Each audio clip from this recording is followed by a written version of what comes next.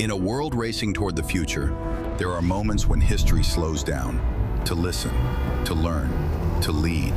Today, that moment begins here, at the intersection of business, culture, and leadership, where the voices shaping our era meet face to face. 2 days, one stage, thousands of visionaries, from presidents and founders to athletes, dreamers, and global icons.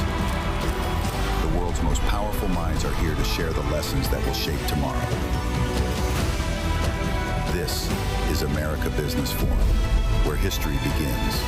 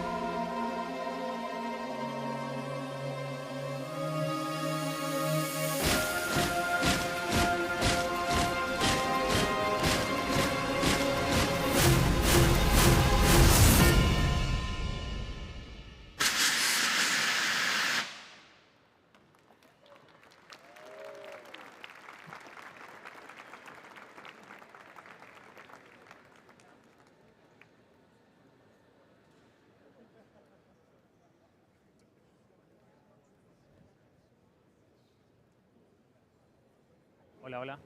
Probando 1, 2, 3, 1, 2, 3. 1, 2, 3, probando. 1, 2, 3. 1, 2, 3, probando. Probando. Estamos bien. ¿Ok? Ok.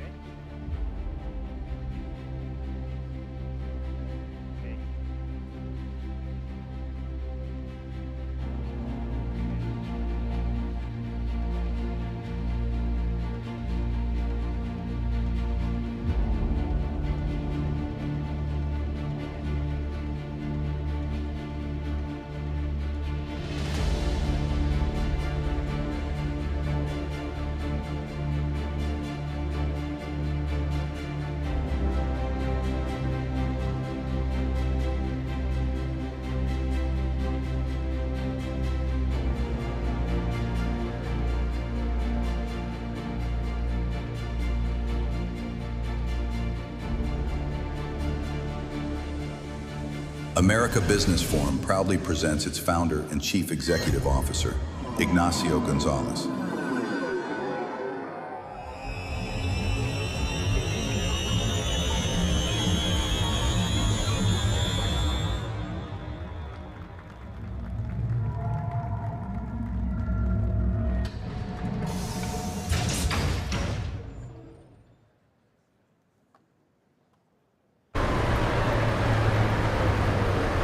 Welcome to America Business Forum. He started with a simple question. What if Latin America could speak to the world? Not from politics, but from purpose. From Uruguay, a country of just 3 million people, Ignasio Gonzalez Castro turned that question into a global platform. The founder and visionary behind America Business Forum, an event that began as a local dream and became one of the most influential gatherings of leaders, innovators, and icons across the Americas. His mission? To inspire those who dare to believe that success and integrity can coexist. Through resilience, vision, and an unshakable belief in the power of ideas, he built a bridge between Latin America and the world. From Montevideo to Miami, from one man's dream to a continental movement, Ignasio Gonzalez Castro.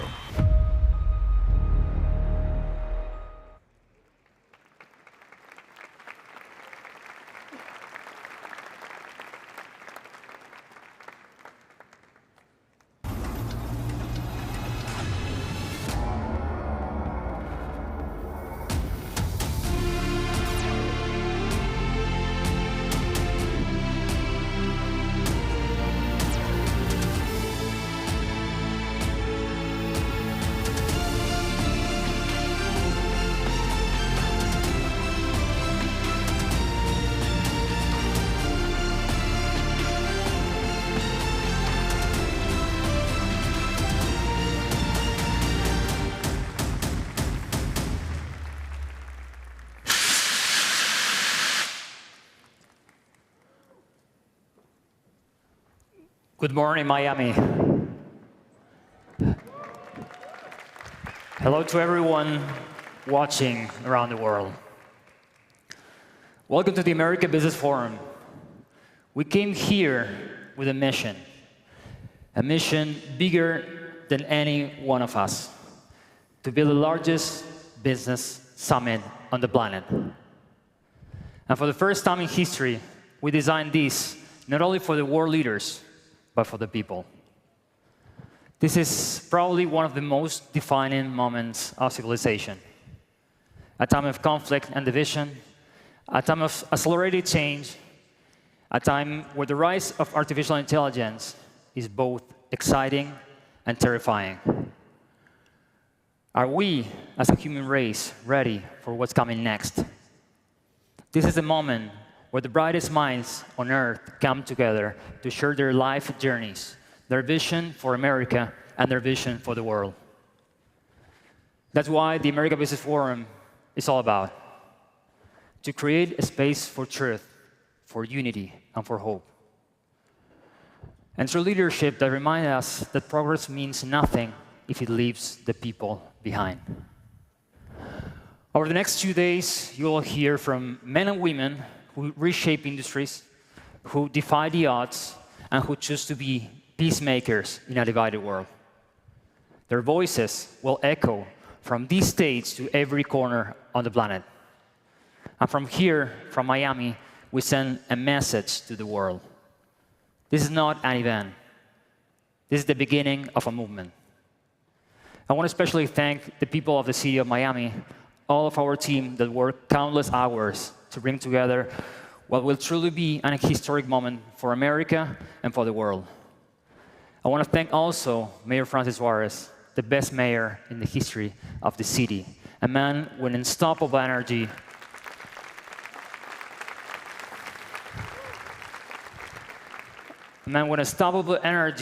and a huge heart for his people. Quiero agradecerle también a Sergio por su visión y por su cariño. Quiero agradecerle a Guillermo y a Manuel por ser entrañables amigos y compañeros de ruta.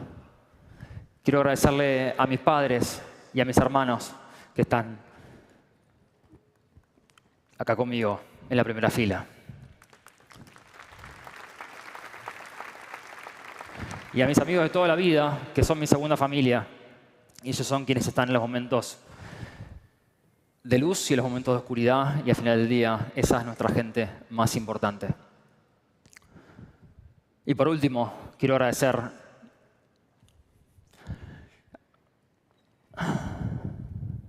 We've been through a lot. Y por último, quiero agradecer a la gente de mi país, a la gente de Uruguay. Un país pequeño en territorio, pero con un alma de gigante.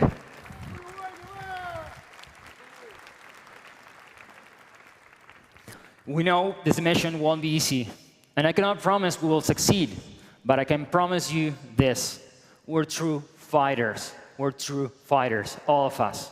And as Kobe Bryant once said, if you ever see me in a fight with a bear, pray for the bear. God bless America, y que Dios bendiga Miami. Gracias.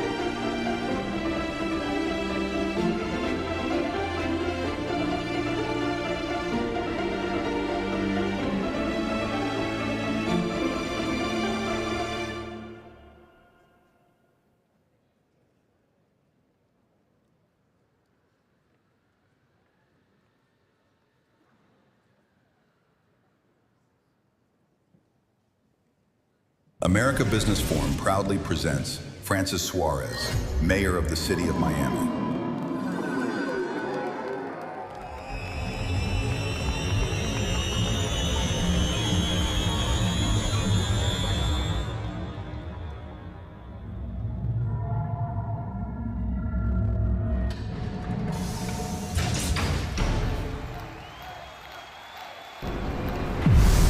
He was born in Miami, the son of immigrants, the son of a dream. From the heart of a city built by visionaries, Francis Suarez rose to become its youngest mayor. You need people to push you. You need people to believe in you. If you don't have someone like that, you'll never reach your best self. Leading Miami into a new era of innovation, technology, and global influence. Under his leadership, Miami became more than a destination. It became a symbol of progress, where entrepreneurship, culture, and opportunity converge. As chairman of America Business Forum, he now extends that vision to the world. A leader who turned a city into a global stage, and a moment into a movement. Unity is the future, and the future starts now. Francis Suarez.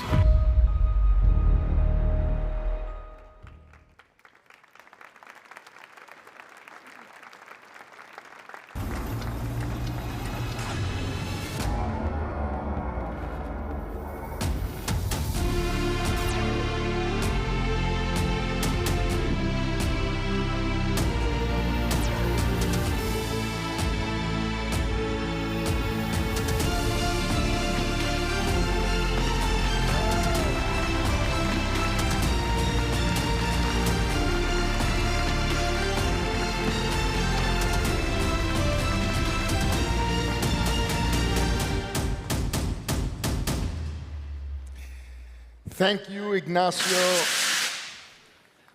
Ooh, very Miami style there, Miami Hurricane style. Thank you, Ignacio, so much for those beautiful introductory words. And thank you to the city of Miami, my bosses.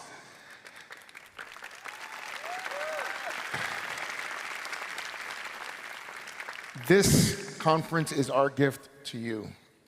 So good morning. It's a pleasure to honor and open this year's America Business Forum, to welcome leaders, innovators, and visionaries from across our hemisphere and the globe to our great city of Miami.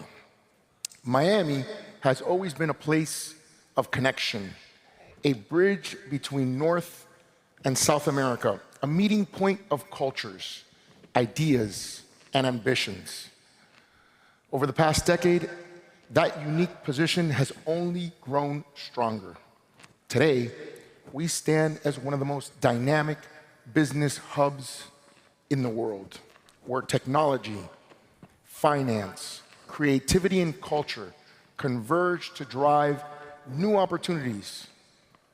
For me, this is personal. I was born right here in Miami. In fact, I'm the first Miami-born mayor. My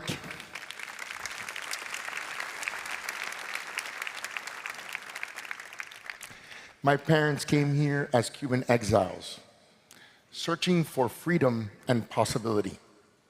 My father served this city before me, and from a young age, I learned that leadership is about service, about helping people build better lives and stronger communities. That's the spirit of Miami, a city built by people who chose to be here, people who came to dream, to create, and to make their future real. And when entrepreneurs and innovators from around the world ask me about bringing their ideas to Miami, you know what my answer is. How can I help? Over the next few days, we will hear from some of the most influential and forward-thinking voices from around the world. Innovators in technology, leaders in public policy, athletes and artists shaping culture and identity, and entrepreneurs that are redefining industries. We will discuss challenges and opportunities that cross borders, economic growth, sustainability, digital transformation, community well-being, and the future of work. My hope is that as you listen and learn and you connect, you will also experience the spirit of this city, a place where collaboration is natural, where ambition is encouraged, and where the future is not something that we wait for, but it is something that we build together. To the sponsor organizations, to the speakers, to the partners, and to everyone who traveled to be here today, thank you from the bottom of my heart. Thank you for believing in the power of partnership. Thank you for believing in the power of the Americas.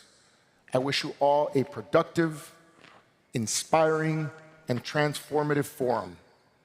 And while you're here, I invite you to, of course, enjoy everything that our beautiful Magic City, Miami, has to offer. Thank you and welcome to the America Business Forum Miami 2025.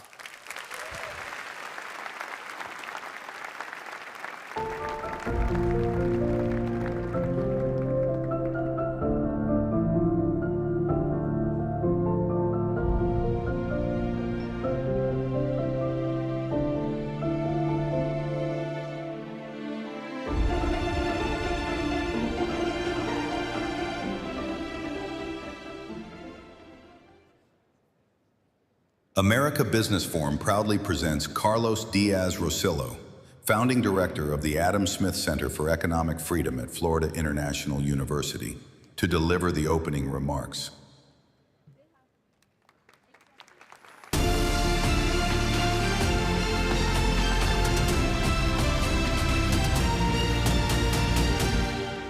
Welcome to the first America Business Forum in the United States. And not just anywhere in the United States, but right here in our city, in Miami. Thank you. On behalf of Florida International University's president, Janet Nunez, who was named just a few months ago our 7th president and was officially installed 2 weeks ago in a beautiful ceremony, I want to welcome all of you.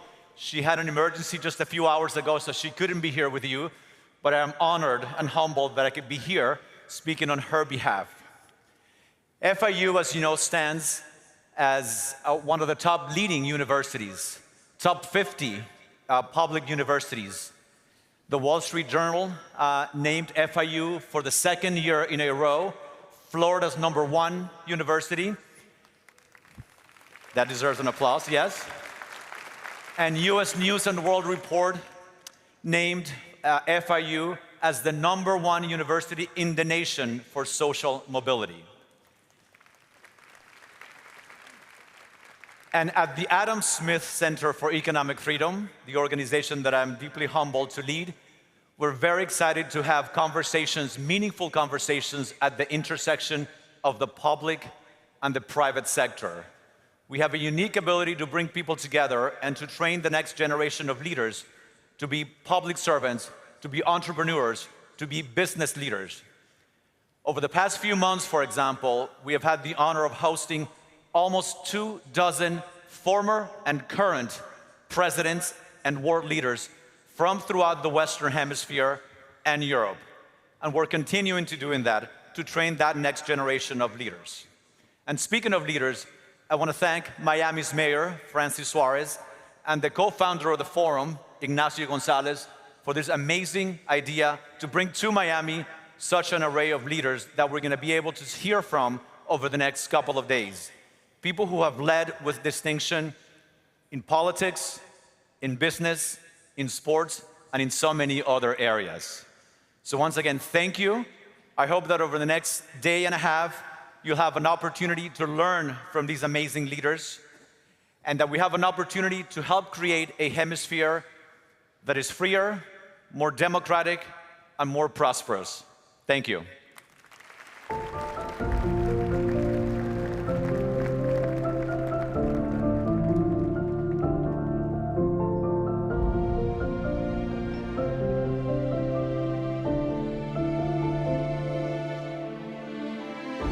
The Adam Smith Center for Economic Freedom. You don't just learn, you achieve. Through our interdisciplinary Bachelor of Science in Business and Government Leadership, you'll gain perspective, innovate, and connect with real-world leaders. It starts with me. It starts with me. It starts with me. It starts with you. Leadership starts here.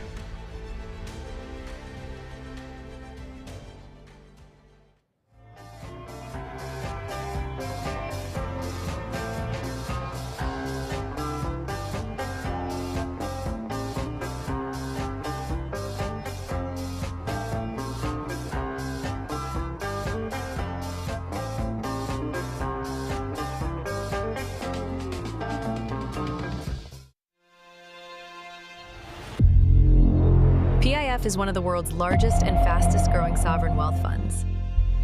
The United States is PIF's most important market outside of Saudi Arabia. Since 2017, PIF has directed $170 billion into the U.S. economy, fueling growth, creating opportunities, jobs, and contributing $33 billion to U.S. GDP. Together with our U.S. partners, U.S. businesses, and top global asset managers, we're advancing innovation across mobility, aviation, renewables, sport, technology, finance, and more. Strengthening markets and creating long-term value across both nations. PIF's deep U.S. commitment spans across sectors, from $23.8 billion U.S. equities and our New York office to Live Golf, CONCACAF, FIFA Club World Cup, Surge Stake and PFL, and Sanabills as one of Silicon Valley's largest backers in next-generation technology companies. From shared investments to shared ambition. Anchored by major stakes in Lucid Motors, Savvy's $8.5 billion acquisitions of Scopely and Niantic, and Google Cloud AI centers. Our partnership is building opportunities that reach far beyond today. Looking to 2030, PIF's U.S. partnership grows even stronger, creating over 500,000 American jobs and building long-term prosperity across both nations. From vision to value, PIF is invested in better.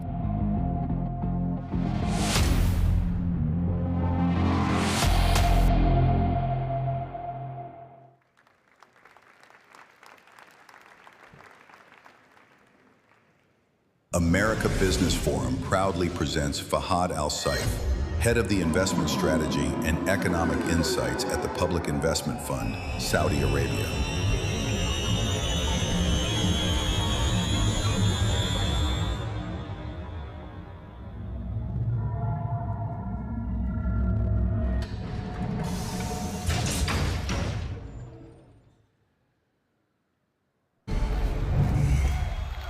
In a world defined by change, some leaders don't just follow the flow of capital, they redefine its direction. Fahad Al-Saif is one of them. As the head of global capital finance and investment strategy at the Public Investment Fund of Saudi Arabia, he has helped shape one of the most ambitious economic transformations of our time. With more than 25 years of experience across treasury, investment, and corporate finance, he has been a driving force behind the modernization of Saudi Arabia's financial ecosystem, a strategist, a builder, a visionary shaping the future of global finance. America Business Forum presents Fahad Al-Saif.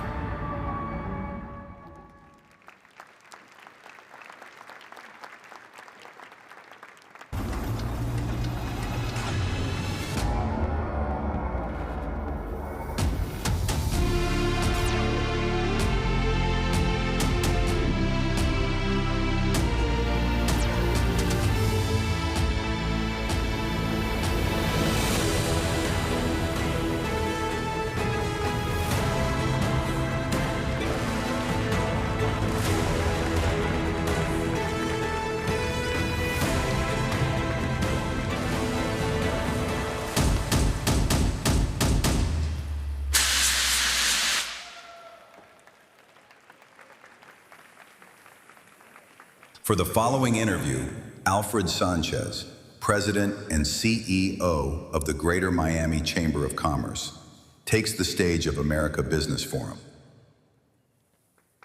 Hello. Welcome.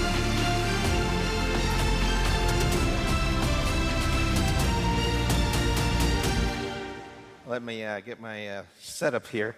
Wow, what a crowd.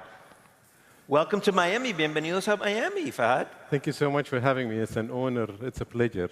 And it's interesting to coming from Riyadh to Miami, the most fastest two growing cities globally. It deserves a round of applause to everybody of us. That's right.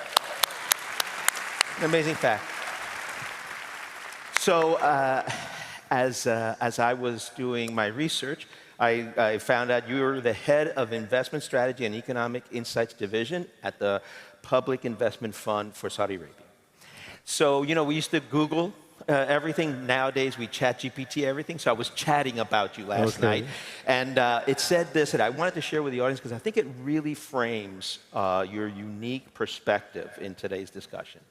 It says, Mr. Al-Saif sits at the intersection of strategy, where to invest and what themes to lean into, and finance, how to structure and fund those investments, which I think is a unique perspective that not a lot of people have. So I'm really looking forward to our discussion. Thank you. So I want to start with sort of a pullback a little bit. PIF is a sovereign wealth fund. Those sovereign wealth funds have come a long way over time. And I thought that maybe you could talk a little bit about how the role of PIF has changed over time. Sure.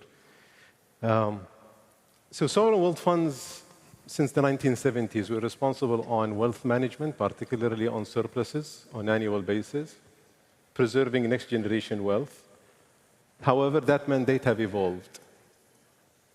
With today's circumstances and all of the changes that is happening globally, sovereign wealth funds are moving from self-managing generational fund into becoming more active thematic investments, particularly in the new sectors that we are all aware about, which is AI, infrastructure, data, bio, etc.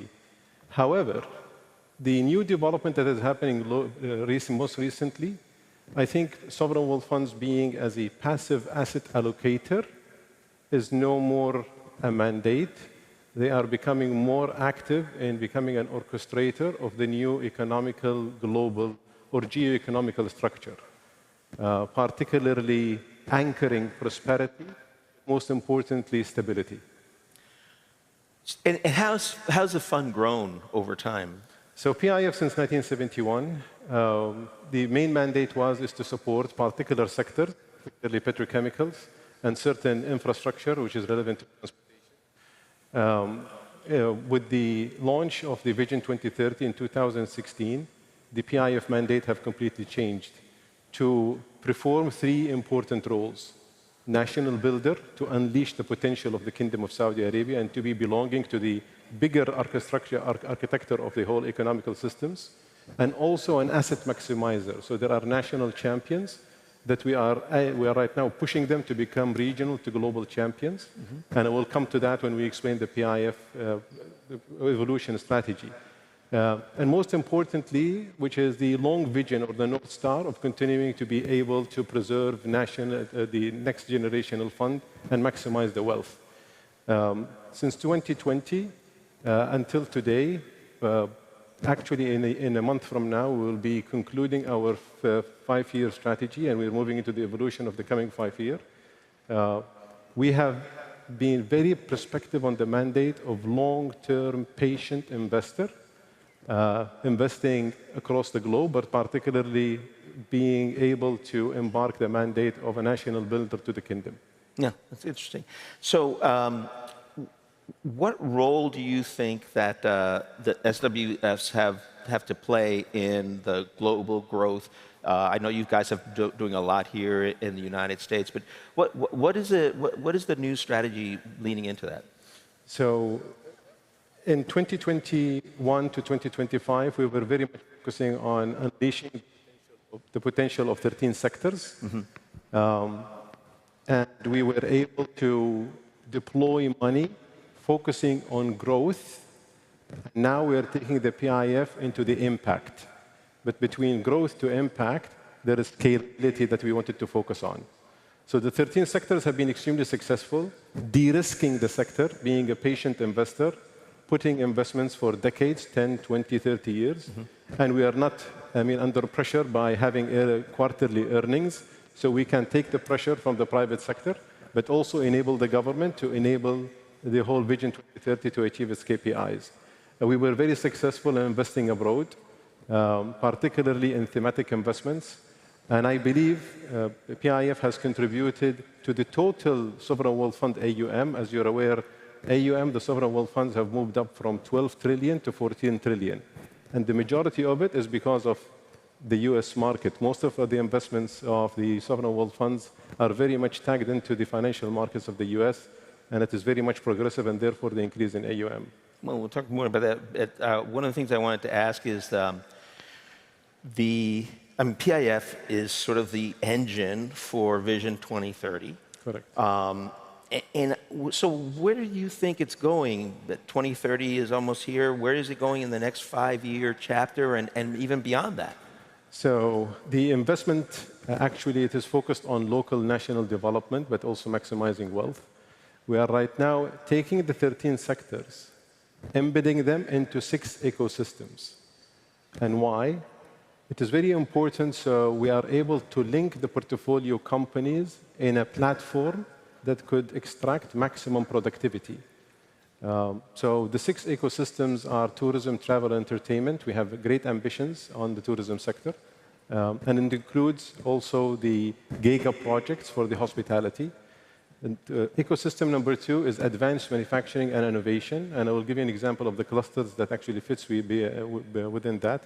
The AI, electronics, aeronautics and defense, pharmaceutical, and automotive cluster. And then we move into the 3rd ecosystem, which is industry and logistics, and the 4th, which is sustainable energy and infrastructure. And the 6th one, which is NEOM. NEOM is a very long-term project. It's a decade project, but these 5 ecosystems should be deployed into NEOM once all of them are becoming extremely competitive, and the maturity is high to embed more private sector and more inclusive private sector money. So it's really very broad and dispersed. I really love that. So what does that evolution mean for partners and investors who might be interested in being part of that? So PIF, through the enable of the Vision 2030 economical diversifier, we are placing these ecosystems as the potential opportunity for you corporate to be part of it. Since the whole architecture of the economical value is changing. And I will give you an example. Each nation has layers of economical architecture. So it starts from sector to cluster, ecosystems. So this is on a national level. And then there is one layer up, which is the global value network. Today, it is moving to geo-economical value, global value. So PIF will enable the US investors to take advantage of the ecosystems that we're building. In particular, that we're putting a platform that is very committed to grow, but also very stable to anchor more potential. You know, a lot of that investment, especially in green, et cetera, hits home for us here in Miami. One of the things that, by the way, I was looking at the data of what you are, because I want to bring it in now in terms of what's happening in the US. And while we're doing that, I saw some of the data of the investments you all have made in Miami. And I'm just going to look at my notes here. It says 1.3 million people have come to Miami because of your events. More than 500 million people have watched the Miami Open, Live Golf, and E1 Miami Grand Prix, which, by the way, if you don't know what E1 is, remember the speedboat races that we used to have? Well, they're the electric speedboat races that are actually running this weekend here. So thank you for that, and I would be remiss as the CEO of the Greater Miami Chamber if I didn't thank you for your economic development participation here in Miami. So thank you for that.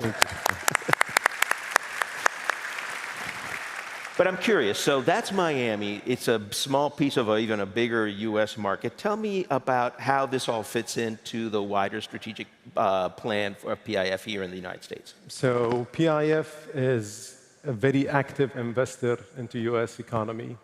particularly on the newly thematic investments. But it started since 2017. I mean, the aggregation of the direct investments the PIF have in the US have crossed $170 billion in private markets and public markets. The level of procurement that Saudi is doing at the moment, particularly building up the sectors, and I think going forward by unleashing the potential of ecosystem, until today we have crossed $80 billion. I think both of those numbers are going to exponentially go higher. A lot of our ecosystems are very much focused on US technology, US IP, US R&D.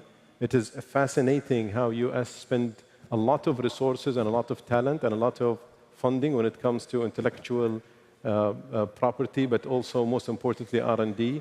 Almost $500 billion in 2023. We want to tap into the knowledge, the skill set, the talent, the know-how, and the partnership. And I didn't catch how many jobs have actually occurred? The total procurement and also the investments, as far as our own statistics, it is impacting 170,000 households. Wow. And we believe between 25 to 2030, that figure will go exponentially higher. Wow, that's amazing. That's amazing.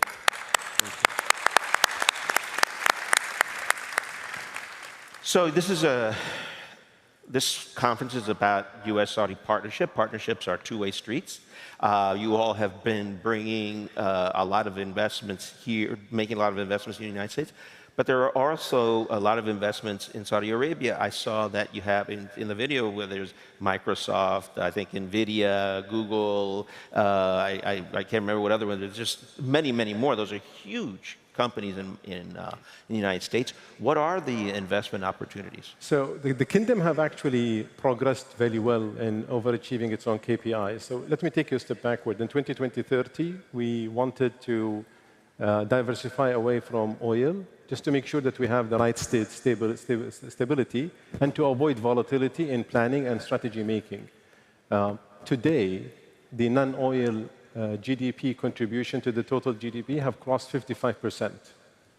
The FDI have grown year over year by north of 37%. The non-oil revenue, which was single digit in 2015, today it have crossed 49% as far as Q2 2025. So we are very determined on growing our economy and acquiring more talents, but to become the conduit between East and West and the global South. We believe that there are tremendous amount of opportunities for US corporates, US investors, to come and tap into these economical systems that will become part of the global economical architecture. We believe that we are stable, friendly, strategic alliance that has been built over the years. We are very much connected to the financial system of the US. You mentioned in the introduction my previous job, or my actual the previous job within PIF was the global capital finance. Most of my financing was actually dependent on US corporates and US financial institutions. So we have these linkages, and we believe that there's a lot of synergy and reciprocity that could be built. And therefore, I invite my US friends and partners to come and envisage the opportunities in the kingdom. It's extremely stable, the potential is very high, and we believe that PIF could de-risk the potential for the future to both of us build up the prosperity. It's amazing. I'm wondering if I could get you to get a little more focus in terms of what kind of companies, what kind of expertise is really going to be successful in helping the kingdom in their goals? In Saudi. So today, in each sector, we have incubated, as we call it, the national champion. So, for example, in AI, we have set up or established Humane, which is the AI champion of the kingdom, and most of the companies that are tech-related have already started partnership with Humane in Saudi. And each sector, we have a champion. So, for example, esports and gaming, we have Savvy, which have did certain acquisitions in US. We have also, on the automotive cluster, investments into Lucid, which became also an assembly manufacturer, have established the assembly manufacturer line in Saudi, which right now we're exporting to the other side of the world. In semiconductors and electronics, we do have Alat, which is the also national champion. So we are building these national champions to become also a part of the global network. And we believe that the opportunities, whether to be part of the supply chain or the ecosystem, or being a part of these national champions, we believe that these are going to become the future of the new Aramcos in Saudi. Very exciting stuff. And I got to tell you that my grandkids are really excited that you all have invested in EA Sports, because that's one of the great things. It has been a wonderful, wonderful conversation. Thank you so much. I think you've really given us a fascinating viewpoint here, and I think you've set the stage very well for the rest of the conference. I want to thank you all for being a part of this conference in innovation and really finding out more about the partnership. Thank you. Enjoy the rest of the conference. Thank you so much. Thank you. It has been a pleasure. Thank you.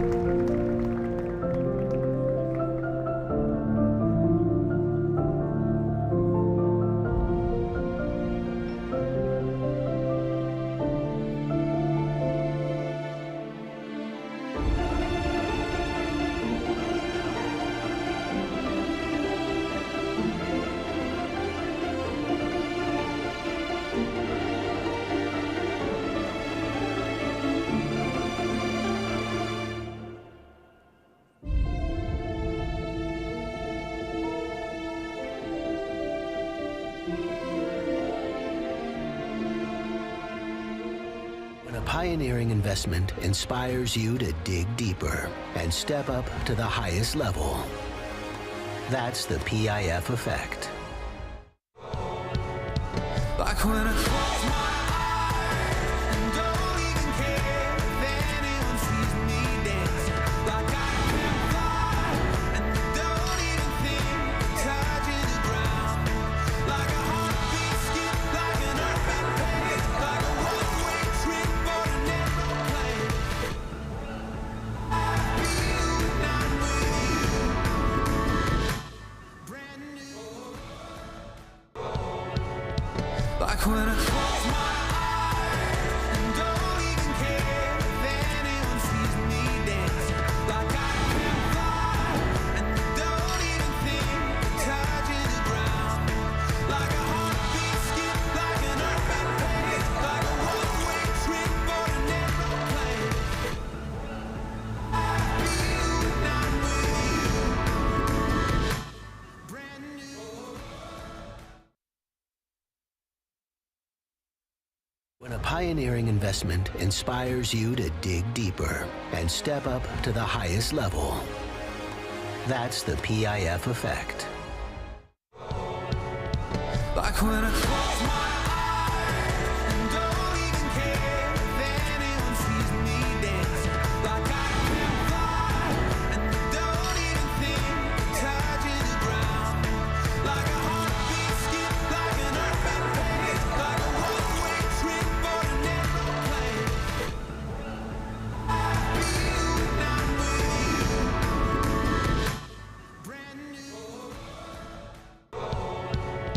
Like when I close my eyes and don't even care if anyone sees me dance. Like I can fly and don't even think touching the ground. Like a heartbeat skip, like an urban pace, like a one-way trip or an aeroplane. I feel when I'm with you, brand new. When a pioneering investment inspires you to dig deeper and step up to the highest level. That's the PIF effect.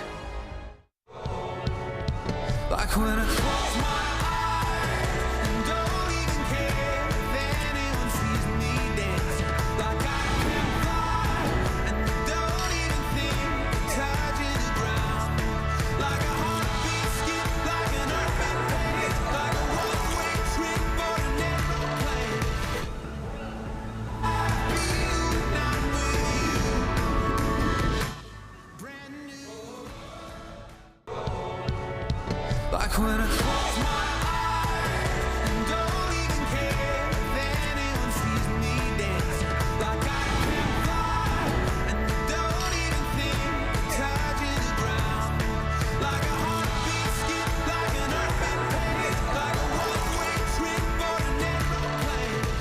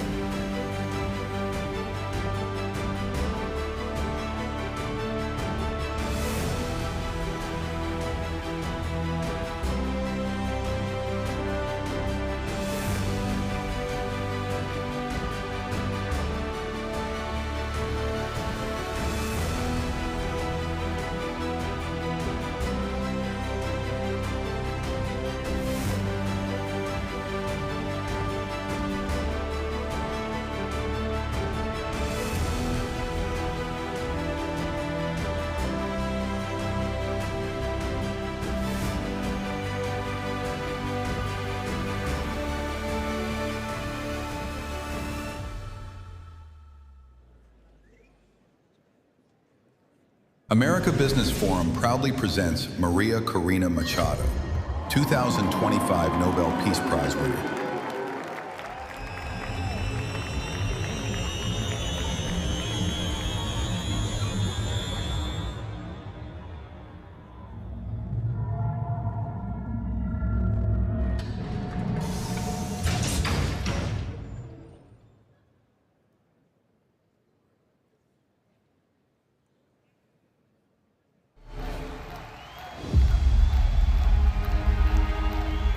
Did it, as Maria Corina Machado said, because the country needed to find itself. In a nation shadowed by crisis, one woman refused to be silenced. A fearless defender of democracy and the voice of millions who still believe in freedom. From the streets of Venezuela to becoming their bastion of democracy, her courage became a movement, her conviction a symbol of hope. Honored with the Nobel Peace Prize, and driven by an unbreakable will to change the future, even in the harshest circumstances. The leader who dares to dream beyond fear. America Business Forum presents Maria Corina Machado.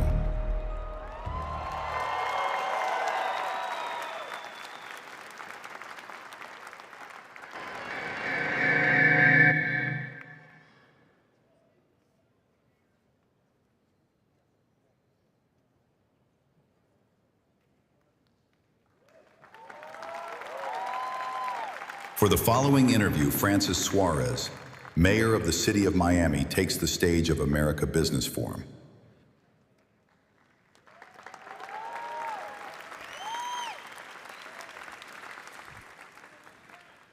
María, ¿cómo estás? Hola Francis, un placer saludarte a ti y a todos los presentes. Es un placer para mí y para todo el mundo aquí. Vamos a saludarla. Thank you, thank you. Thank you. Venezuela. Sí, vamos. Para que te siente. We want her to feel the love. We want her to feel the love. We're going to do this in English, though.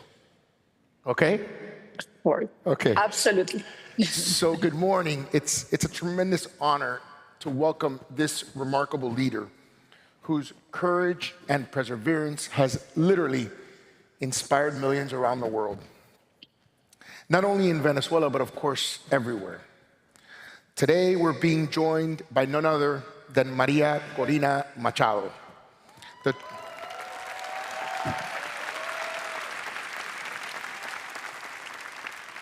The 2025 Nobel Peace Prize laureate, who is a symbol of integrity, conviction, and unyielding pursuit of freedom.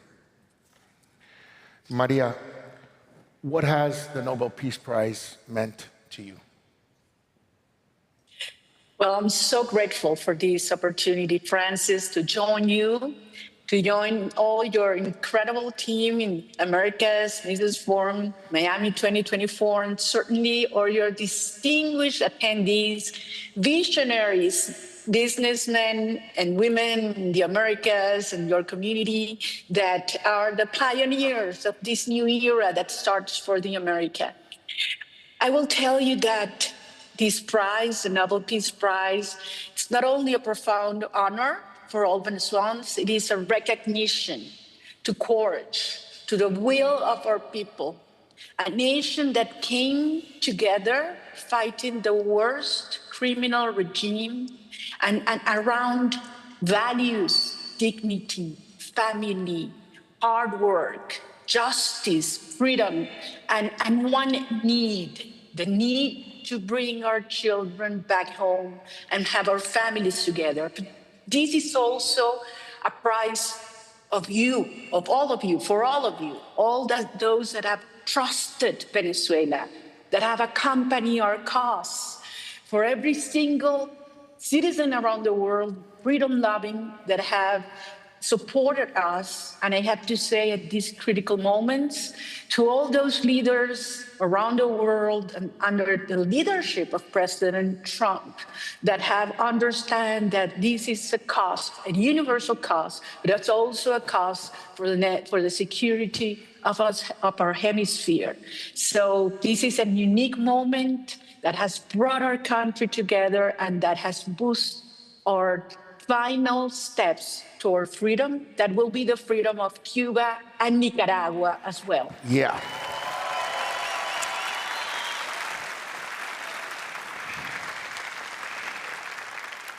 Your lips to God's ears. After so many years of struggle, you did the impossible. You proved to the world what many Venezuelans already knew for years, that the elections in Venezuela have been a fraud. You came with the receipts, and there is no longer any shred of doubt that Venezuelans are being held hostage by the Maduro regime. And on that note, I want to address some current events that are going on right now. President Trump has designated drug cartels as transnational terrorist organizations, TTOs. Currently, he's doubled the bounty on Nicolás Maduro to $50 million, and he's offered a significant military deployment in the Caribbean under an expanded anti-narcotics operation. What is your assessment of this strategy, and what impact has it had on the Maduro regime and the Venezuelan people? Yes, the impact has been monumental. I will address that. But regarding your first statement about what we, the Venezuelan people, did regarding our election, I want to make this a tribute to millions of citizens that organized when everybody told us it was impossible to win against this criminal structure and this fraudulent system. We knew we not only had to win, but we had to prove it. And in order to do that, we turned our movement into the most robust organization. Literally over 1 million volunteers organized all around the country without the regime understanding what was happening and what was coming. We had to smuggle Starlink antennas.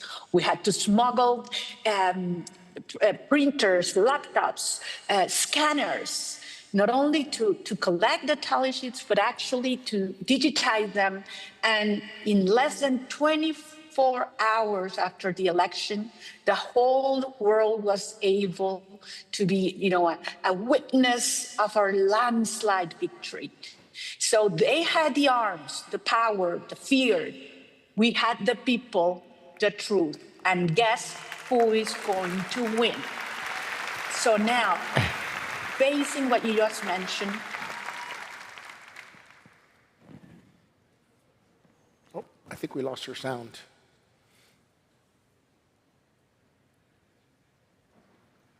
Can you hear me? Yeah, listen, it happens to all of us. We mute by accident.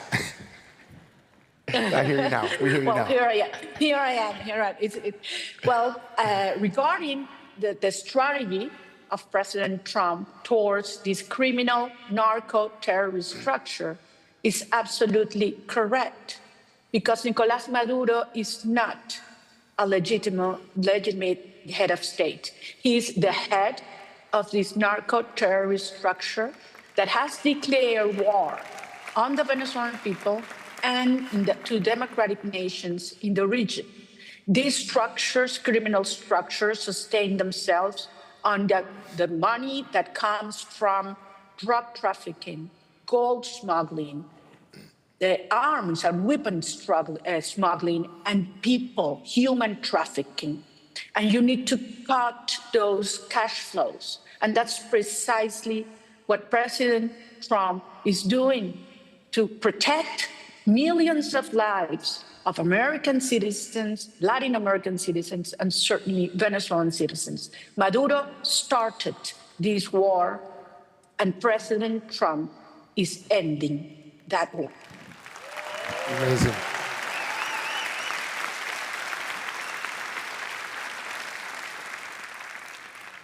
For those that may not know, can you explain the gravity of China, Russia, and Iran's incursion into Venezuela? how would you manage relations with these countries? This is a critical issue that all Americans, all people in the Americas have to understand. Venezuela has been turned into the main bridgehead of the adversaries of the United States and its criminal networks and enemies that support them. So now Venezuela has turned, our territory, our resources, our institutions have been taken by, they're being captured by these actors, these criminal actors. In the case of Iran, Iran has turned Venezuela into its satellite, operating from the heart of the Americas. Not only the National Guard has been operating and training forces, they have given technology in drone systems. They are building drones, armed drones in our country, and they have used Venezuelan financial system to launder their resources for groups such as Hezbollah and other terrorist groups to operate, giving them over 10,000 Venezuelan passports to freely move around the world and the Americas. And I insist, this is not thousands of kilometers away. This is 3 hours by air away from Florida. In the case of Russia, Russia has armed Venezuela. Russia has helped in intelligence, espionage, and technology. And they have agents currently operating in our country. And finally, in the case of China, I don't know if you guys are aware, but Venezuela has turned to be the first in China's history receiver of loans. The largest loan portfolio China has had in its history is Venezuela, over $60 billion. And one thing that I'm surprised is not been noted before is that China in 2012 got granted, commissioned by President Hugo Chavez, then President Hugo Chavez, to its state-owned company called CITIC, a report, a full studio, geological studio of Venezuelan mineral resources. And this information only China has, where it's Venezuelan deposits of gold, minerals, rare earth, critical minerals. All this information right now is owned by China. So look, we have to understand that now Iranian, Russian, and Chinese have operations in Venezuela, military, intelligence, and technology, only 3 hours away from Florida. And a transition to democracy will certainly dismantle this and turn Venezuela into the strongest security ally of the United States and Western democracies in the region.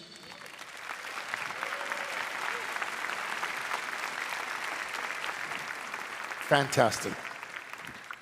Going back to the elections for a moment, what would you do if Maduro called you right now, right after this interview, and said he's willing to recognize the results of the July 28th election and organize the transfer of power?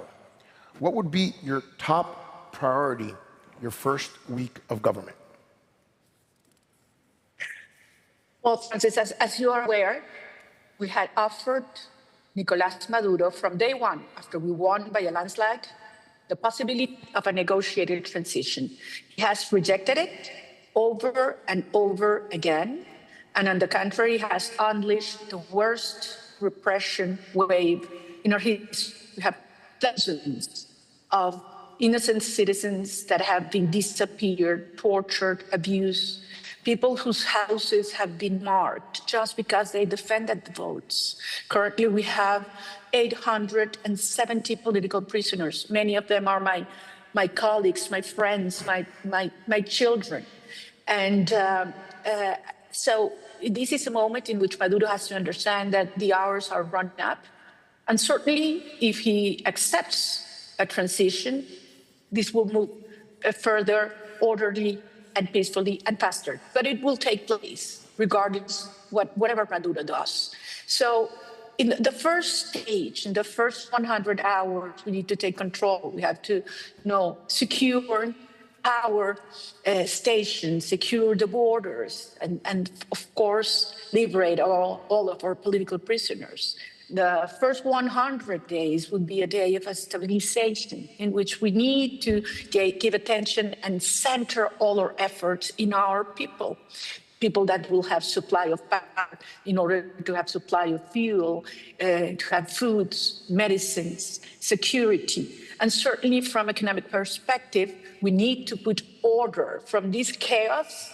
Venezuela is currently to bring order in every dimension, but especially in our economy, in our financial accounts. Everything will be made public because transparency is the essence of trust. And I want to convey this message of all of you that are business promoters and entrepreneurs and visionaries in this hall today. Listen to this. Venezuela is coming back and fast. We will turn Venezuela from the criminal hub of the Americas into the energy hub of the Americas and the technology hub of the Americas. Venezuela is going to be the new global frontier for innovation and wealth creation, and we invite you to be part of it. I really hope you can hear the audience clapping for that. Maria. No, I can't. I just imagine it. Imagine it. What impact would a transition to democracy have for Venezuelans, both inside and outside the country, so many of them who are here in the United States, and for the entire region? This will be transformational, Francis. This transition to democracy is going to be the biggest legacy of this leadership for generations to come. And I'll mention only 5 dimensions because there are many others. First, for our people, a country that has been suffering, torn apart, where children only go twice a week to schools because teachers are paid $1 a day, where 86% of our population lives in poverty. And yes, I'm talking about the country that has the largest oil reserves in the world. And that's what we're suffering right now. We will turn fear into hope and re-encountering the families. We will turn poverty into opportunity for all.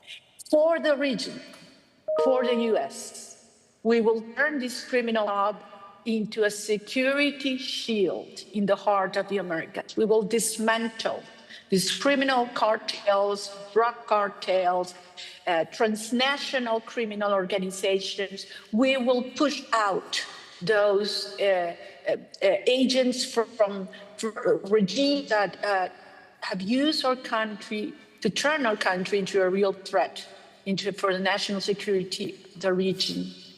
And certainly we will establish long-lasting alliances for the security of the whole hemisphere. Third, and this is amazing, super exciting for me, we will open Venezuela for foreign investment. I am talking about a $1.7 trillion opportunity, not only in oil and gas, which is huge, and you know that the opportunities, because we will open all upstream, middle stream, downstream to all companies, but also in mining, in gold, in infrastructure, power. We have our grid right now has a 17 gigawatt opportunity of energy potential that needs to be rehabbed. Certainly for technology and AI and tourism. You know, Venezuela has 2,800 kilometers of pristine Caribbean coastline ready to be developed. So this is going to be huge. We will bring rule of law, we will open markets, we will have security for foreign investment and a transparent, massive privatization program that is waiting for you. Fourth, I have to say, for the region, This will mean we will stabilize the region and bring democracy. And please listen to this. Our cause, the Venezuelan cause, is also the Cuban cause and the Nicaraguan cause. Liberating Venezuela will mean that Cuba and Nicaragua will soon be free again. And for the first time in history, we will have the Americas free of communism, dictatorship, and narco-terrorism. And finally, our people, you know that a third of Venezuelan population have been forced to flee our country, almost 9 million Venezuelans. Many of them are there with you, and I want to thank you because if there's one community I need to thank, it's the community of Florida, because you have welcomed them. And they are good, hardworking people, but we want them back. And as soon as Maduro goes, you will see hundreds of thousands of Venezuelan migrants coming back home. We want our children back home, and we will reunite Venezuela in a proud, prosperous, and safe country for them. Wow. Again, you can't hear the audience, but they're clapping tremendously for you. How would you go about restoring relationships with more challenging countries like Brazil, Colombia, or Mexico? Well, the situation is different with every one of them, but they will understand that we will bring rule of law and transparency above all. Brazil is certainly a main player in our region. We hope we can build strong, transparent, mutually beneficial relations with Brazil, not only in commerce, investment, migration, but also promoting democracy and rule of law in the region. Secondly, with Mexico, this goes beyond commerce or investment because there's a common challenge regarding dismantling the drug cartels. And we expect that this could be a hand-in-hand strategy, as we will have with the United States and other countries, for these criminal structures to be stopped and pushed out of our countries. And finally, Colombia, I would say that's a vital relationship. You are aware that we share, a very vivid border that has turned into a gray zone where criminals operate freely. And the only way you can dismantle this and this corridor of drugs that comes from Colombia through Venezuela towards the US, the Caribbean, and Europe, the only way is from an alliance on both sides. Maduro so far has been the best supporter and part of the business of the Colombian guerrilla and the drug cartels. So we expect that we can work seriously with Colombia in order to dismantle these cartels and take state control on this territory. But I have to say, in the case of Colombia also, that Colombia has been the main recipient of our migrants, and almost 3 million Venezuelans live in Colombia currently, and they have been received as in their own homes, and they have been protected and integrated into the community and economy. And I want to thank what the Colombian society has done, and this has made us come further together. I mean, Colombia will never have peace until Venezuela is free. And our destinies are tied together. And my dream is I can go and stand in the Simon Bolivar Bridge that unites Colombia and Venezuela with my arms open, receiving thousands of Venezuelans coming back home. And that will happen soon, Francis, very soon. Wow. So we talked about your first week when you come back. What about the next 5 years? What's your vision for the next 5 years of Venezuela? Well, I will be with my family united and my loved ones in a free country. And I want to tell you something, Venezuela will be the envy of the world. They would look and say, how did you do that? How did you turn a country in ruins into a beacon of hope, of prosperity, of security? I know many people feared that the destruction and devastation have been so huge in our institutions, in our infrastructure, in our resources, in our families, in our soul. But believe me, this has brought a country united as never before. We turned down the barriers the regime had built to divide us for racial or ideological or social issues. And the country is united around values, human dignity, justice, responsibility, solidarity, freedom, and love. And this, this urge, this need to bring our children back home. So Venezuela will turn into a country of prosperity that will be a living example of what citizens organize with their will and genius to turn into a great nation that will also be a recipient of citizens that come all over the world because they want to invest, to create, to live their dreams in a land of grace.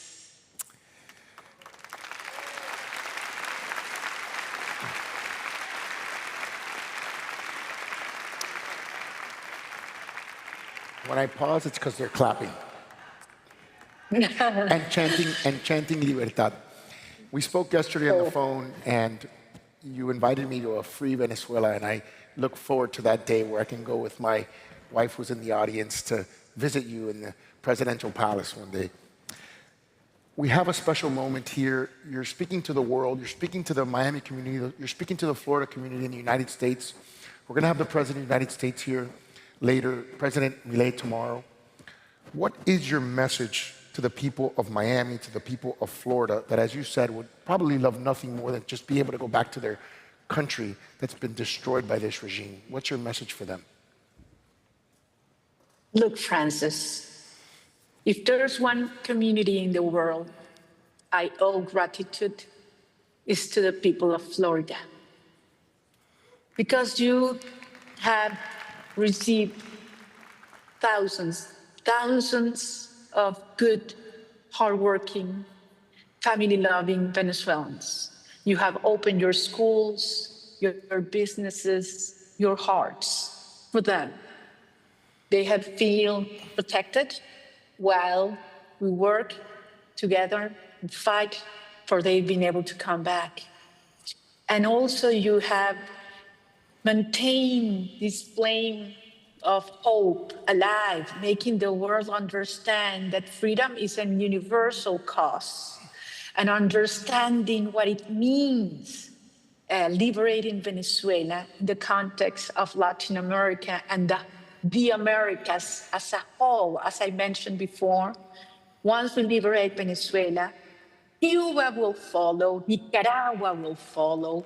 We will have this continent free of communism, dictatorship, and narco-terrorism for the first time in history. This is huge. So I want to thank all of you in your community, teachers, owners of businesses, journalists, and certainly your leadership, your political leadership. You have been a great friend, Francis, of our cause. I am so grateful to you. I'm so grateful to the Secretary of State, Marco Rubio, that has been, the champion of the cause of freedom and democracy in the Americas. I want to thank Governor DeSantis. I want to thank my friend, Senator Rick Scott, that has always trusted us, and now Senator Ashley Moody.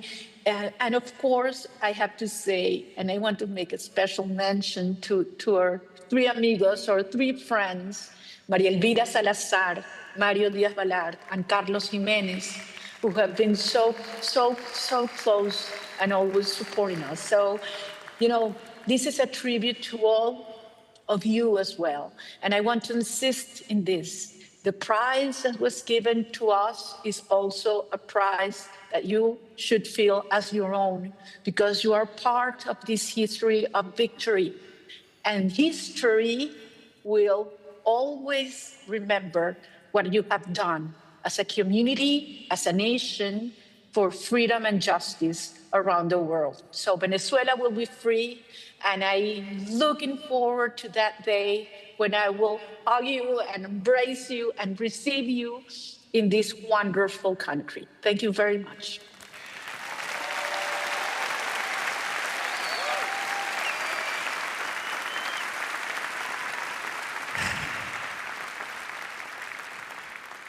Maria Corina, thank you so much for your courage in doing this. We know you do this at tremendous risk to yourself.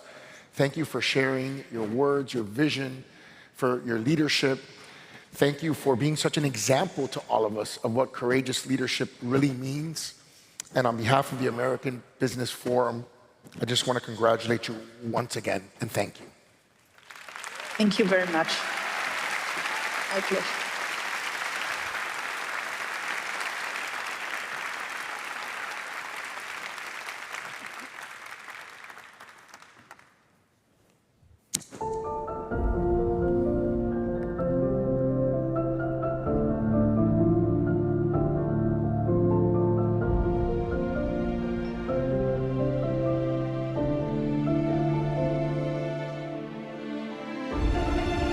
Pioneering investment inspires you to dig deeper and step up to the highest level.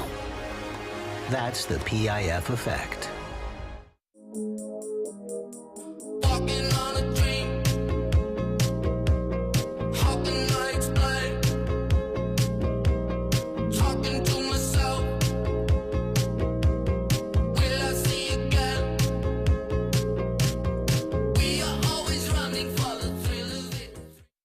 Moments when opportunity comes knocking and you have the chance to say yes.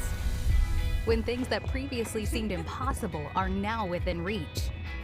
As a dedicated financial partner, we help you accomplish your largest business goals and realize your most cherished personal dreams, bringing your possibilities a little closer. City National Bank. Say yes to possibility. At Corient, wealth management begins and ends with you. We believe the more personal the solution, the more powerful the result. We treat your goals as our own. We never lose focus on the life you want to build. And our experienced advisors design custom-built strategies to help you get there. It's time for a wealth management experience as sophisticated as you are. It's time for Corient.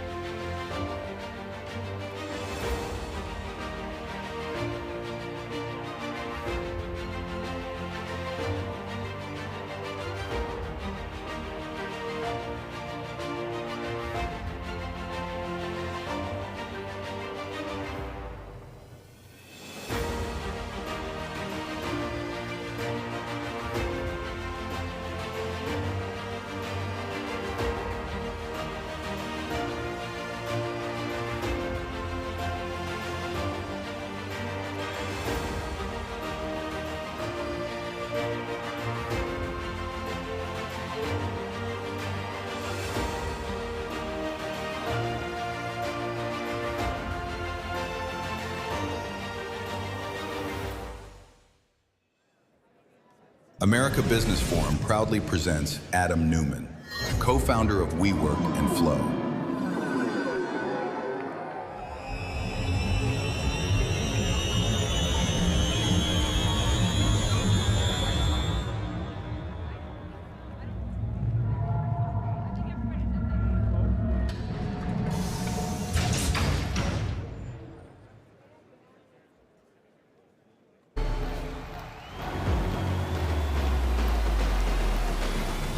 Before the world even called for connection, he built it. As founder of WeWork, Adam Neumann redefined how people work, gather, and create.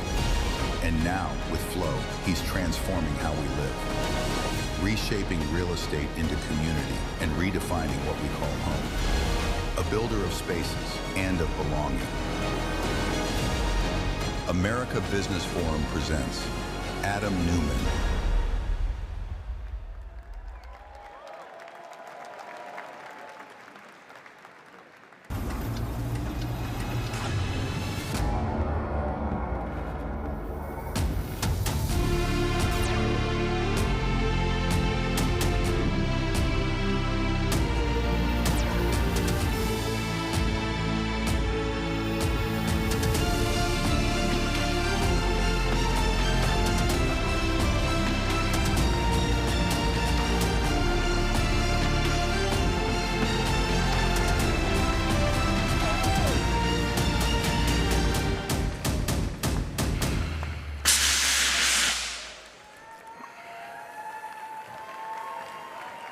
For the following interview, Francis Suarez, mayor of the city of Miami, takes the stage of America Business Forum.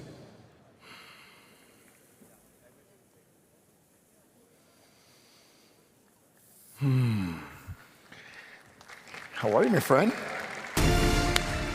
Good to see you.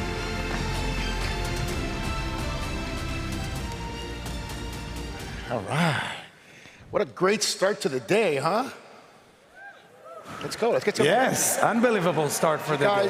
Did you guys drink your Cuban coffee this morning? I know Miamians have, Secret Service. We got to get everything going here. So, Adam, it's so great to have you here in Miami. You've been one of the most talked about entrepreneurs of our generation. Someone who's had extraordinary growth, reinvention, and also renewal. I'm really looking forward to diving into your journey and how you're thinking about leadership and innovation today. So you've been in Miami for a few years now. You've lived here before. You started Flow here. Why'd you want to come? First of all, Mr. Mayor, I just wanted to say thank you for having me. Of course. I wanted to congratulate you and Nacho. Only in Miami could an event like this happen so fast. Big hand for the mayor, for Nacho. And then before we start, you think they can stop that? You hear that sound? No. Maybe you could tell backstage, guys have really big ADD. If you could stop that spray, that would be this is Miami, so you get sprayed here like Miami hurricanes, You asked me why Miami. So when Corona happened to the whole world, like a lot of other families, Rebecca and I wanted to explore and see what the world has to offer. And we actually not only searched in the US, we even looked outside of the US. Very quickly we realized that the US is our home, it's where our kids were born, so we had to come back here. But we tried everywhere. We moved from New York to the Hamptons, from the Hamptons to California. In California, we tried multiple places, and then we got to Miami. And we arrived to Miami, and for us as New Yorkers, Miami wasn't an obvious thing. When we arrived to Miami, we were shocked by what we found. And I find a lot of times when I tell people I live in Miami, everybody has something to say. And say, Adam, what does Miami stand for? And I say, Miami's superpower is community. I have never seen a city with so many different communities, but here's what's special, that welcome each other and understand each other. And we immediately felt like home. We were welcomed so nicely, and this became home 4 years ago.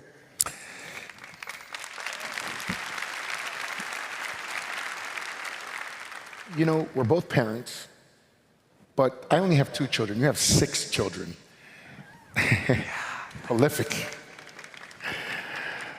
Was there a draw specifically about Miami in terms of raising children? 100%. So for all of us that are parents in the room, I think we learned very quickly that our life revolves around our kids, but in a great way. In a way that, of course, we want to be in a place that makes our kids the happiest. And just think of the way a lot of people live in cities all over the world. They live in these boxes, in the cities of concrete. There's no outdoors. If you happen to be in a city that has very cold weather, half of the year you're not able to be outside. Imagine us coming to Miami and suddenly the kids spend all day outside and they're playing and they're hanging and there's friends and it's just a different lifestyle and it's a heaven for kids. And when it's a heaven for kids, it's a heaven for the parents. So this is an unbelievable place to raise kids.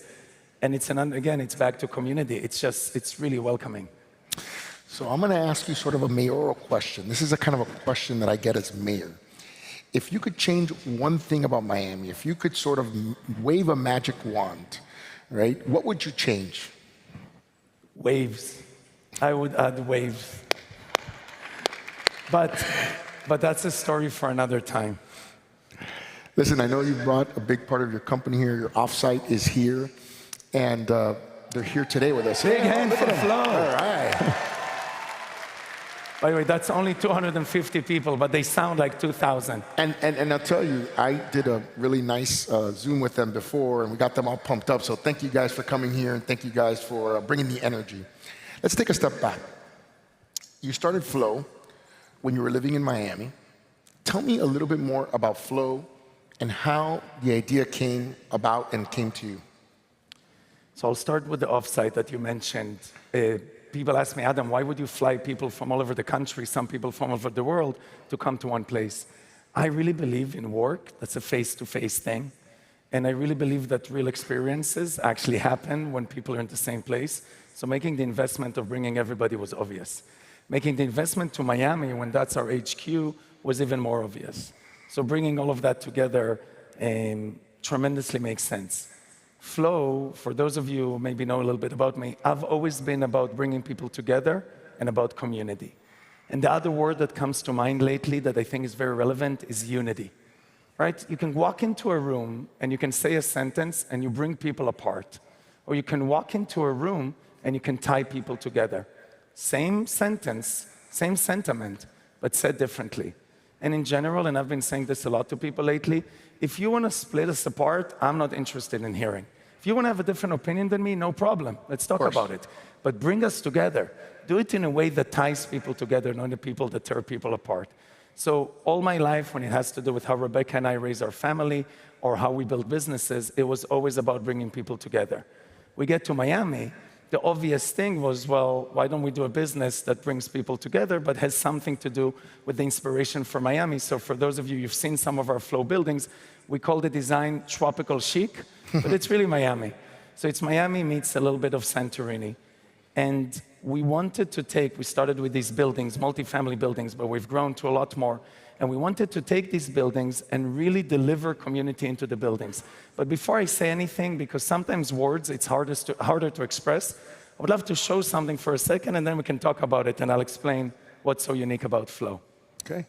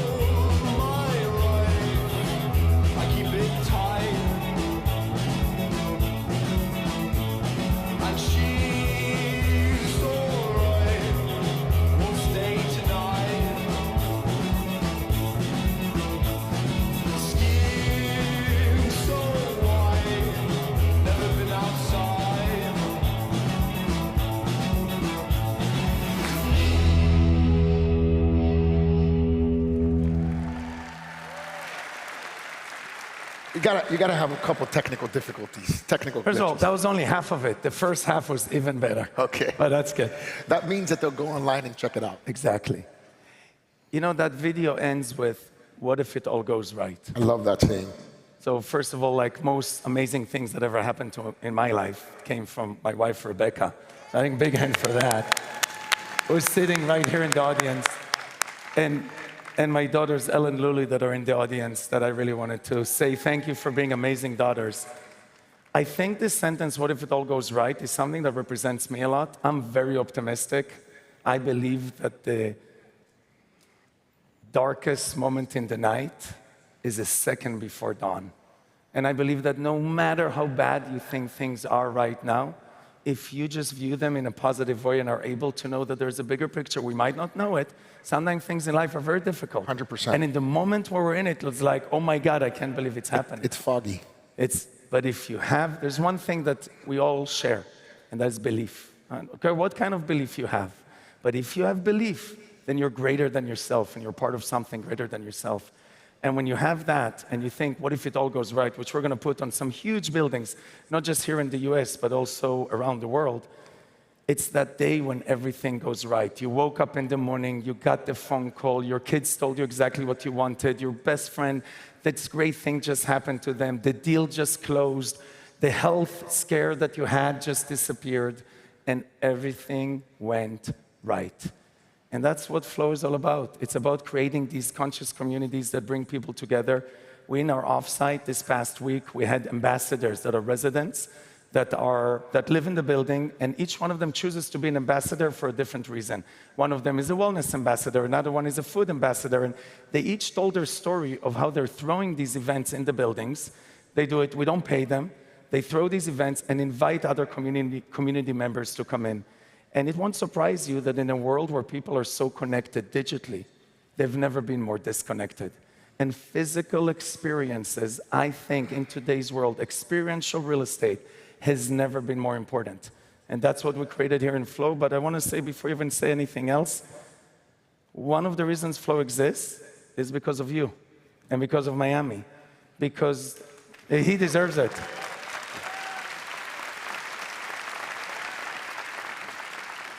And here is why.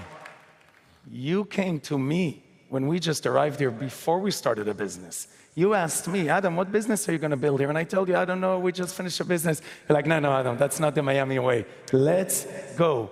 And you told me that it doesn't matter if it's any city in Miami, that Miami and Florida welcomes businesses, small businesses and big businesses alike. And you've been amazing, and your team has been amazing to work with. The mayor of Aventura, the mayor of El Portal. I've done business in 130 cities, 70 countries around the world. I have never been welcomed and had a better city to work with. So thank you. Thank you, brother. Well, we're coming sort of to a close, but I love the motto of whatever everything goes right. Well, sometimes things don't go right. We just saw a little technical glitch, right? Things don't always go right. And I love how you have managed that as well. Tell us what's going right here in Miami, specifically with Flow. What are you working on for the audience? And you have some incredibly transformational projects both inside the city and outside. So thank you for that. I will say one more thing. Even when things don't go right, if people take one thing from today, this is what I take. You're having that day, and it's not going right. If you have it in you to look up and say, I don't know why, but I know there's a reason, and one day I will look back and understand it all, that takes the bad day into a really good day. What are we doing here in Miami? Let's go. We bought 10.2 acres in Aventura, 250,000 square foot of office. We're building 735 apartments under the Flow brand. We took a trailer park that was closed and was at receivership. We bought it, ensuring that all the people, all the debt holders, not only got paid more even than the debt that they were holding. And we're going to build a new community there with over 2,000 apartments and over 1 million square feet of office and 200,000 square feet of retail. But more importantly, with the Flow ethos as part of it. So it's one thing to take a building and do your own furniture and do your sound and do community and bringing people together. But when you design neighborhoods, you're one step away from designing cities. And then from that, we went to Brickell, where you visited me, and we bought about 6.8 acres. We built, there was an existing building with 632 apartments. When you came, it was just starting. We since then have opened it. We've started leasing. We launched a farmer's market with partnership with the city every Sunday. That's happening there in the afternoons. And that's just a little bit. And separate from that, we have a building in Fort Lauderdale and 2 buildings right here in Flow, Miami. We can see the stadium. Unbelievable.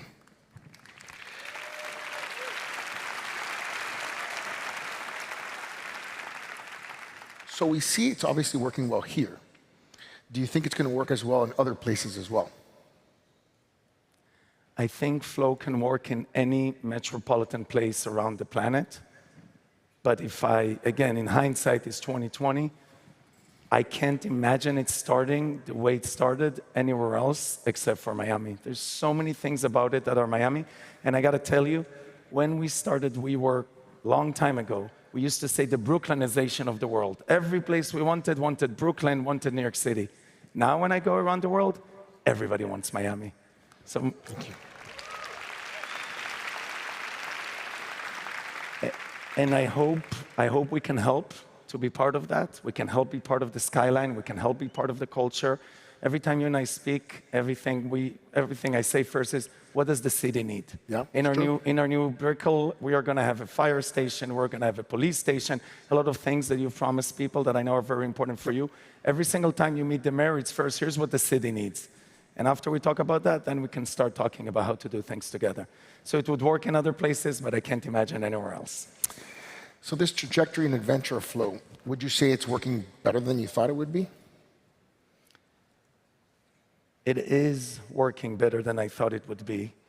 And I think it's for a variety of reasons. I think my family is working better than I thought it would be. I think my wife is taking better care of me than I ever thought I deserved. I think my kids, it's all just coming together in this amazing way. And we have this unbelievable group of employees. I am so proud of the team that we've put together. They are so full of life. You guys deserve it. They are amazing. In a world where not everybody's working, I think, as hard, and there's still remote work, this team is working much more than 12 hours a day. They work 7 days a week. They work all around the planet. They do it with a smile, but they're also very serious. So on the one hand, they want to have fun and they want to build something really meaningful, but they also take themselves very seriously. And it's been an amazing experience. And without repeating too many times, the environment here has been so supportive that things are just flowing. Nice, very good. One of the things I've noticed about you and seen is you're a coach. You connect with your employees, and whether it's virtual or in person. Obviously, you were talking about in person, but I was also in an environment with you where you were in person and virtual at the same time. You obviously bring them here. How do you create that connection? Why is that connection important to you in terms of your leadership philosophy and how you motivate people and run a big organization like Flow and the ones you've done? So I believe, excellent question, by the way. That was off script. Off script, completely off script. It's very good, very, very good. When you talk to someone in life, if it's a friend, if it's an employee, if it's a spouse, if in any way you talk to them in a judgmental way, what does it mean when we judge someone? It means we think we're better. To judge someone else, we have to look down at them.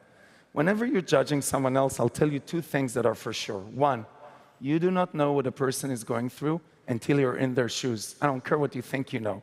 And if you were in their shoes, I don't know that you would do any better. So when you judge a person, you're already making a huge mistake. But also, whenever you look down at someone, they'll never hear you. Whatever advice you want to give them, they're not going to hear you. If you look up at someone, oh, they're so great, they're so big, I feel so small, and you try to tell them something, they're never going to hear you either. The only way that people can listen is when you talk to them eye to eye.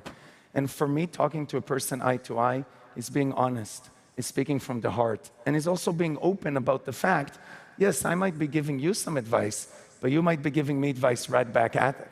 And if I'm going to be open, if I want to tell you something, I better be open, one, to receive back from you, but two, I need to admit, we all have faults. We all make mistakes. I know I've made so many. And we all have room to grow. And with that kind of attitude, I think you can build true friendships, true relationships, obviously true marriages, and I think that's how you build a great company.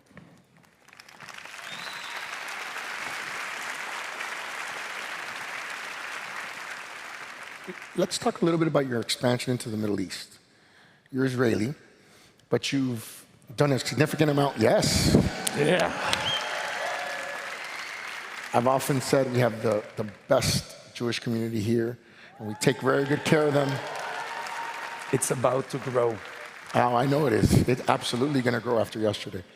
Talk to us about your investments in the Middle East, particularly in Saudi. We have PIF as our main presenter. We have Princess Reema, the Saudi ambassador to the United States, coming on shortly.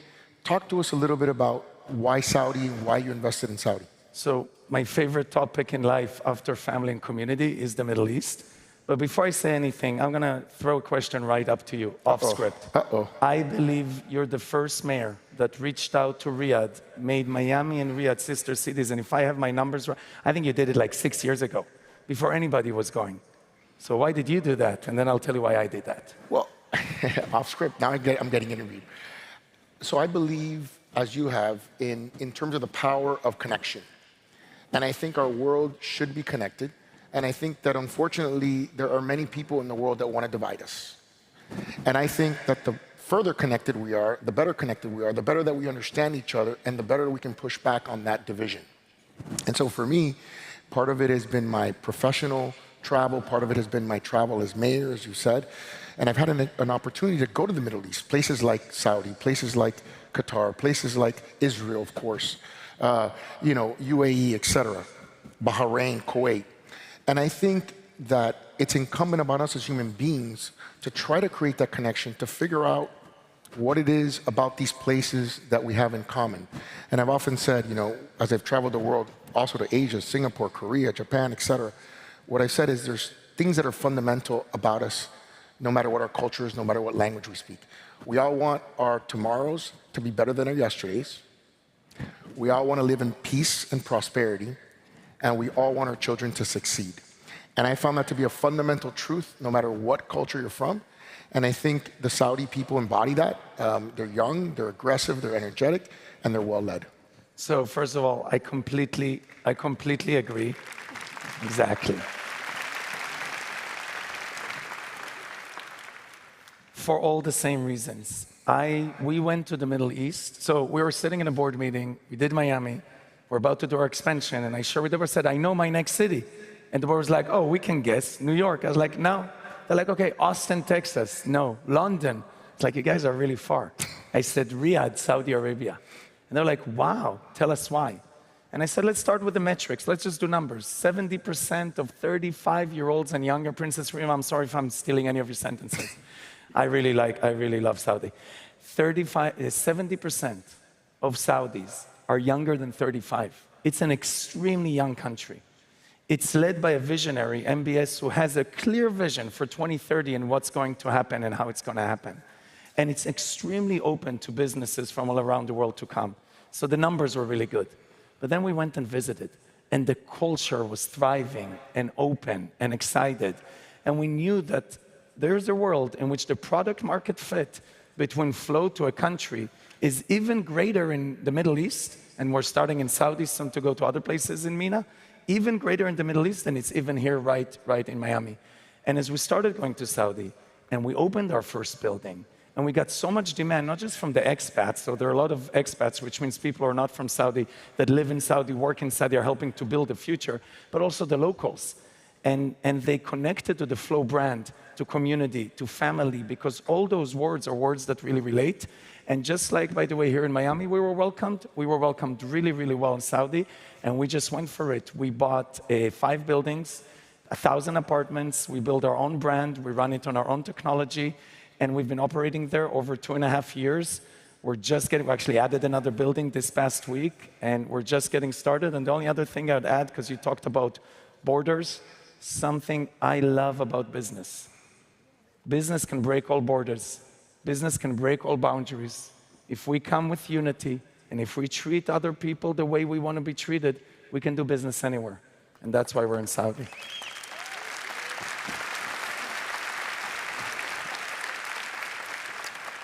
Another off-script question. Ready? I'm ready. You've been called a visionary. You've been called inspiring. But you also work with people that are visionary inspiring. Mark Andreessen, Andreessen Horowitz. What has it been like to work with them and to have them help you power your growth?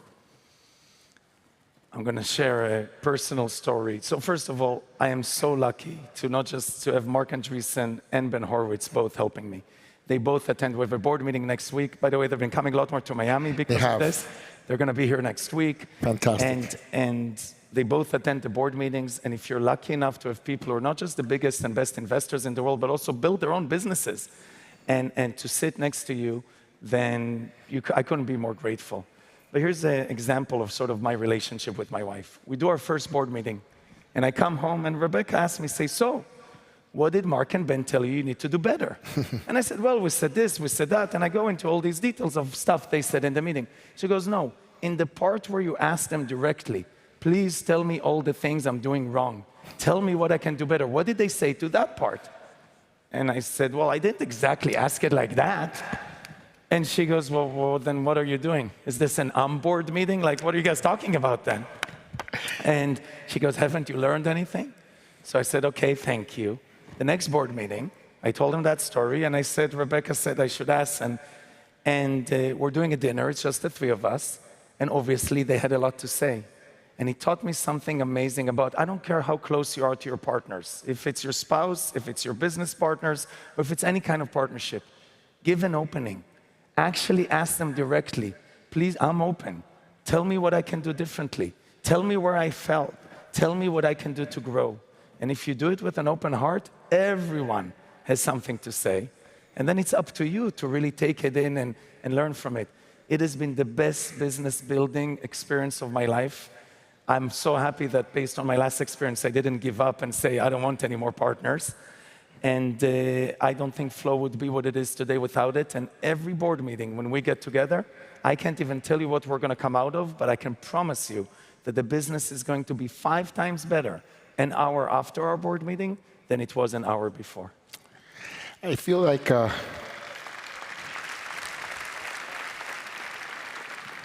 your wife and my wife would get along very well. We should do a little barbecue. We should.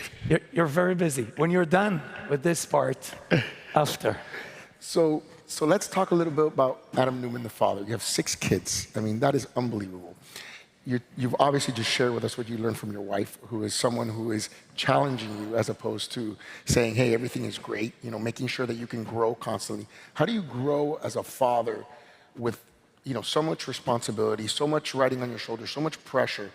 What are you learning from them, and what are you learning from that experience that makes you better at managing chaos, which is what business is about at your level? So first of all, if you want to see chaos, you can come to our house, and it's not always at the same time, but there are moments where Rebecca and I look at each other, and we're just like, we don't even know who is screaming. There are also 2 dogs. So 6 kids, 2 dogs. At any given moment, it's a community center, so 5 to 30 friends. So there's a lot of action. But a few thoughts. My first one is, and again, I know a lot of people in the audience know this, but you should really have the courage to embrace it. You want to know the truth? Listen to your kids. They won't bullshit you. They're not that impressed with you, so they're going to say the truth. And they're going to say the tough things. Maybe sometimes not when you want to hear them. Maybe not in front of the right people. So my first thing about kids is they're great teachers, and I learn from them a lot. That's number 1. Number 2, I don't always get it right. 2 days ago, my sons are not here. I was so upset that, again, they did something that we agreed they wouldn't. I lost it. And for 24 hours later, I was like, I can't believe I'm still at that stage where I can lose it, but it happens to all of us. And for me, when that happens the next day, I will go and sit and I'll say, their names Elijah and Isaiah, I'll say, Elijah and Isaiah, the way Abba, Daddy, acted yesterday was not correct. I lost my calm. I didn't speak to you the right way. I didn't do things right. But there's also things that you do that are not correct for me. Let's have a discussion about it. And it's that same kind of coaching. But on top of that, because we really take things seriously, for a lot of us, you send your kids to school, so you're their parent for whatever amount of hours a day. But then you send them to school, and the school is their parent for those hours of a day. And some of us, the kids are more time in school than they are actually at home. So Rebecca, because she really wanted us to parent in a very specific way, actually launched a new school, Soulful, which stands for Student of Life for Life. And we launched it officially. Big hand. We have a few Soulful students right here. All right. And this is an earth-to-table school. The kids are farming. The kids are doing music. The kids are doing all the chores in the school. They're cleaning, they're serving, they're building. And they're not in front of screens. We took the screens away, we took the phones away. And we didn't get a chance to talk today about that topic, but we took the screens away, we took the phones away. And again, this is something for the parents. If you're finding your kids difficult today, take their phone away. You're not their parent. Apple is their parent. True. Microsoft is their parent. Facebook is their parent. TikTok is their parent. Or worse, whatever's coming through those portals is their parent. Here's the challenge. Those devices are so smart. They're built by the smartest people on the planet. I know some of them work for us. They are so smart. They are so good at what they do. We all know that Steve Jobs didn't give his daughters the iPad and the iPhone. No way. And because of that, these machines are built in an addictive way. And for us as adults, maybe we're capable of putting that addiction away, but for kids, their minds are just getting formed right now. And if you want to be the one forming their mind, then take control.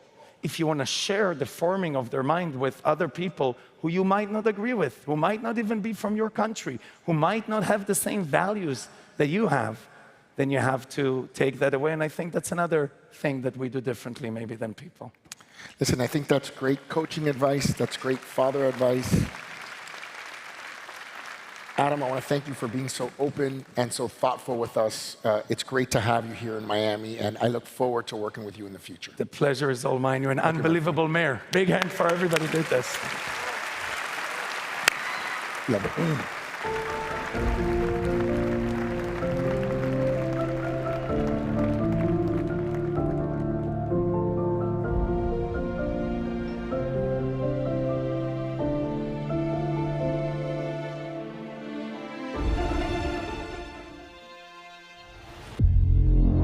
PIF is one of the world's largest and fastest growing sovereign wealth funds. The United States is PIF's most important market outside of Saudi Arabia. Since 2017, PIF has directed $170 billion into the U.S. economy, fueling growth, creating opportunities, jobs, and contributing $33 billion to U.S. GDP. Together with our U.S. partners, U.S. businesses, and top global asset managers, we're advancing innovation across mobility, aviation, renewables, sport, technology, finance, and more. Strengthening markets and creating long-term value across both nations. PIF's deep U.S. commitment spans across sectors, from 23.8 billion U.S. equities and our New York office to Live Golf, CONCACAF, FIFA Club World Cup, Surge Stake in PFL, and Sanibils as one of Silicon Valley's largest backers in next-generation technology companies. From shared investments to shared ambition. Anchored by major stakes in Lucid Motors, Savvy's $8.5 billion acquisitions of Scopely and Niantic, and Google Cloud AI centers. Our partnership is building opportunities that reach far beyond today.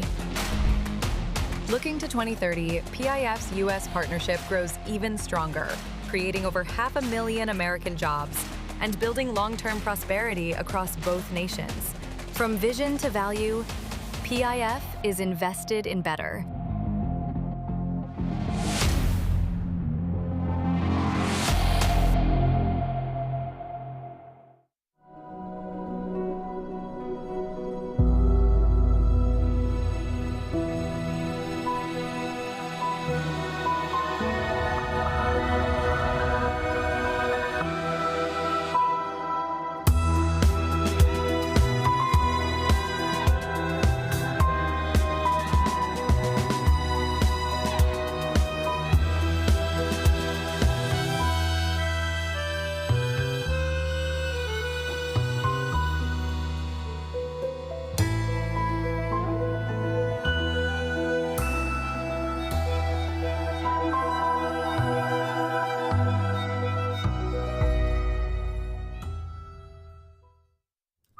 A Chewy order is on the way for Junior, who's more of a senior these days. Every holiday, Dad relies on Chewy for the gifts Junior has loved all his life. You're looking great. Come on. Okay, buddy. Strong boy. That's a strong boy. And gets them delivered faster than the years go by. For holidays with pets, there's Chewy.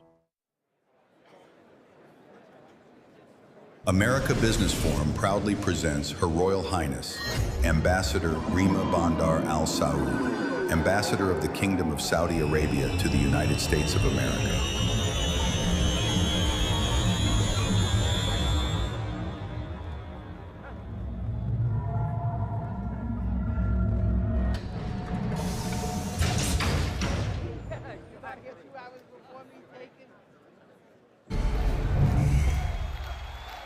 Born into a legacy of diplomacy, but determined to redefine what leadership means for a new generation, Her Royal Highness Princess Reema became the first woman in history to serve as Saudi Arabia's ambassador to the United States, a symbol of courage, progress, and possibility. Before that, she broke barriers at home, leading national initiatives for women's empowerment, youth inclusion, and sports innovation, becoming the first woman to head a multi-sport federation in her country. Beyond politics, she's a global voice for change, member of the International Olympic Committee, and founder of Catmosphere and Wave, two initiatives focused on environmental conservation. A diplomat, a reformer, a visionary, shaping the future where tradition and transformation meet.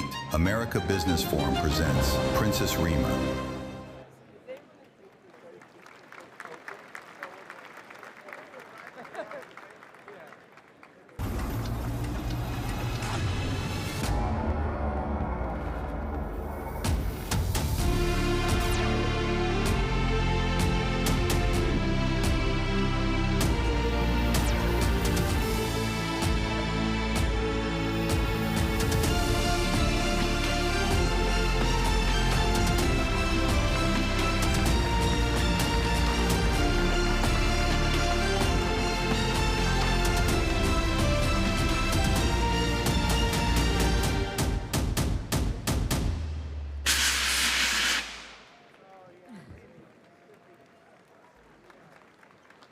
For the following interview, Francis Suarez, mayor of the city of Miami, takes the stage of America Business Forum.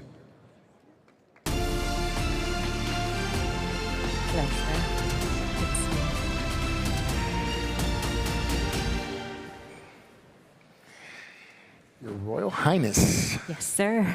Hello. The last time that we were on stage together, it was in Riyadh. Indeed. And you were interviewing me. Yes, I was. So it's a my small turn. role reversal. Exactly. And we were announcing there that we were bringing a conference from Riyadh to Miami. Yes. So today, I want to welcome you to our incredible city. Thank you. And to the America Business Forum, of course. So. It's a pleasure to be here, and Miami is such a beautiful city, so thank you. Thank you. Let's start by looking ahead. What are your thoughts on the future of business in the Saudi region, especially with the ongoing economic reforms? What do you see as new opportunities in entertainment, sports, and other sectors for the kingdom?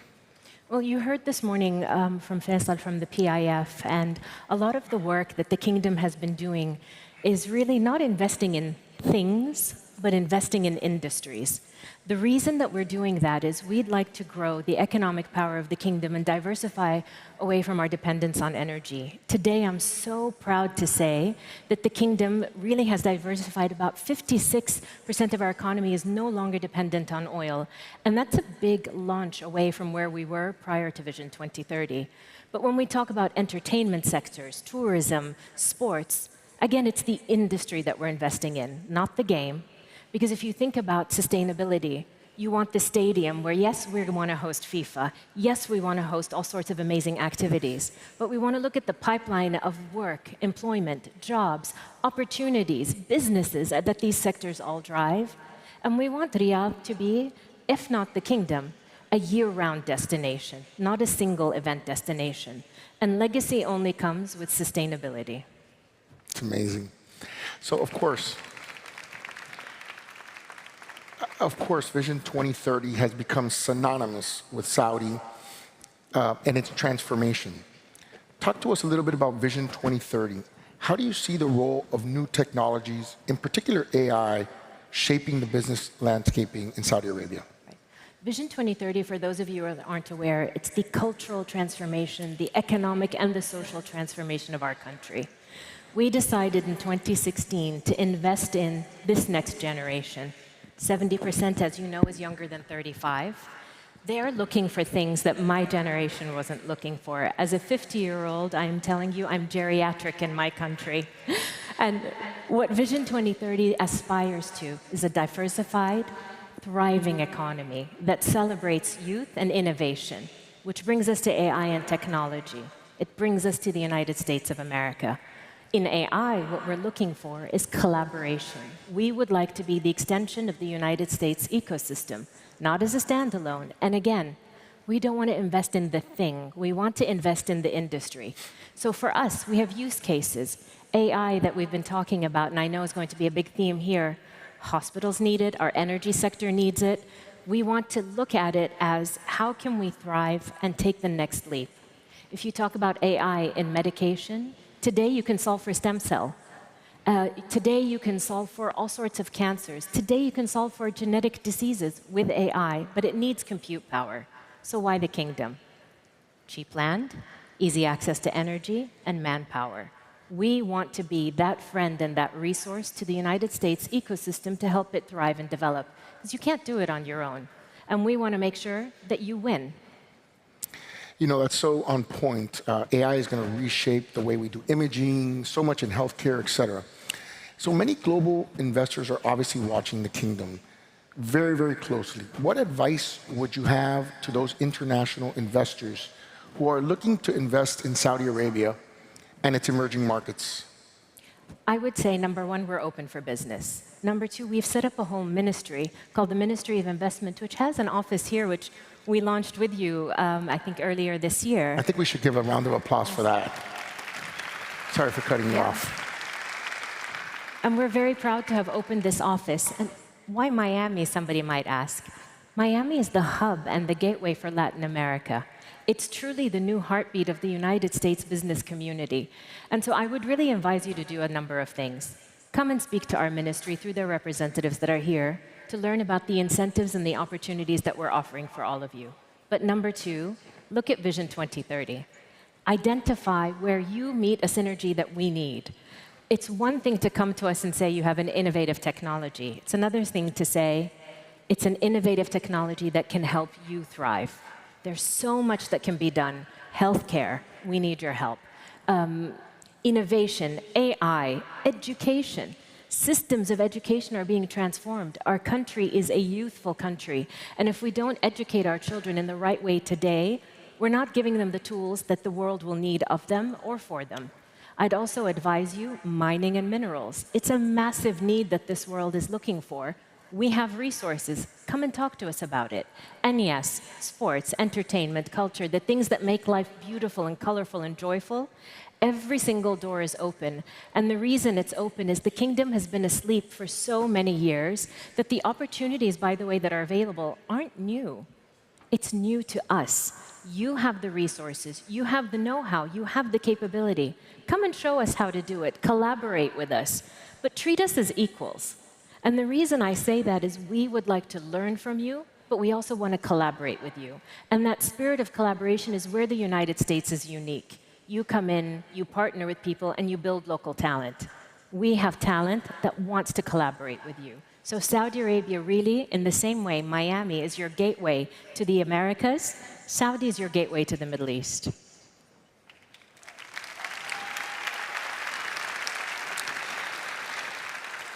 You're clearly such a passionate voice for your country and a lineage in your family. But you're also specifically a very passionate voice for women and for empowering women and for inclusion. What have been some of the most significant milestones you've achieved so far? So I've had the privilege to work for the Crown Prince and His Majesty King Salman since 2016. And when I was asked to join government, one of my major mandates was female inclusion. And it has been a privilege to watch all of the government sectors and my colleagues embrace the role of women, not just in our economy, but also in our society. Francis, imagine this room without women. Imagine your industries without women. It's not possible for a country to thrive or succeed, and that's what our Crown Prince saw.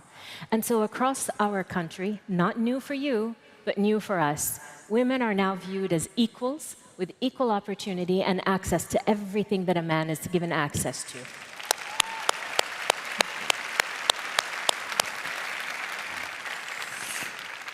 I can tell you as a brother of 3 sisters, a father of a daughter, a husband of a wife, and the son of a mother, that I'm surrounded by powerful women. You know, Francis, I'd love to flag for you also. A lot of people wonder, where are these women that are suddenly populating the ministries coming from? We have such a robust education system. The women of our country are actually educated at such a high level that they are outplacing all of the men in the private sector and even in government entities. Not surprised by that. Yes. They just didn't have the opportunity. Post-education, imagine this for the women in the audience, knowing you're capable. You've been invested in by your country, and then you wake up one morning to say, I want to provide, I want to collaborate, I want to be and exist, but there's no opportunity for you. What a shame. So since 2016, when the doors were unlocked for women, we now have female engineers leading at the Ministry of Energy. We have women leading at Aramco. I've seen them. PIF, women leading in investment. Sports, which is a sector where I joined government as my first foray through sports. Female athletes. We have women in diplomacy. And these are women with skills, degrees, capability, and capacity. These aren't women that we've picked as tokens, and that's what makes me proud. Capable women open doors for other capable women.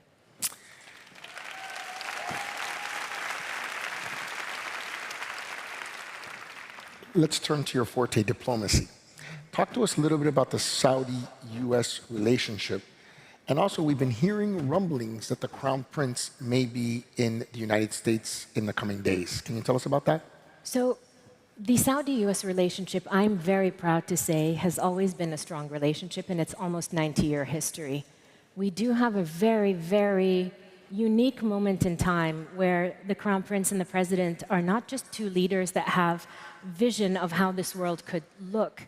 They're collaborators in actually creating a peaceful world, actually collaborating a world that is business-friendly, a world that really wants to be peaceful for all of us so that we all have opportunities. The fact that America is welcoming of me as the ambassador of the Kingdom of Saudi Arabia and my public investment fund in Miami to talk to the world of Latin America is something that doesn't happen anywhere else. You need to know this. And so the Saudi-US relationship, I would tell you today, is the strongest it's ever been. While many years it has been built on energy and defense, today it's built on technology. It's built on innovation. It's built on relationships. It's built on business. And ladies and gentlemen of the business community, you need to know you are always the better ambassadors and diplomats for all of your countries than any diplomat or ambassador can be. You are the 80, 90, 100-year relationships. We are the 4, 8, and 12-year turnovers, not you. And so what I would tell you is, if you want to keep global institutions strong, it's on you, it's not on us. If you want to keep global trade routes open, it's on you, not us. When the governments come knocking on the private sector door, asking you to participate, to invest, to build and develop in developing nations, if you want future customers, it would behoove you to listen to and be a part of the development plans that the diplomats come up with. We can't do it without you. And today we have a United States that has not only welcomed the kingdom's role in problem solving, it's one of the things that gives me the most joy. After the president was elected, one of the first tasks we were given was to support this White House and the president with Russia and Ukraine. And many of you will have seen, we hosted emissaries from both countries in order to have their negotiations in the kingdom with the United States of America. We've supported in Syria, in Gaza. We hope to be supporting through to a two-state solution. We hope to be able to resolve Sudan, but nobody can do it without the United States. And we are very, very proud to be in lockstep with the US in that foreign policy.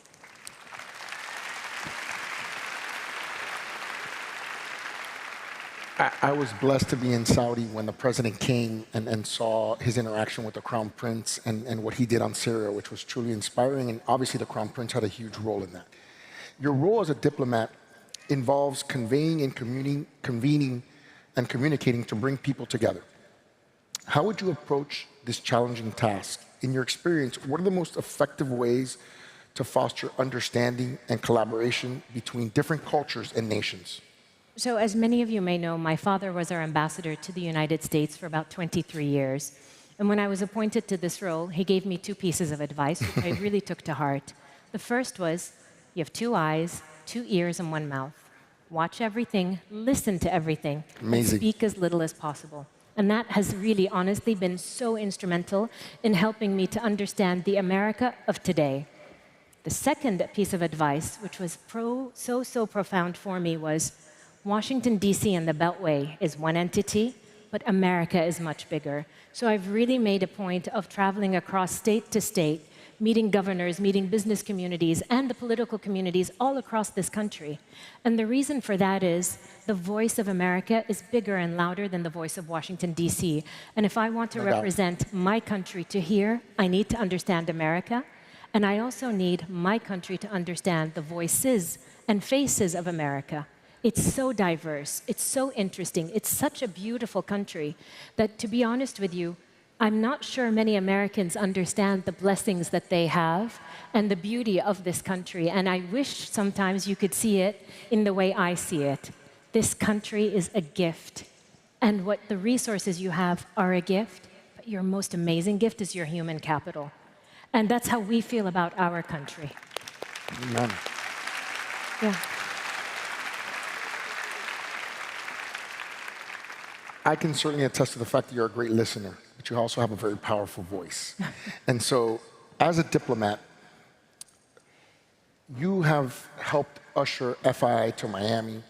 You've helped bring, as you mentioned before, the Ministry of Investment here. You and I have talked about trying to find a way to get direct flights here to Miami, which I think would be a phenomenal bridge between the kingdom and Miami. Yeah. I can't wait to get on a direct flight like that. And maybe one day have a PIF office. What is it about Miami that has made it an ideal gateway for Saudi investment in the US? So it won't be lost on anyone with a Latin background. Latin cultures and Middle Eastern cultures were quite similar, both in our family context, our worldviews, and so it's a soft landing here. But Miami's business friendly. Miami's globally friendly. Miami is warm, it's opening, and it's a place where people feel welcome. And that really is a tribute to you and the environment that you've created, but to the people of this fantastic city. And I would also say the gateway to Latin America has made this one of the most compelling, engaging points for the Kingdom of Saudi Arabia. It's a very big world.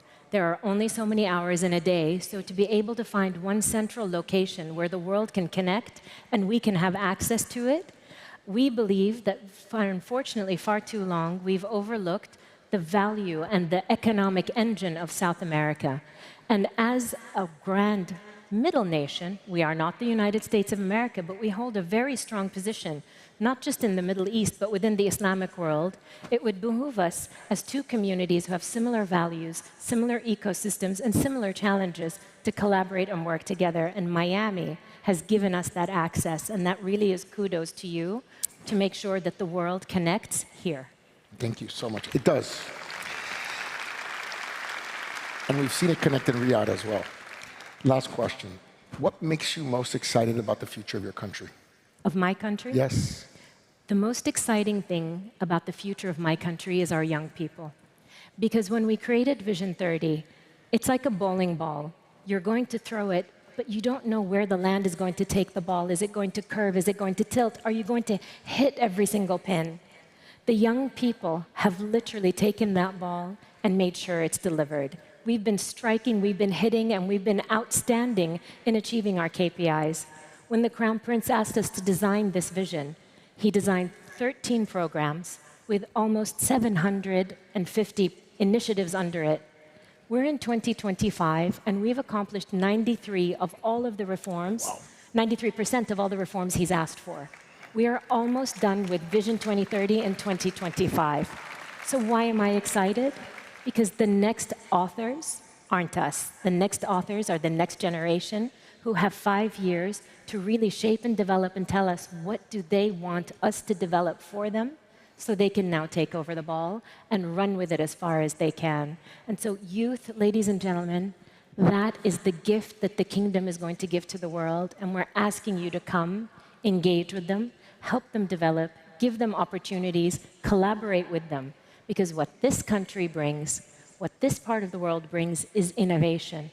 What we can bring you is the talent. So the match and the spark together, only magic can happen. You are a magician.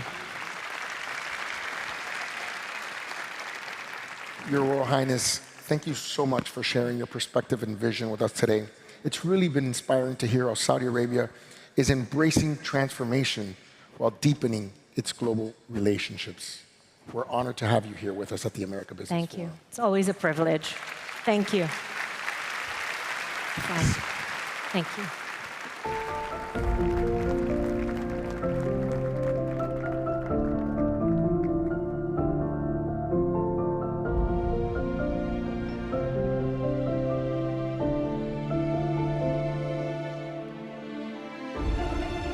The Adam Smith Center for Economic Freedom at Florida International University. Exploring the intersection of government policy and the free market to offer a better understanding of the free enterprise system and its impact on human prosperity around the world. Founded in 2020 by Governor Ron DeSantis and the Florida legislature to promote education and mentorship through multidisciplinary programs and fellowships, we empower students in public policy and free enterprise. We conduct cutting-edge research on political and economic systems, host global conferences and seminars, and improve public policy by providing informed analysis to decision makers. At the Adam Smith Center, we blend knowledge and action to shape a prosperous, free future and foster a vibrant community of leaders. We inform, innovate, influence, inspire. The Adam Smith Center for Economic Freedom at FIU.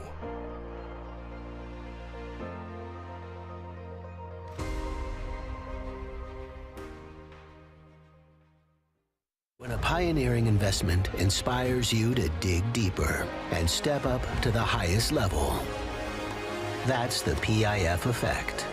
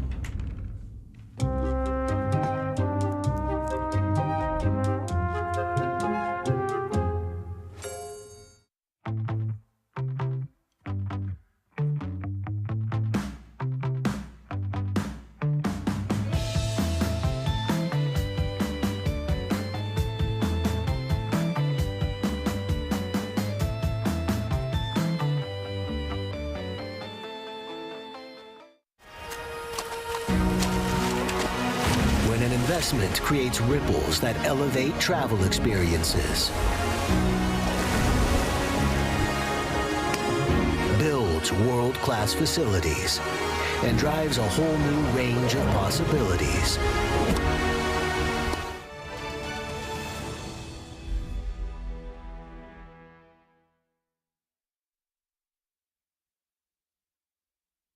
The Adam Smith Center for Economic Freedom at Florida International University.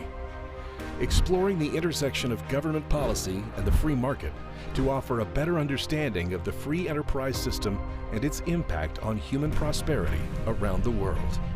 Founded in 2020 by Governor Ron DeSantis and the Florida legislature to promote education and mentorship through multidisciplinary programs and fellowships, we empower students in public policy and free enterprise.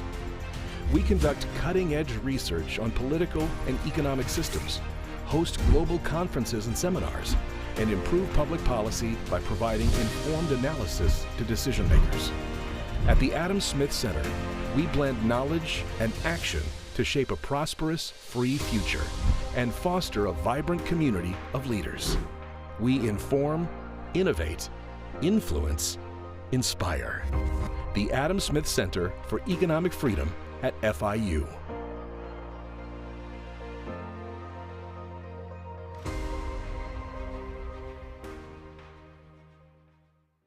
When a pioneering investment inspires you to dig deeper and step up to the highest level, that's the PIF effect.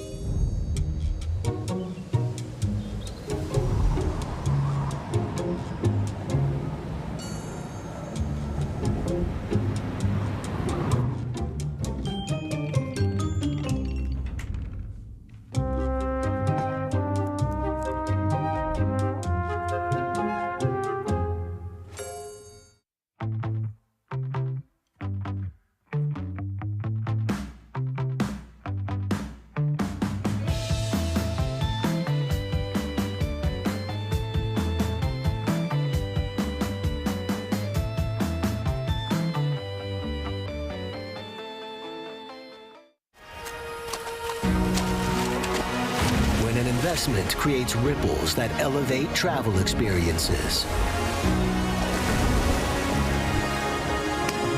Builds world-class facilities and drives a whole new range of possibilities.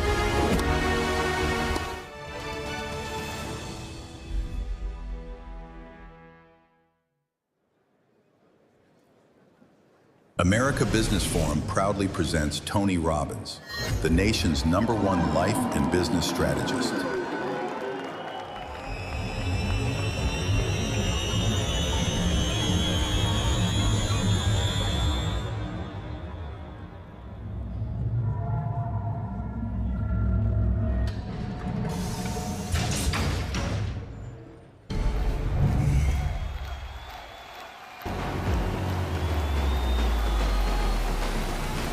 For nearly 5 decades, he's been the driving force behind human transformation. A #1 New York Times best-selling author, entrepreneur, and philanthropist, Tony Robbins has empowered more than 100 million people across 193 countries to change the quality of their lives. The nation's #1 life and business strategist, he's created the most successful personal and professional development programs of all time. He's the chairman of more than 114 companies, generating over $10 billion annually, and a mentor to presidents, world champion athletes, and billionaire founders. Driven by purpose after facing food insecurity as a child, he's helped deliver over 62 billion meals to those in need around the world. The America Business Forum presents Tony Robbins.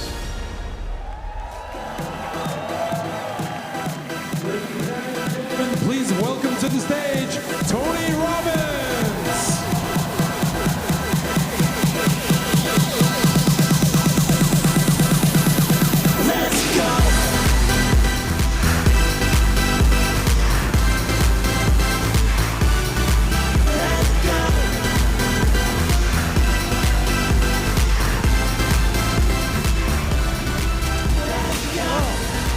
How you all doing?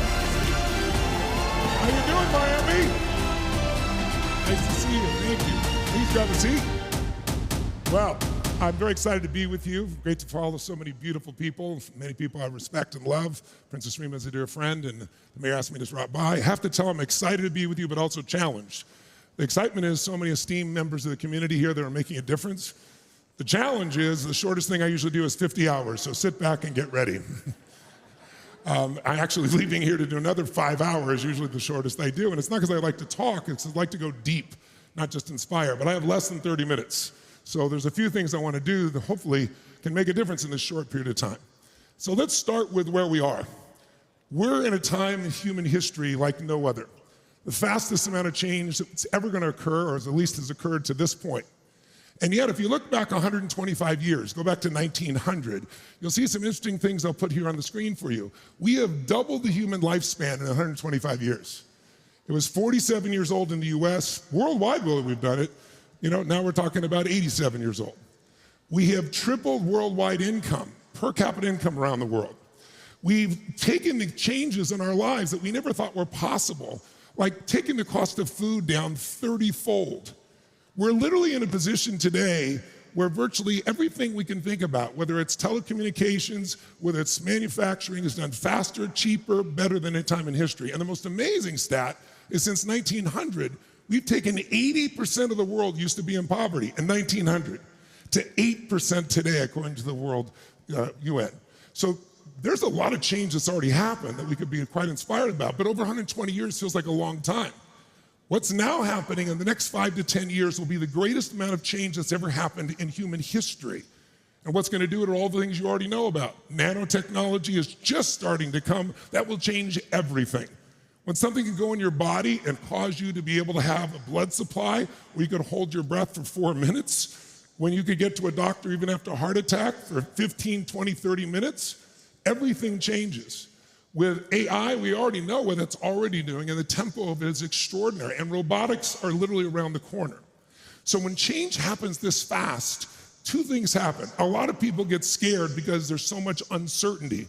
It's like, what's happening in the world? I don't know where to go. I don't know where to start. I feel overwhelmed.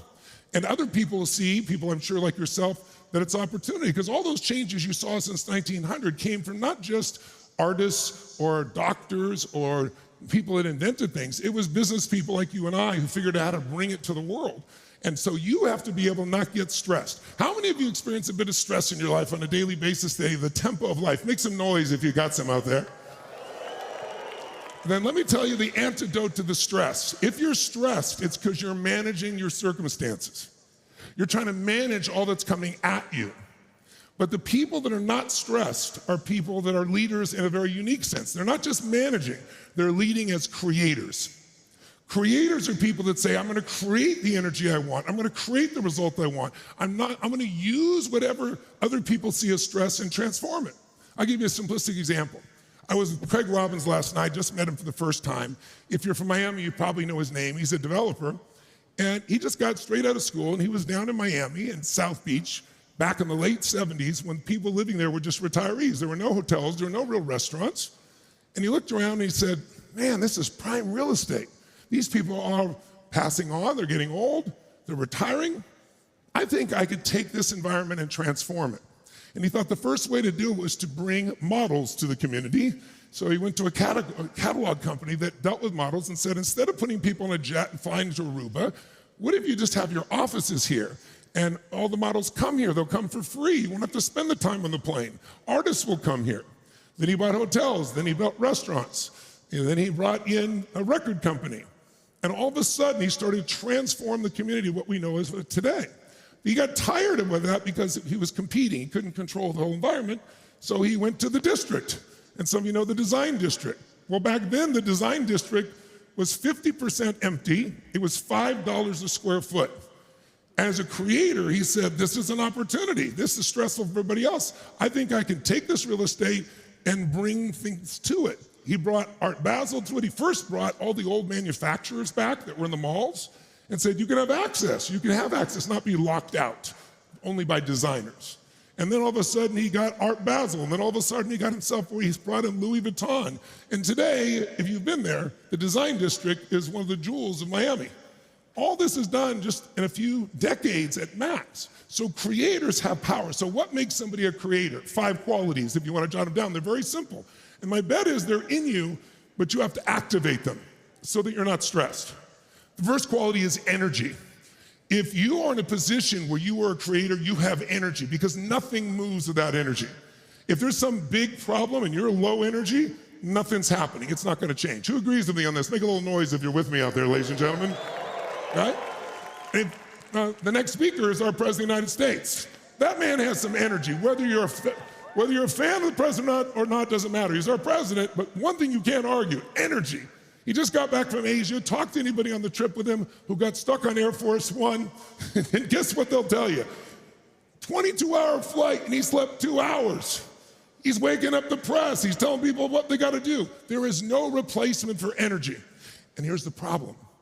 Most of us since COVID have our energy has dropped and we don't even know it. Because for about 3 years, we found ourselves in a position where we were sitting behind a computer or sitting at home. And so it's like fish in water. We don't even realize how much it's reduced us. And since we're all there, you feel the drop. Unless you're around people that have higher energy, you don't notice the difference. But energy gets it done. That's the core. The second quality, of course, is it's wonderful you got energy, but if you're a chicken with your head cut off, not a lot of value running around. You need vision.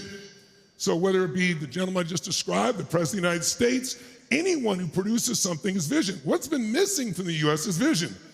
Years ago, I had a man named Kennedy who had a vision for the United States. We're gonna put a man on the moon and bring him back to the earth in this decade. It was a big vision.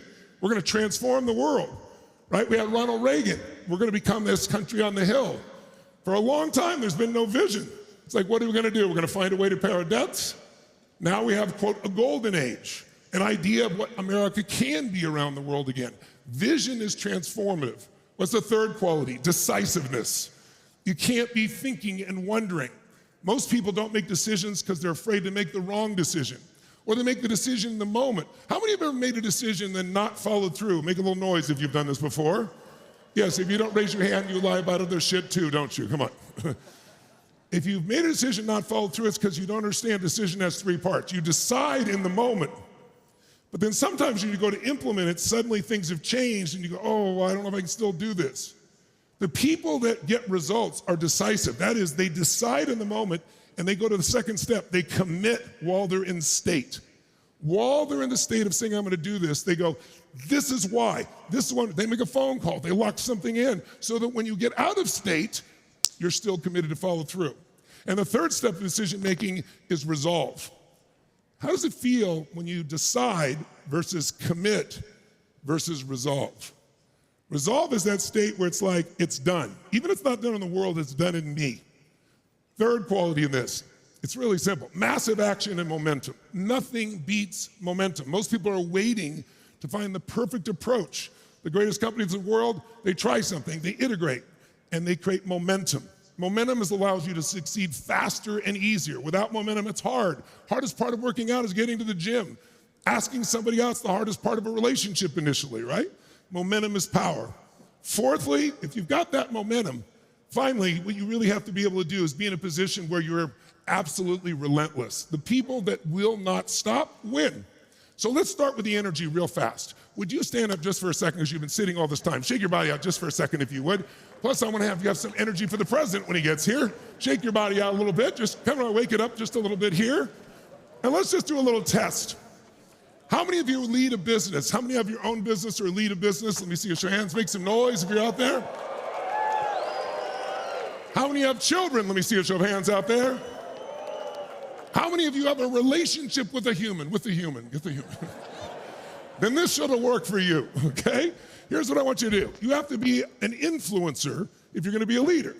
What makes you lead is your ability to influence thoughts, feelings, and emotions and behaviors of another person. Who do you gotta influence first if you're gonna be successful? Who?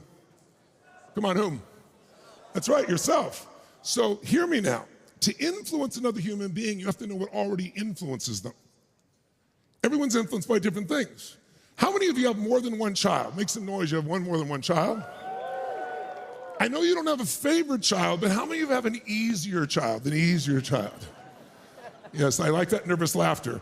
And how many of you, that easier child is more like you? That's why it's easy to influence them. What works with you works with them. But if you're a good leader, you gotta be able to shift. So what universally influences people, number one, is the mental and emotional state we're in. You could call that energy if you want. If you're in a burnout state, frustrated, overwhelmed, and you try to talk to somebody, it's filtered through that.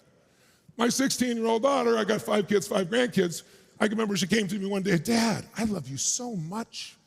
I mean, have I told you how much I love you recently? No, Jolie, you haven't. No, I really do. Dad, what can I do for you today? Would you like me to clean the kitchen? Would you like me to wash the car? What do you want, Jolie? Can I get the keys to the car? Who's noticed kids have a way to put you in state before they ask for something here? Make some noise. No one gave them a class, right? So let's see what influences you. Everyone has a different team. Try this. Bring your hands up like this. And when I say now, bring your hands together like this. When I say now, a bunch of entrepreneurs anticipating. I like that. Ready? Now. Ready? Now. Ready? Now. Ready? Now. Keep your hands together. Extensive research over 30 years shows if I don't tell you differently, every time you pull your hands apart and put them together, you'll put the same thumb on top. Notice what thumb it is. Okay? Let's do it again. Ready? Go. Ready? Switch thumbs. What's that look on your face? How many feels a little uncomfortable to change thumbs? Yeah. If changing thumbs is uncomfortable, how about changing your life, right? Now watch this. Go back the old way. Ready? Go. Ready? Go. Now. Oh, you're smiling now. I'm good at this shit. I know how to do this one. Now, notice if your left thumb is on top of your right thumb, 35 years of research shows if your left thumb is on top of your right thumb, then the driving force in your psychology is the desire for sex, and you're an incredible lover.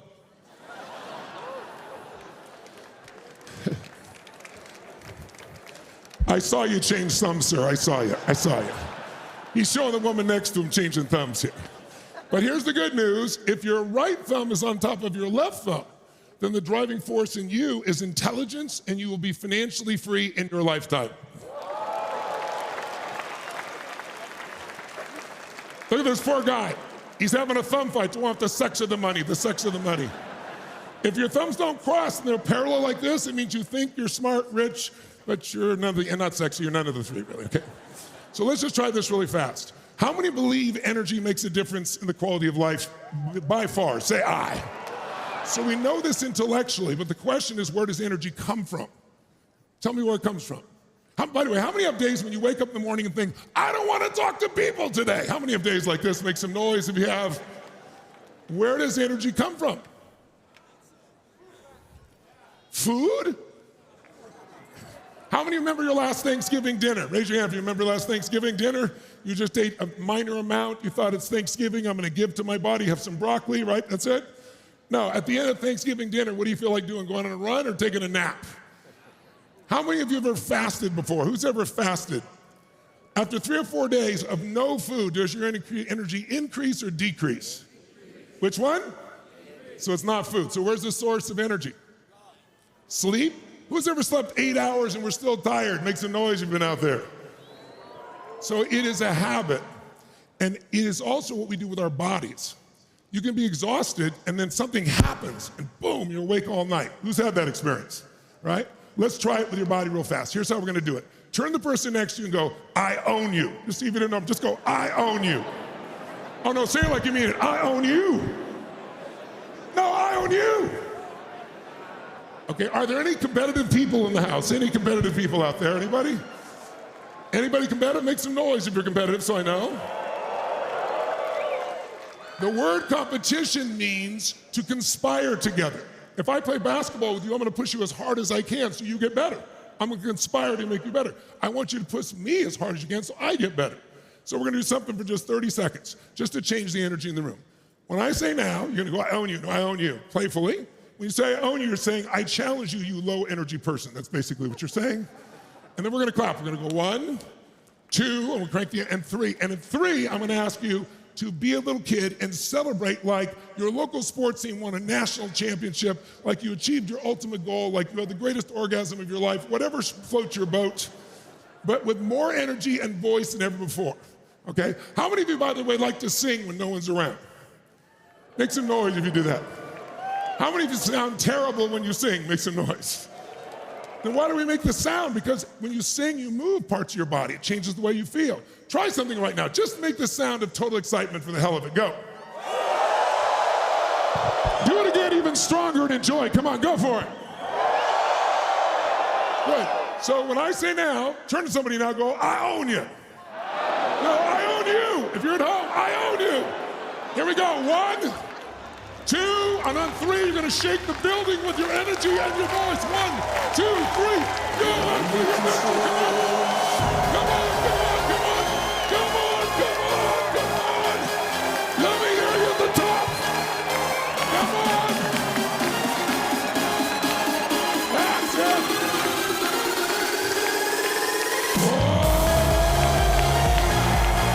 Yes. Now, if that feels better, say yes. Say yes. Okay, grab a seat real quick. Just grab a seat real quick. Boy, I'm running fast here. Holy cow. Now, don't sit down and go, oh, man, I'm glad that shit's over. Oh, God. Make sure you're sitting up in your chair with some energy as well, like you're in the command chair of your life. Now, very quickly, if you're going to take energy, now what we say, you need a vision. So I don't care if the vision is your business or your personal life or changing the world. There's something interesting about vision. You could hire McKinsey or anyone else come by and create the most incredible business plan, strategy. It rarely gets implemented after millions of dollars. Why? Because 80% of success in scaling a business or scaling a goal, taking it to another level, 80% is psychology. It's the mindset. Without the mindset, the strategy is worthless. Who knows what I'm talking about here? Say aye. So, the mindset that gets you there, I'll give you an example. It's the Kennedy example I gave you.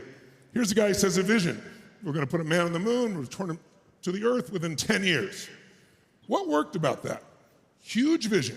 So here's how you scale, 3 quick thoughts of scaling. You gotta come up with an unreasonable goal, but one that has enormous power and emotion for you.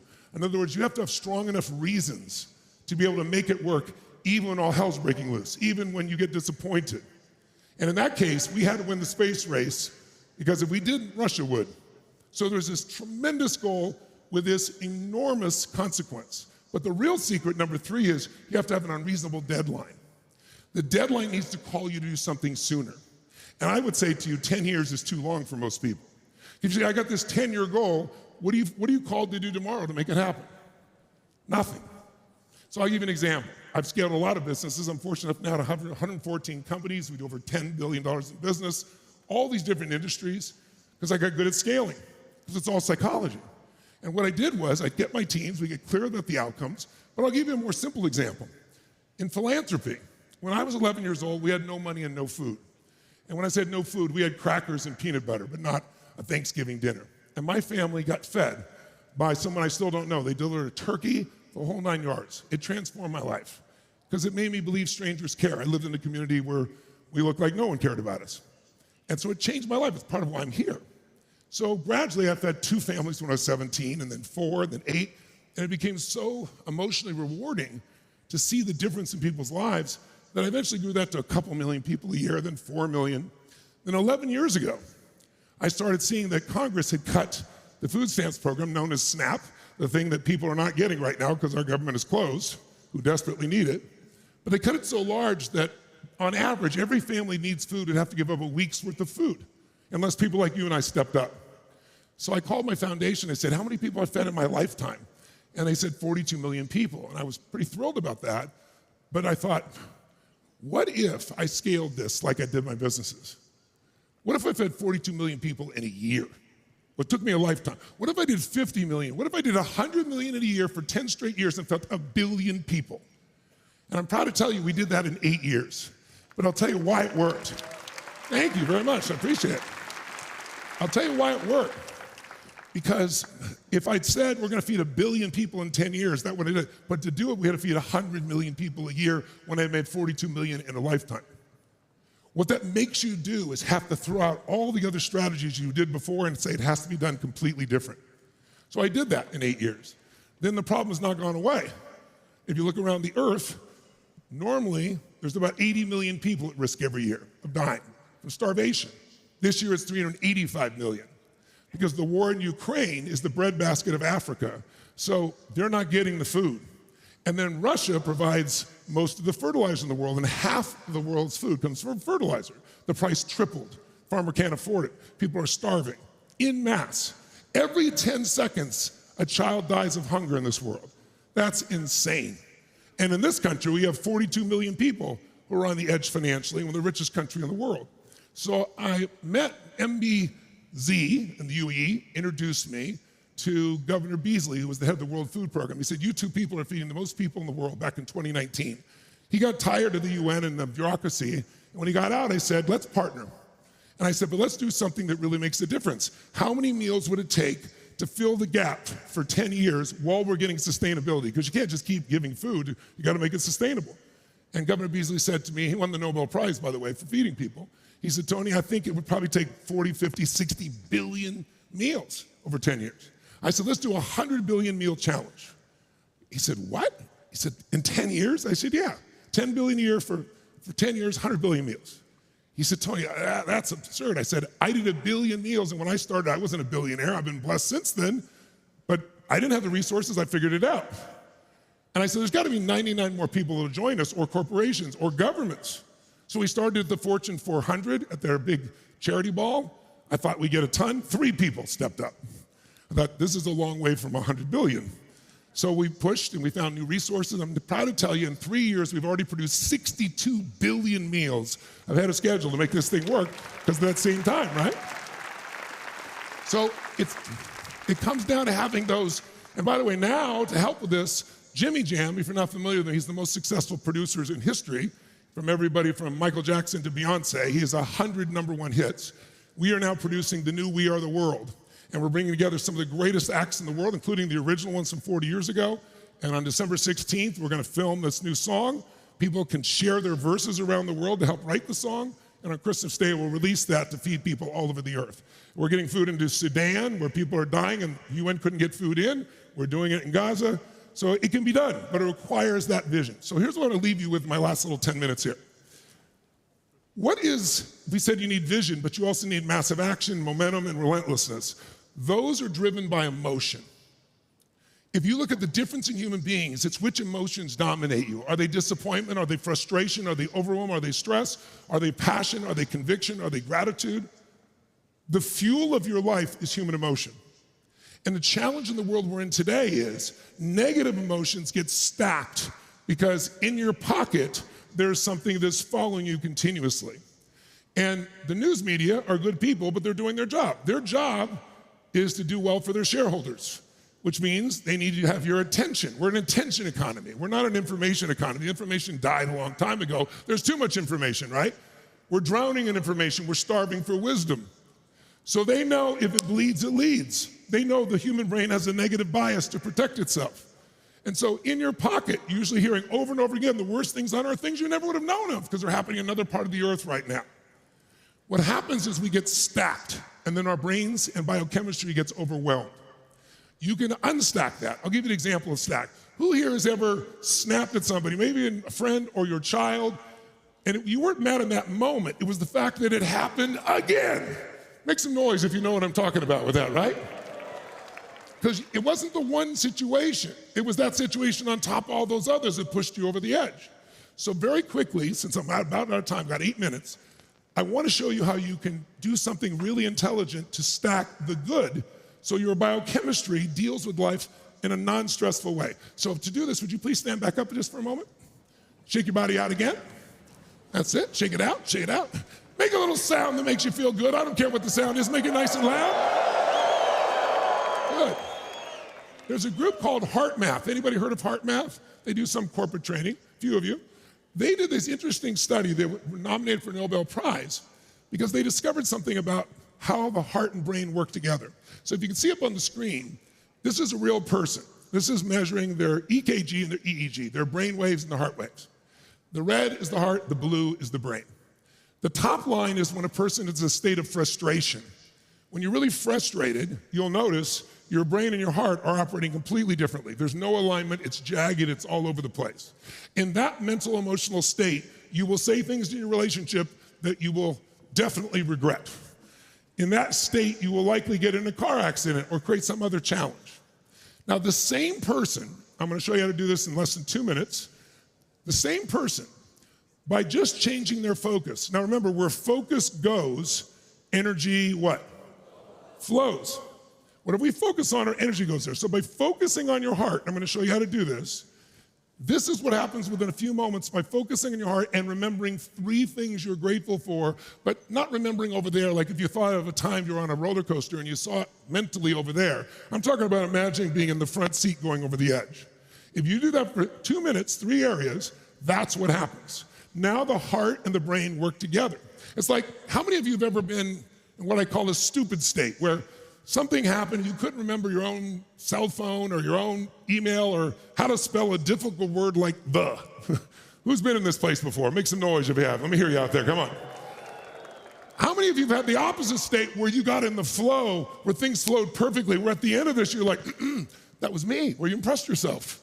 Who's ever had this experience? Make some noise if you know what I'm talking about. Well, that's the flow state. So let me show you how to change it. Here, all we're gonna do is also show you how to solve a problem simultaneously. I got like 7 minutes to do this. Let's try this. I'd like you to think of a problem in your life. What I call it is, maybe not a problem, maybe it's unfinished business. Unfinished business, I mean, is something in your life that needs to be dealt with, but you've been putting it off because you got so many other stressful things to think about that too. It's too much right now, so you put it off. It could be something you have to deal with your kids. It could be something in a business. It might be something you got to fire. It might be something with your own body. How many got some area of your life that you try not to focus on right now because there's so much going on? Because if you do focus, it'll create some stress for you. Make some noise if you can think of something nice and loud. Oh, come on, nice and loud if you got it there. Awesome. Now make sure you pick something that if you measured it 0 to 10, 10 is stressed out of your mind, 0 is not at all.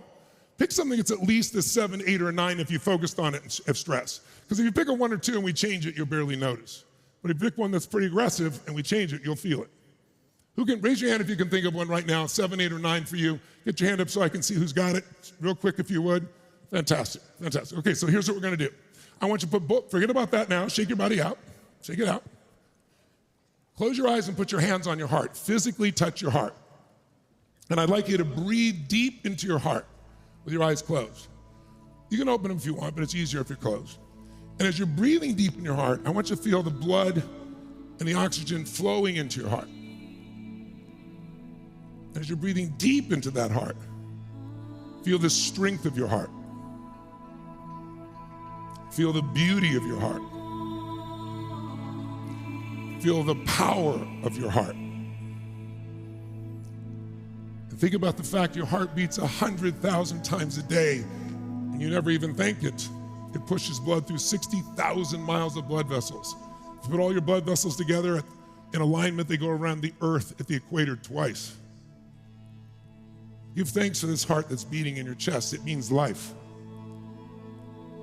How do we know when a baby's alive in the mother's womb? As soon as we have a heartbeat.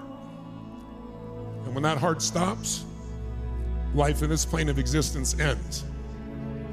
So breathe deep in your heart and pour a little gratitude or appreciation or love into your heart for a moment. What has your heart allowed you to feel or enjoy in this life? What has your heart guided you to do or give? And as you're breathing in your heart now, I'd like you to think of 3 different moments. We'll do them one at a time in your life that you could be deeply grateful for. It could be the birth of a child. It could be the moment you met someone you love. It could be meeting a friend. It could have been a great achievement in your life. A moment you could feel grateful for, a moment of grace, a blessed moment. And I could think of one right now, but one that you'd like to feel again. And then I ask you to step in your body and your mind as if you're back in that moment right now. Looking through your eyes in that moment and seeing what you saw then right now. Hearing what you heard, either what someone said or you said to yourself when it felt so grateful, so appreciative. How are you breathing when you're filled with gratitude? See what you saw, hear what you heard, feel those feelings of gratitude in your body right now. And the reason is the emotion of gratitude has a power. The 2 things that screw us up emotionally are anger and fear. You can't be grateful and fearful simultaneously. You can't be angry and grateful simultaneously. So give yourself that sense of gratitude.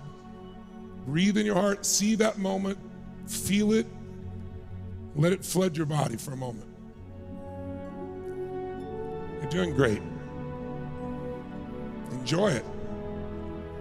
Now think of a second moment you could deeply feel grateful for if you want. It could be 20 years ago, 20 days ago, 2 minutes ago. It could be a long time ago, or it could be right now. Think of a moment you could feel deeply grateful for and give yourself the gift to step in your body back in that moment as if you're there. See what you saw.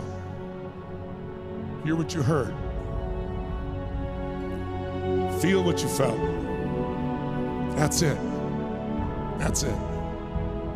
Let it flood through every cell, every nerve in your body, feeling such gratitude, such grace, such appreciation or love. Finally, think of a third moment now. A third moment you could feel so grateful for. Could have been years ago, could be a little thing or a big thing.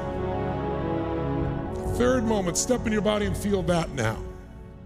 That's it. That's it. Feel it. Breathe it. Experience it. Like every cell in your body is experiencing it once again. Now feel like all 3 of those moments are coming together. Breathe it, feel it, experience it. And then reach out with your eyes still closed with your right hand and find a moment in your life you were proud of yourself. Not ego proud. Ego proud's edging God out. Proud like you know you worked hard, you made something happen. Take a proud moment. It could be a little one. I was one of the 10 words of leaping in the 1st grade play.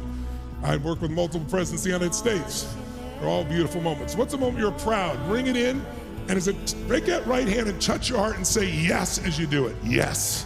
That's it. Yes. And feel that feeling inside. Then quickly grab another one, another moment in your life of achievement, moment you were really proud of. Let's stack the good moments. Bring another one and say yes. That's it, yes. Go find a great moment with family and friends. Bring it in and say yes. Find a moment of laughter where you laugh so hard you couldn't stop laughing, something so silly or stupid. A great moment and bring it in, yes. Bring in a moment that excited you in your life, an exciting moment, and say yes.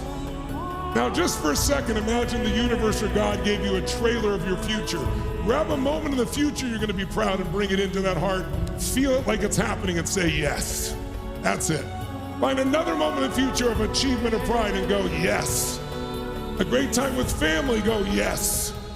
An exciting moment in your future and go yes. You have 10 seconds. Bring in as many as you can, as many as you want. Ones from the future, ones from the past, ones you've already experienced, ones you will experience. Bring it so it builds up an energy. That's it. Bring it up to an energy, to a peak.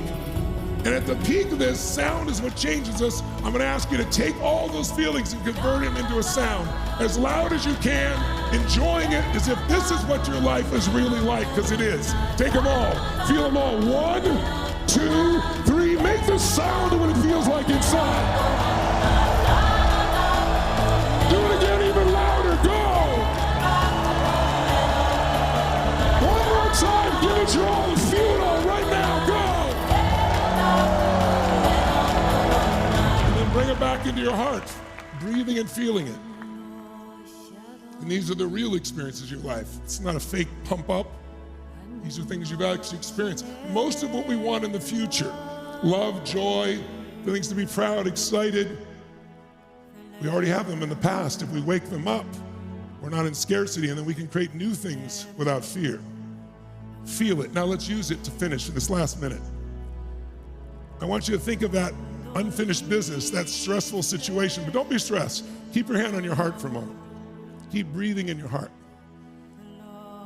Make that sound one more time, real fast. Make that sound as loud as you can. Go, make that sound. Now from your heart, finish this sentence. That old stressful situation, that old unfinished business, finish this sentence in your mind from your heart, not your head. All I need to remember about that, all I need to focus on, all I need to do is what? All I need to remember, all I need to focus on, all I need to do is what? And your heart has the answer. All I need to remember, all I need to focus on, all I need to do is what? Raise your right hand if you have an answer to that unfinished business. Raise your right hand nice and high if you would. Nice and high so we can see. That's it, if you got that answer. See, that stressful situation can be answered in the right state. That's all it really takes. So these 5 qualities, you'll see them in the President of the United States. You'll see them in the greatest athletes that will be on the stage here. Serena, my friend Serena Williams. You'll see them from JP Morgan. You'll see them everywhere. What are they? Energy. The President of the United States has it. And let's give it to him when he comes up here like he's never had before. Second, vision. A vision greater than the moment. Third, decisiveness. Fourth, massive action and the ability to create momentum. And 5, relentlessness. It's been great to be with you. Thank you for having me. God bless.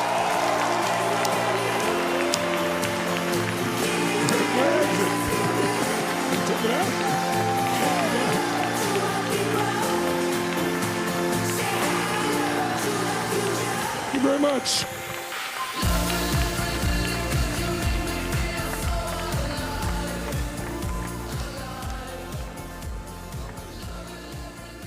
When a pioneering investment inspires you to dig deeper and step up to the highest level, that's the PIF effect. At the Adam Smith Center for Economic Freedom, you don't just learn, you achieve. Through our interdisciplinary Bachelor of Science in Business and Government Leadership, you'll gain perspective, innovate, and connect with real-world leaders. It starts with me. It starts with me. It starts with me. It starts with you. Leadership starts here.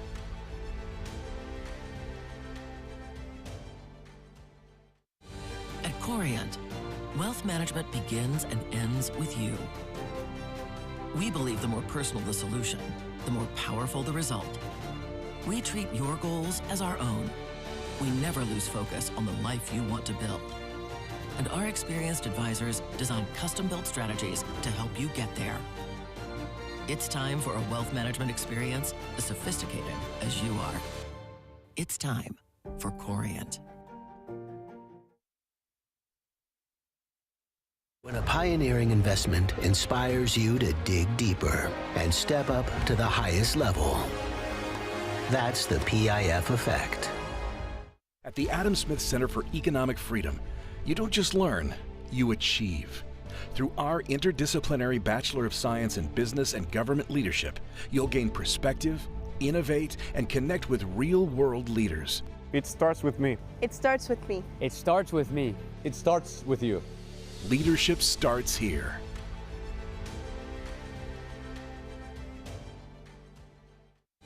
At Corient, wealth management begins and ends with you.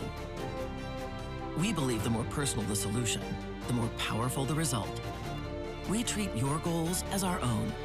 We never lose focus on the life you want to build. And our experienced advisors design custom-built strategies to help you get there. It's time for a wealth management experience as sophisticated as you are. It's time for Corient.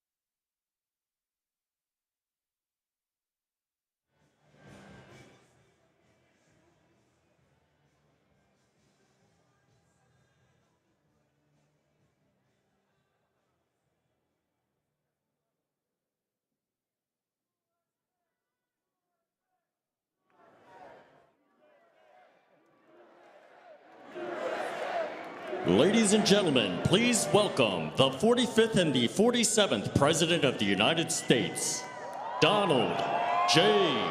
Trump.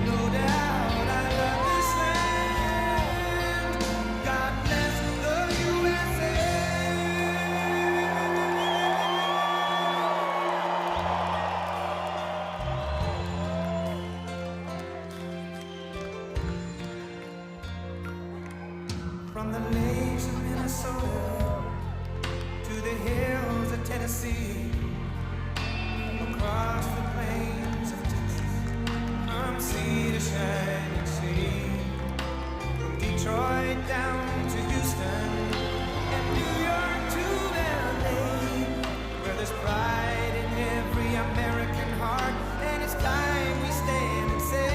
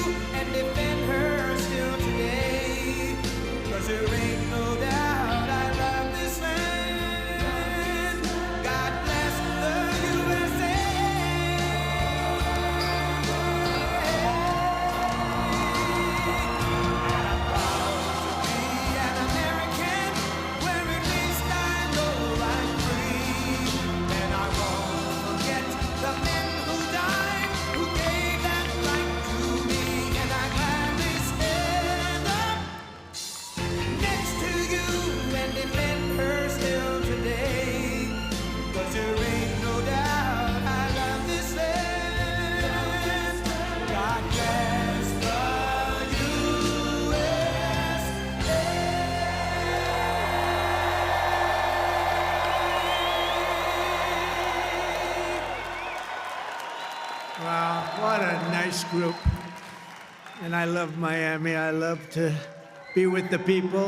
Many of you are not from Miami, but that's okay too. And I'm thrilled to be back in magnificent Florida, Miami, Florida, with thousands of incredible business leaders and true American patriots. That's what you are. We're gathered today on the one-year anniversary of the single most consequential election victory, they say.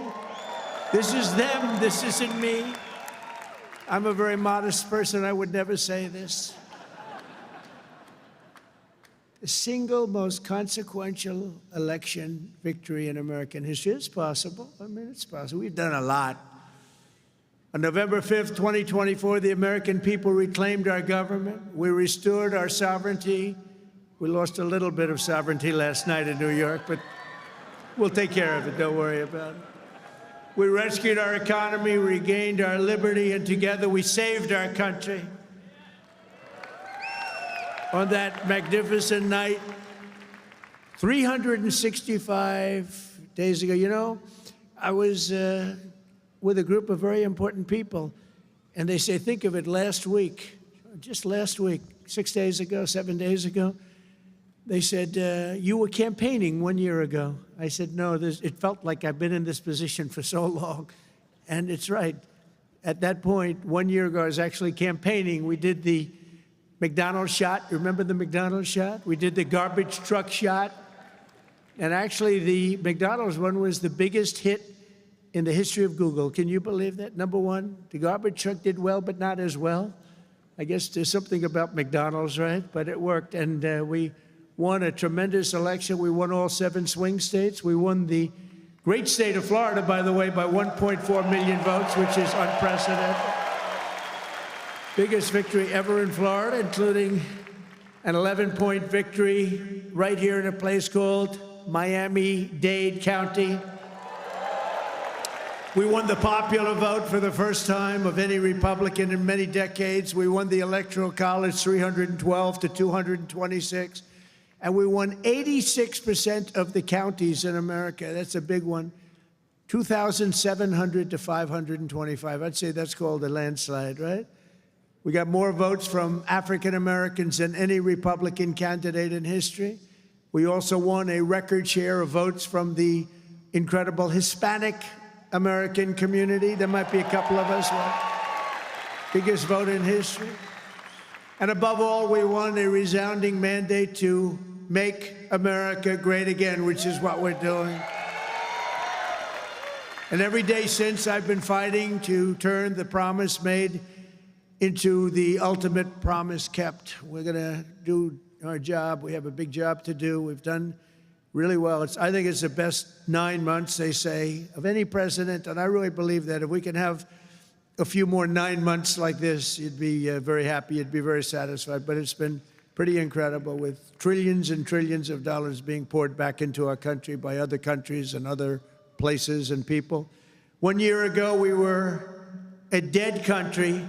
Now we're a country that's considered the hottest country anywhere in the world. It's the hottest country. We are now in the hottest country anywhere in the world. And I'm pleased to report that today the United States has the strongest economy, the strongest borders, the strongest military, the strongest friendships, and the strongest spirit of any nation anywhere. We have the greatest economy right now. A lot of people don't see that. But if you look at what's happening with all the factories, AI, auto plants all over the country being built, that if you would have thought about that 2 or 3 years ago, you would have said it was the opposite. They were all leaving. Now they're all coming in. They're all coming back and then some. And I think that we can honestly say, and I think you're going to see it even more so over the next 12 months, that this is the golden age of America. This is the golden age. In the prior 4 years, crooked Joe Biden oversaw less than $1 trillion of new investment in the United States. So in 4 years, less than, think of it, less than 1 trillion. That was not doing too good. In 9 months, I've secured commitments of over $18 trillion, and we're going to have $21 trillion within the first year. So Sleepy Joe did, think of that. In 4 years, he did less than $1 trillion. We're going to have $21 trillion in 1 year. I would say it's slightly better. Slightly, just a little bit better. The stock market has set 40-time all-time record highs, and just recently, record high, record high, record high. All of them, all of the different exchanges. GDP growth in the second quarter was an amazing, almost 4%. And as you know, they said, oh, it'll be 2% or 1%. And it's been really helped a lot by the tariffs. It's been really helped incredibly, because this is really a transition period. We went from a horrible, failed country to a tremendous success. It's a transition, and yet we did almost 4%, triple and even quadruple almost every other country anywhere in the world. Think of that. In the third quarter, we're on track to achieve an estimated 4.2, maybe more, who knows. I think if you go a couple of years out, you're going to see numbers like you've never seen, because all of these places that are now under construction, they're being built, they're going to be open, and thousands of jobs, hundreds of thousands of jobs are coming in, even building them. But when they open, that's when you're really going to see the numbers. We're building some of the biggest buildings ever built anywhere in the world. The AI buildings, you know, they can cover, they show displays of them. They can cover the island of Manhattan. They're so big. They literally can cover the island of Manhattan.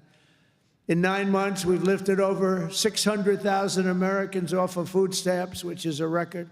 1.9 million more American-born workers are employed today. Think of that. Almost 2 million American-born workers are employed today, more than when I took office. That's 9 months ago. Can you imagine that? And I tell Republicans, if you want to win elections, you got to talk about these facts, you know. It's really easy to win elections when you talk about the facts. And we have more people working now than at any time in the history of our country. Right now, we have more people working. These are things you have to talk about.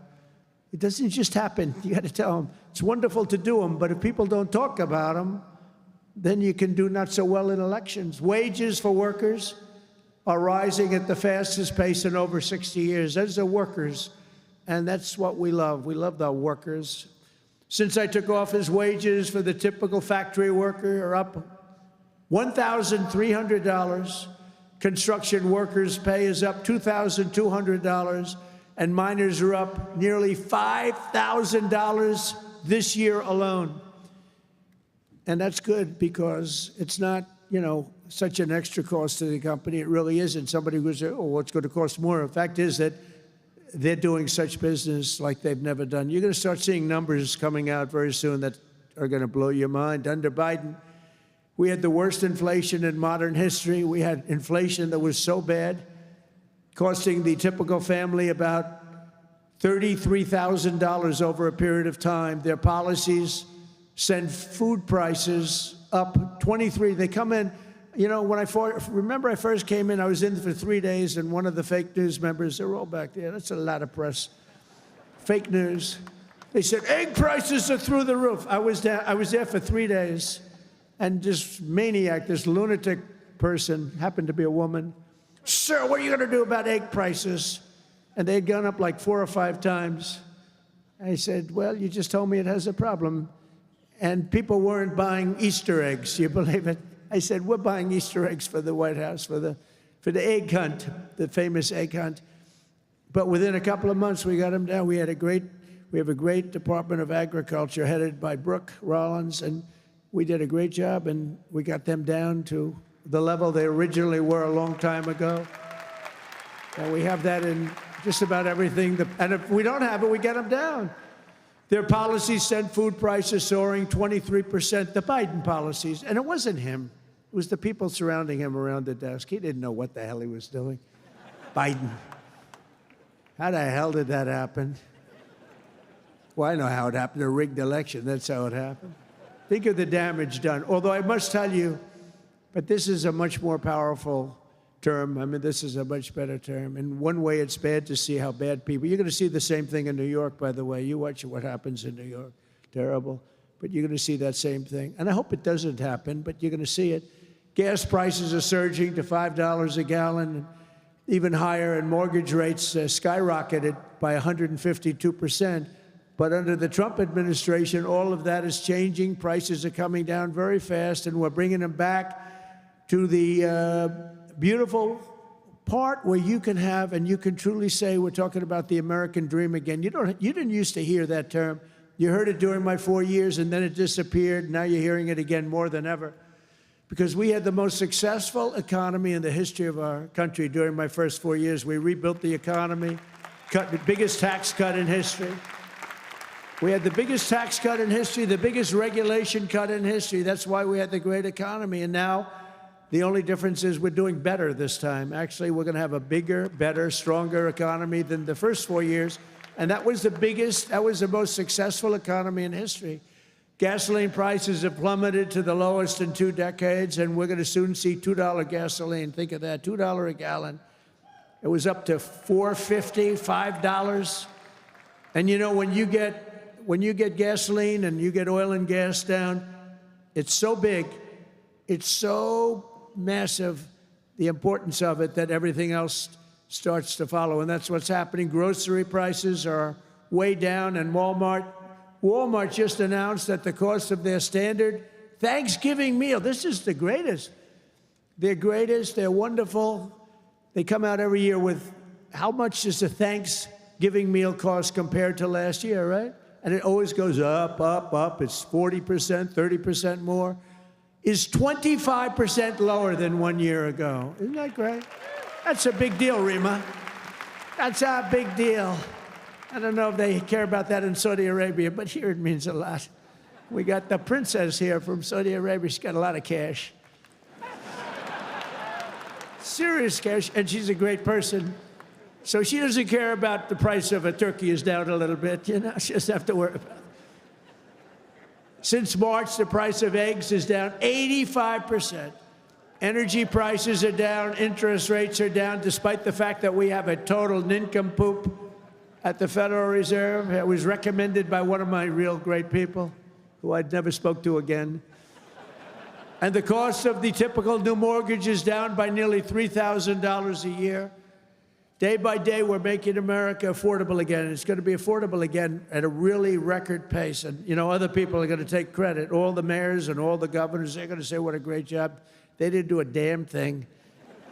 Yet as we speak, the Democrats in Congress are trying to put all of this progress at risk and drag us back to the Biden policies of soaring prices, crushing energy costs, massive spending, open borders, let the world come into our country from prisons and from mental institutions, let them pour in, and rampant inflation. That's what Biden gave us, all of those things. With the reckless Democrat shutdown, virtually every Democrat in Congress has voted to hold the American people hostage in an effort to extort hundreds of billions of dollars in new spending. They're demanding free health care for illegal aliens that just came into our country from prisons and from mental institutions, and drug dealers and drug addicts, and they want to give $1.5 trillion in giveaways that would turbocharge rapid inflation again, as they did the first time. You remember that just a couple of years ago, 4 disastrous years we just had. They were the worst years. Meanwhile, the radical left Democrats are causing millions of Americans who depend on food stamps to go without benefits. They're forcing federal workers to go without paychecks, and they're stranding thousands of travelers at the airports. And you understand it, and they understand it. All because they want to return to the failed Biden policies that created, and also Obama policies. I watched him the other day up talking, well, Donald Trump is a mean person. I'm not a mean person. I just want to have a country that's great again. Is that okay? I'm not a mean person. He's a mean person. He's a divider. He's a divider. Obama, Barack Hussein Obama. And by the way, ask him how he's doing on his museum library. He's got hundreds of millions of dollars of cost overruns. It's come to a dead halt. He built it in not a particularly good location. He's not into real estate, you know? He doesn't know about location. He doesn't know about location, but he built it in a location that's not going to be too good. But the thing has come to a dead halt. It's way over budget. It's sort of like Gavin Newsom in California. He's got a train that was supposed to go from San Francisco to Los Angeles, which is a stupid idea because an airplane is faster. I don't care how fast it goes. And they had plenty of airplanes. San Francisco, inside San Francisco to inside right there, L.A. And what they did is they said, oh man, this has been going on for years. It's billions and billions of dollars over budget. So what they decided to do is cut it so that it doesn't go into San Francisco and into L.A. It cut way short of both. And then they cut it again and again and again. Pretty soon they're going to have like 2 miles of track. Billions and billions of dollars, totally incompetent. The biggest cost overrun proportionately that I've ever seen. Many, many, many times more. And it's no longer the same. It was supposed to go into the city. Now it's way short, many miles short of the city. So they're going to drop you off and you can walk the rest of the way.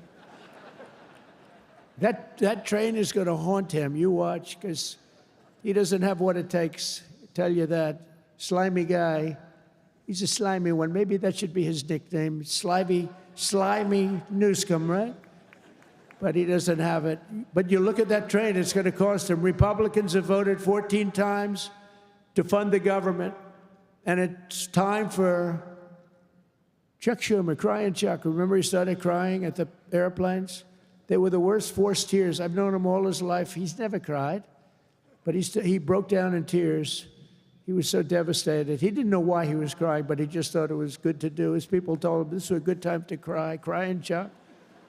But it's time for Chuck Schumer and the radical Democrat Congress to stop playing games with the people's lives and to pass a clean funding bill that they've done 30 times before. And to reopen government immediately. Just reopen it. They don't like it to be reopened because we're setting records. They think actually, I don't think anything's going to hurt. We are so strong now that I'm not sure that anything's going to hurt. But it would be good to open it up. take care of the people with jobs that aren't going to get paid and aren't getting paid. And no matter what, we will not let them impose their inflation-causing extremism on the American people. We're not going to pay $1.5 billion for people that came into our country illegally, okay? If you don't mind. That's what they did last time. Remember the Inflation Reduction Act? The greatest scam, one of the greatest scams. I would say some of their environmental scams were even bigger, but one of the greatest scams ever, Inflation Reduction Act. And then they admitted it had nothing to do with inflation reduction, remember? But it did actually cause massive inflation. It actually caused massive inflation. But we don't use auto pens in the Trump administration to sign things. We don't believe in that. You know, I get these guys come in with these big, beautiful documents, gorgeous, beautiful, must cost a fortune. I should check the price. But, you know, a general is being made or something, you know, some big post. And they say, sir, would you sign this, please? It's going to be a 4-star general, or it's going to be a big cabinet position, or it's going to be something with medical or whatever.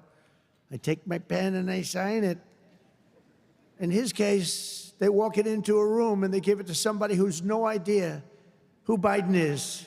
But Biden doesn't have any idea who he is either. And they have a machine sign it, the auto pen. And all of the pardons, he gave thousands of pardons to people. He had no idea about it. He didn't know about it. And therefore, all those pardons are void. You know, you have to have, it's a very complicated thing if you're going to use a machine. You have to do it properly. And he didn't have any idea what was happening. And this is what we had as a president. We don't want that. You have the opposite right now. I don't want to be braggadocious, but you have the exact, I know exactly what's happened. If you want to see what congressional Democrats wish to do to America, just look at the result of yesterday's election in New York, where their party installed a communist as the mayor of the largest city in the nation.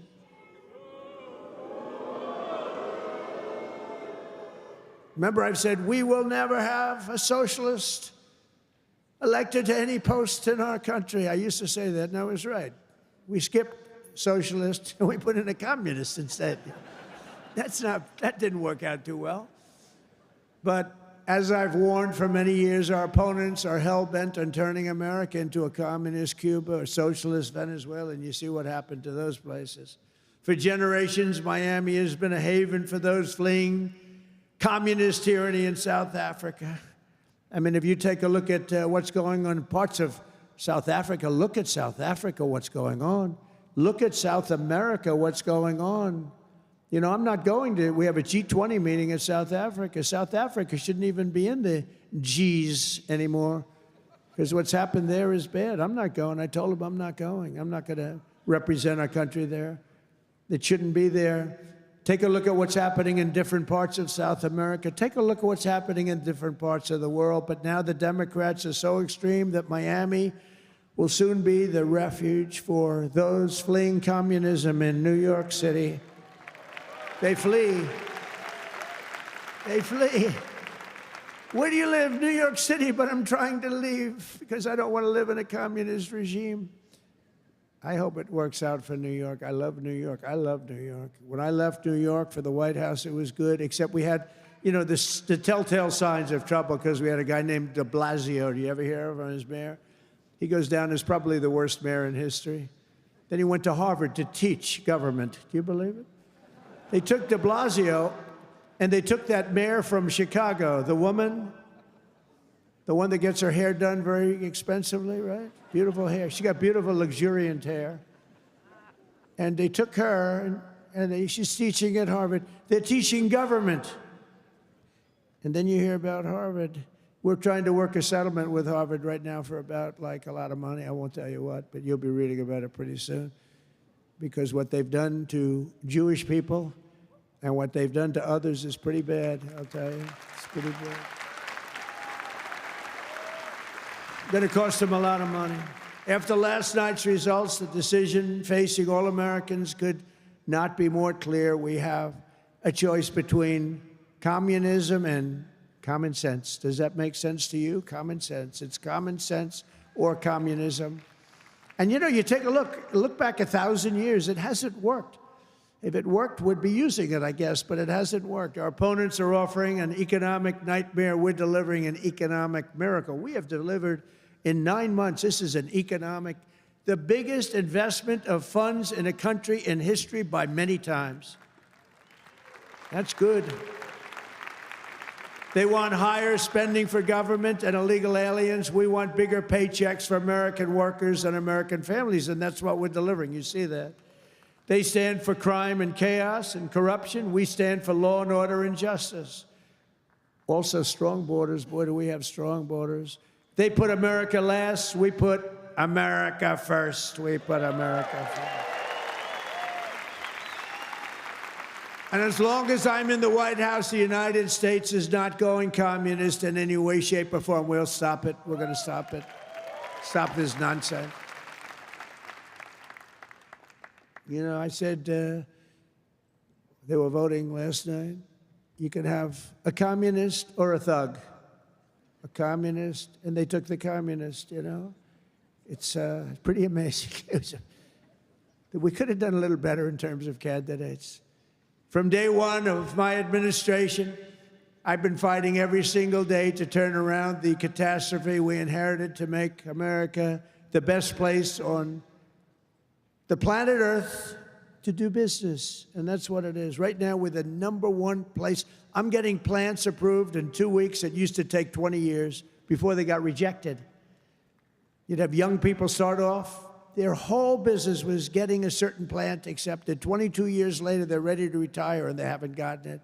And then they go to a vote, and they get rejected after 22. They wasted a whole life looking for an acceptance. We do it in 2 weeks. We make sure it's good. We make sure it's great and proper, environmentally sound. Takes 2 weeks. My goal is to have the best tax rates, the lowest energy cost, the lowest regulatory burden, the most advanced technology, and the fairest trade deals anywhere in the world. You know, we're leading China. We're leading everybody by a lot in AI. And this was my idea, so I'm very proud of it. I said, build your own electric. People would come. We need more electric grid, sir. The electric grid's 200 years old. We need more electric grid. It's old. The electricity that the AI plants need alone is double the entire electricity that we have in the country right now. Can you believe it? So I had this idea. I said, we can't fix the old grid that much. We'll fix it up. We'll keep it going. A little Band-Aid here, a little Band-Aid there. It's old. And I said, here's what we're going to do. We're going to let these geniuses build their own electric generation.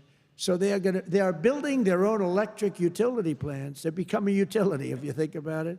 They're building the utility and the electric right alongside. This is where they have their transformers and everything. They're building the most expensive electric plants you've ever seen, generating plants. Some by nuclear, some by oil and gas, some by coal as a substitute. They're building them right next to their plant, and they're incredible. People say they've never seen anything like it because these minds are genius. To them, an electric plant is not complicated.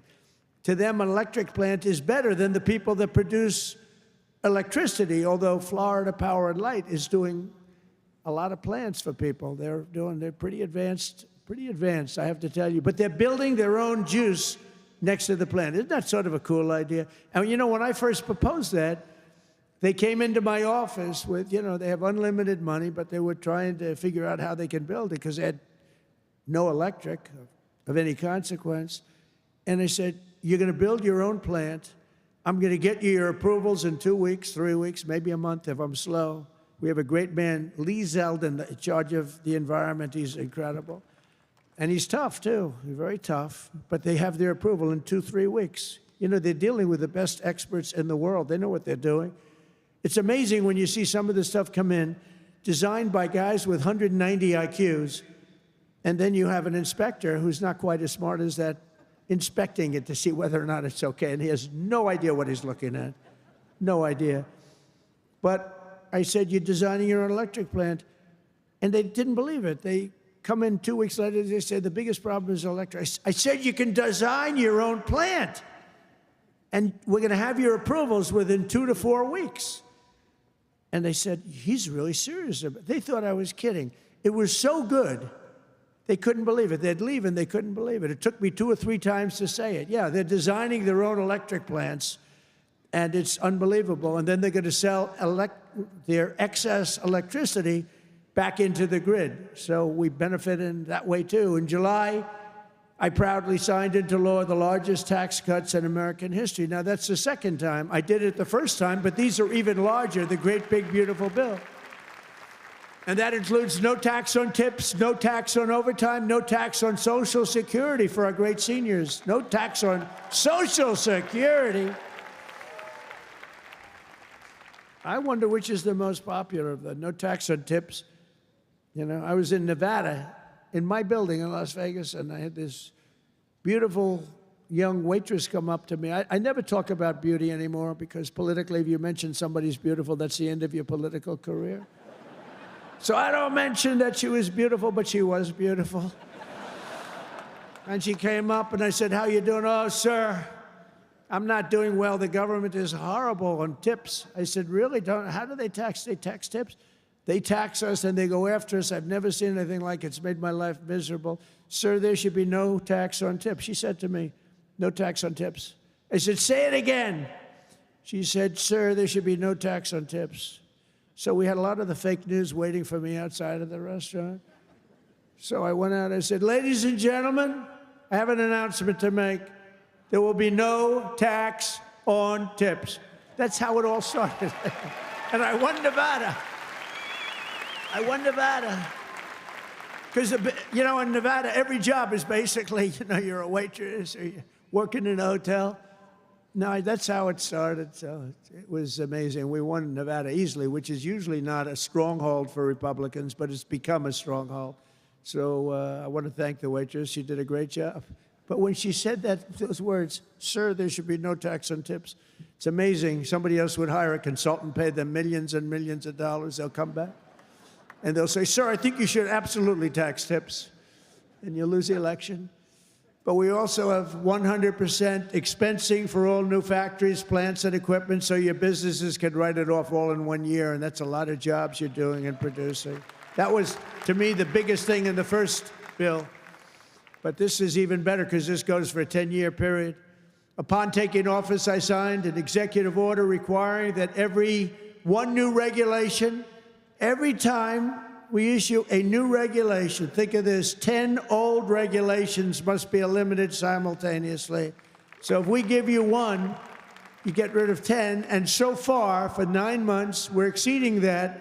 And it's 30 to 1. For every new one we give, they're getting rid of 30 old, broken down regulations.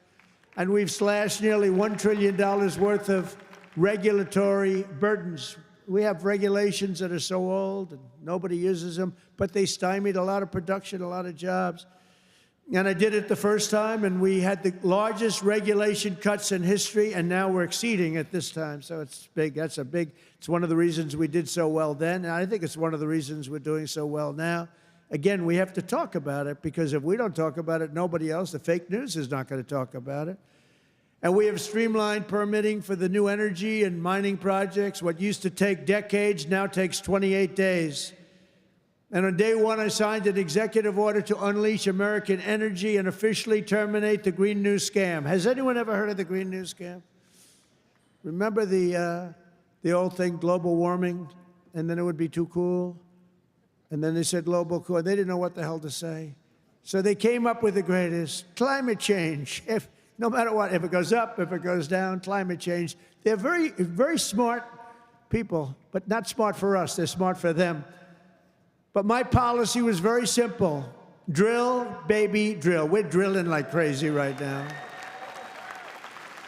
And to curb inflation, we've slashed the size of government for the first time in years, and we're waging total war on waste, fraud, and abuse like we've never done before. Since January, 100,000 bureaucrats have left the federal payroll. Government spending is down 2.5% this quarter compared to 1 year ago. Think of that. And in stark contrast to last administration, 100% of all new jobs created in America under my administration have been created in the private sector. 100% of the jobs have come from the private sector. Otherwise, you don't have a country. I mean, I love government workers, but if you have all government workers, you don't have a country, do you? At the same time, my tariffs are bringing in hundreds of billions of dollars and are helping slash the deficit this year by more than 50%.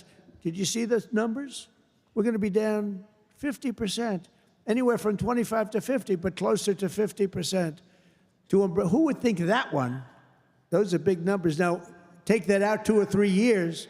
To embrace a vital industry here in Miami, I've also signed historic executive orders to end the federal government's war on crypto. Crypto was under siege. It's not under siege anymore because it's a big industry. It's a big industry, and I have a lot of people that are great people, great business people. They're in other businesses, but they're in crypto too. And it takes a lot of the pressure off the dollar. It does a lot of good things, but we're into it. Biden was vicious on crypto. They were going after these crypto guys. It was terrible. They were under indictment, but I got indicted too. I made a phone call. Congratulations on your victory. He made a phone call. Let's indict him. These people are the worst. Then they say, he's gone after Comey. They indicted me. They impeached me. They did everything. It's unbelievable. Who the hell else could have taken that? Do you guys know anybody else that could have taken it? I don't think so. A lot of people say, you're the only one could have taken that. I don't know if that's true, but there aren't too many. We're making the United States the Bitcoin superpower, the crypto capital of the world, and the undisputed leader in artificial intelligence. We're leading China by a lot. And don't forget, if we don't do the crypto properly, China wants to do it. They're starting it, but they want to do it. Other countries want to do it. If we don't do it, it's a big industry. We're honored to be joined today by a man who has been a true champion for many of these bold policies. He really has. He's been a great guy. He was a little late in his endorsement of me, I'll be honest with you. He endorsed me. You know, these guys that endorsed me after I won, I don't know. Sir, I'd like to endorse you. No, I won the election. Nah, he's a good man, actually. I've known him a long time. He's helped turn the area into one of the hottest markets in the country and one of the greatest cities in the world. Miami Mayor Francis Suarez. Please, Francis, come up, please.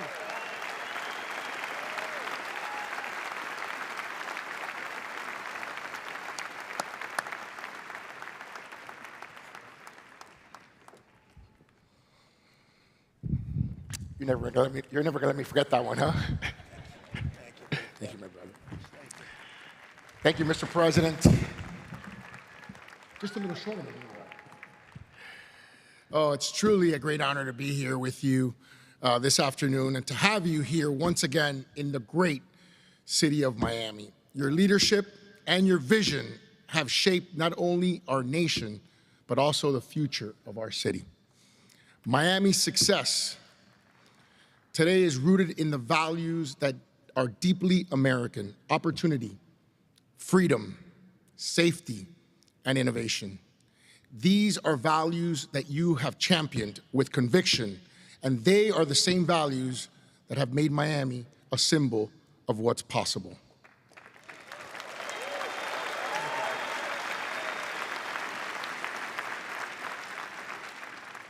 When people believe in the promise of America, Mr. President, I want to personally thank you for your continued support of our vision for this city.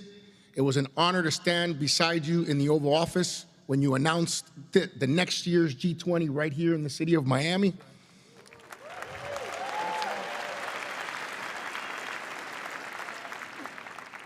Thank you for choosing our city to host what is perhaps the most important and consequential gathering of leaders from around the world. Miami has come a long way, and we will rise to the occasion, Mr. President. On behalf of the people of Miami, it is my privilege and honor here, on behalf of my wife, the America Business Forum, Nacho, Sergio, and everyone, to give you like real estate, right? I do. Yeah. This is a key that opens some really nice presidential library real estate.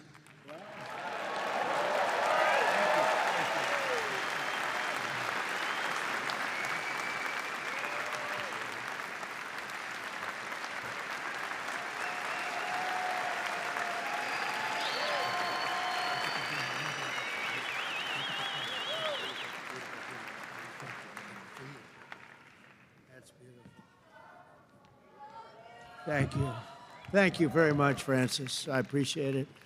And you know, he's really a special guy. I'm going to take this, I'm going to put it in the White House, and then I'm going to move it to Doral in about 3.5 years. We put it right in Doral, right? In the lobby of Doral. A lot of people from Doral. Well, thank you. That's a great honor. I also want to thank a man who's been unbelievable in terms of Israel and so many other things. You know, he was a great real estate developer, but he had a great personality. And you need a personality for this. And I said, he's just as good as there is, and he's done so well. And you look at what's happened with Israel. We have peace in the Middle East. Can you believe it? Peace in the Middle East. And he's special envoy Steve Witkoff. Steve, where are you, Steve? Wherever you may be. Where are you? Steve, thank you. What a job you've done. Thank you very much. What a job he's done. That guy's got that personality. Now, I wanted a deal maker, but, you know, a lot of deal makers don't have good personalities. You end up in a war. They make the deal, but you end up in a war. This guy, everybody loved him for years. I've known it. And he was the right guy for the job. Peace in the Middle East. 3,000 years. They've never had peace in the Middle East. We're going to have it, too. We're doing well. Just keeps going along. And we just had a meeting. It's even more and more so. And so many people in this room are very much into Israel and the Middle East. And it's been amazing what we've been able to do. And you've done such a big part of it, along with a very special young genius named Jared Kushner, who helped you so much. Stand up, Jared. And he's the father of the Abraham Accords, right? He's the father of the Abraham Accords. And by the way, my granddaughter, Arabella, would you stand up, Arabella? She looks so great. I said, how are your marks in school, Arabella? Grandpa, I have all A's and A pluses, you know that. Like it was a stupid question I asked her, right? We're proud of you, Arabella. Jared, thank you. What a great job. And we have a lot of people joining now the Abraham Accords. And hopefully we're going to get Saudi Arabia very soon. But I'm not saying that. I'm not lobbying. No, but we have a lot of people. We have a lot of people that are coming aboard. You know, the key was when we took out the nuclear capability of Iran, all of a sudden everybody said, wow, that was nice. They've been wanting to do that for 20 years. Saudi Arabia's ambassador to the United States, Princess Reema, thank you very much. Please stand up. Thank you. Thank you. Thank you very much. Say hello to everybody. Okay? Say hello to a great group of people in Saudi Arabia. Thank you. Stephen Miner, mayor of Miami Beach. Stephen Miner. Where is Stephen? Thank you, Stephen. Thank you. Good job you're doing. Excellent. Thank you, Stephen. The mayor of Coral Gables, Vince Lago. Vince Lago, thank you. Thank you. Great job, Vince. The mayor of Doral, I love Doral. And I like this woman a lot, Christy Fraga. Christy. Where's Christy? Thank you, Christy. I like Doral. We also have commissioners Damian Pardo, Laura Dominguez, Ralph Rosado, Miami-Dade Supervisor of Elections, Alina Garcia, the president of FIFA, Gianni Infantino. FIFA, where's Johnny? Whoa, Johnny, my boy. I didn't know he was going to be here. He's big stuff. And the world, look, you know, Johnny and I worked the deal originally, and it looked like I wasn't going to be president because it was in this term, right? So when they rigged the election, I said, oh, man, I have to run again because I want to be president when they have the World Cup, right? And look what happens, Johnny. I'm president when we have the World Cup. It wasn't supposed to be that way. But I can only tell you that the tickets are selling at numbers and record like they've never sold ever before. I heard you just told me that they're doing record business, right? The way you had the World Cup coming. Think of it, we have the World Cup coming, we have 250 coming, and we have the Olympics. 250 is 250 years of age. And we have UFC at the White House, by the way, on June 14th. That's going to be at the White House. That's going to be a tough ticket. That's UFC, but we have think of it. Gianni is there with FIFA, and we have the Olympics. We have it all coming. It's all this thing. I'm glad I'm sort of happy the way things worked out, you know? It's turned out to be as good as it could be. I think we've made more progress than we ever could have made in the second term. I think this is really more progress being made. We also have Formula One CEO Stefano Domenicali, and where's Stefano? Very good. That's big stuff. We have a lot of big people here today.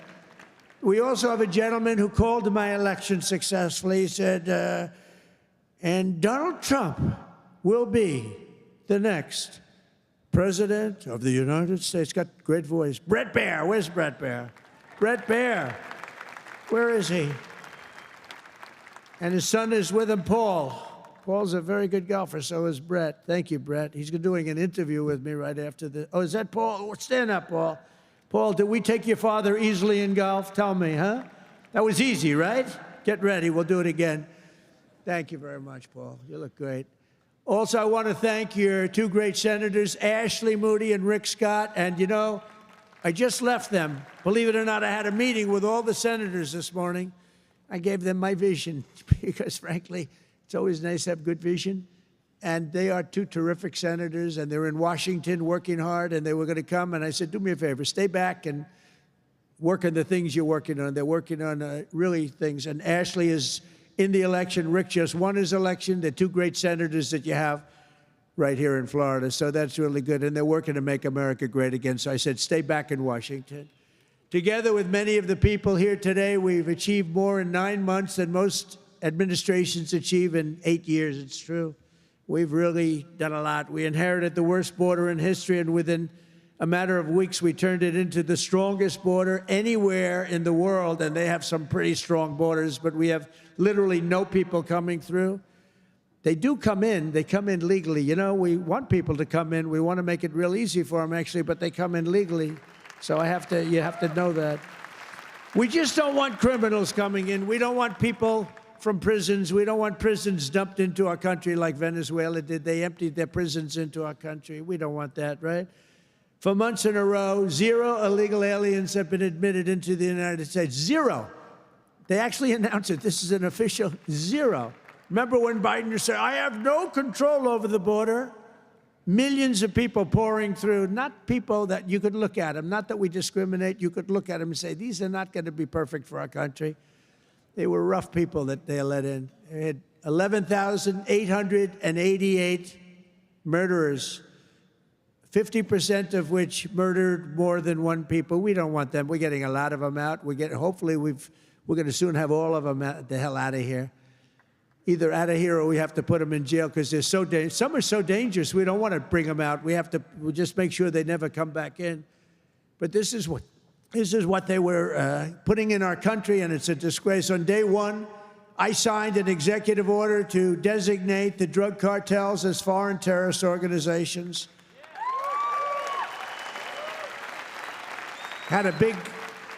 We had a big, strong, positive number come out just recently. The drugs coming into our country are way down.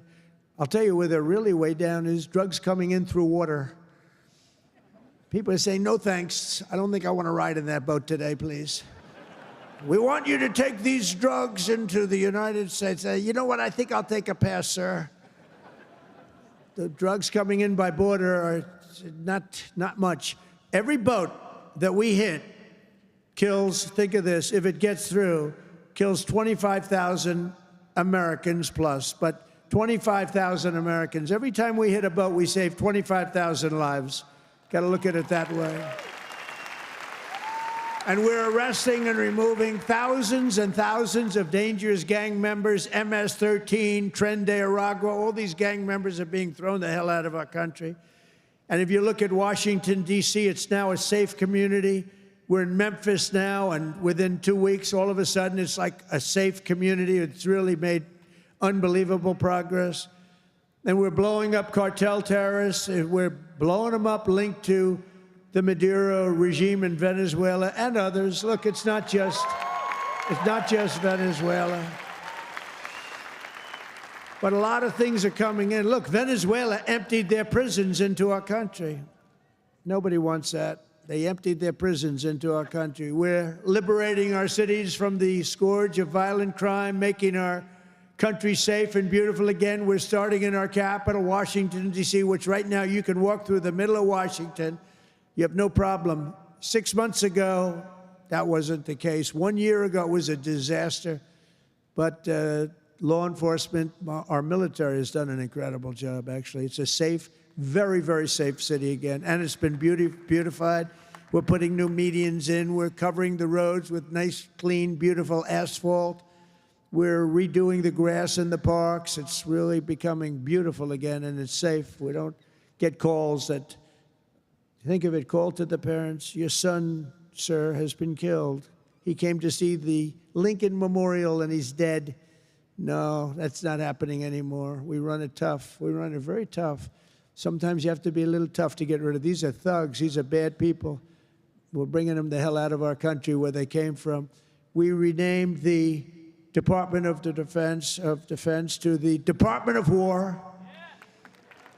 And well, if you think about it, after the Second World War, they changed it to defense, right? So we won the First World War. We won the Second World War. We won everything in between and everything before, never lost a war. We still don't lose wars. Sometimes we don't fight to win. You know, we'll stay around the country for 15 years, just bomb the hell out of everybody, make everybody miserable. Nobody knows why we're there, you know, the wars that never end. But we made it clear that the days of political correctness in our military, they're over. We don't want to get into wars. I rebuilt the military. We have the strongest military by far in the world. We make the best equipment, the best missiles, the best rockets, the best everything. We redid our nuclear. We're the #1 nuclear power, which I hate to admit because it's so horrible. It's such a horrible situation if it ever has to be used. Russia's second. China's a distant third, but they'll catch us within 4 or 5 years. They want to catch us, and they'll be able to catch us. And we're maybe working on a plan to denuclearize the three of us, so we'll see if that works. But we have the strongest military anywhere in the world by far. We're investing $1 trillion in the United States Armed Forces this year. It's the biggest amount we've ever invested, and the spirit of service members is soaring like never before. We used to have recruiting shortages a year ago. You remember, you couldn't get people to join our military all around the world. You couldn't get them to rejoin. You just couldn't, no matter what you do. That we were way short. Now you can't get into our military. The waiting list, you have waiting lists to get into our military because we have spirit in our country. And all around the world, America is making peace, and we're really making peace through strength because they know they're not going to mess around with us. Nobody's going to mess around with us. You saw what happened. We made a deal with China last week, and we made a deal with Japan last week. We made a deal with Malaysia. They helped us so much. All great economic deals, all great. Great for everybody. In 8 months, I ended 8 wars, including Kosovo and Serbia, the Congo and Rwanda. That was going on for a long time. Pakistan and India. You know, I was in the midst of a trade deal with both of them. And then I read on the front page of a certain newspaper, I said, I don't want to mention the newspaper because it's usually fake news, but I heard they're going to war. 7 planes were shot down. An 8th was really badly wounded, but 8 planes were shot down essentially. And I said, this is war. And they were going at it. And they're 2 nuclear nations. I said, I'm not going to make any trade deals with you guys unless you agree to peace. No way, this has nothing to do. I said, it has everything to do. Your nuclear powers. I'm not trading with you. We're not making any deals with you if you're at war with each other. A day later, I get a call. We've made peace. They stopped. I said, thank you, let's trade. Isn't that great? Tariffs did that. You know what? Tariffs. Without tariffs, that would have never happened. Israel and Iran, Egypt and Ethiopia, Armenia and Azerbaijan, and Cambodia and Thailand. All of them were in war, starting war. Some of the wars were 32 years old. One was 38 years old. Amazing. They tried to, President Putin, I spoke to him 2 weeks ago, and he said, on the one, He said, we've been trying to settle that war for 10 years. We weren't able to do it. You got to settle. I got some of these things settled in an hour. No help from the United Nations at all. The only thing I got from them was a blank teleprompter. Remember I went up there, Princess?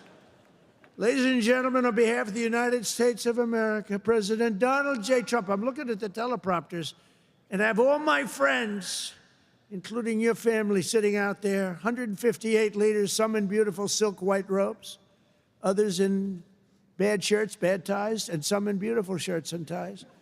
But they're all the leaders, 158 leaders. And they're saying, President, and I'm walking up to the President Donald J. Trump, and I'm looking at the teleprompter, stone cold blank.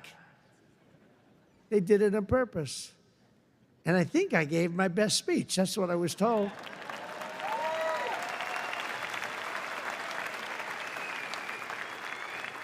But it still wasn't a great feeling. I'm walking up very slowly. You know, I'm 20 feet. I'm trying to walk slowly because I see it's not working. They're dead.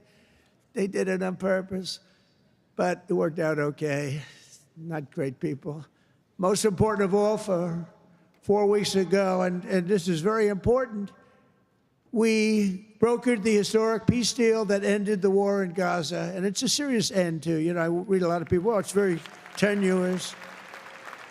Jared and Steve, I don't think it's tenuous. Do you? I hope it isn't, because otherwise I'll have to cross it off. I'll have to say I only ended 7. But that was a tough one, right? That was a tough one. But there's nothing tenuous about it. It's a serious end. Gaza has been a disaster for so many years, and I think it's an end. I think you're going to see some tremendous things happening. We just had a meeting just before I got up, and some great things are happening. And with Israel and peace in the Middle East, it's amazing, actually, what they've done. And what you two guys have done have been incredible. On day 1 of my administration, I signed an executive order to slash federal funding for any school that pushes critical race theory or transgender insanity on our youth.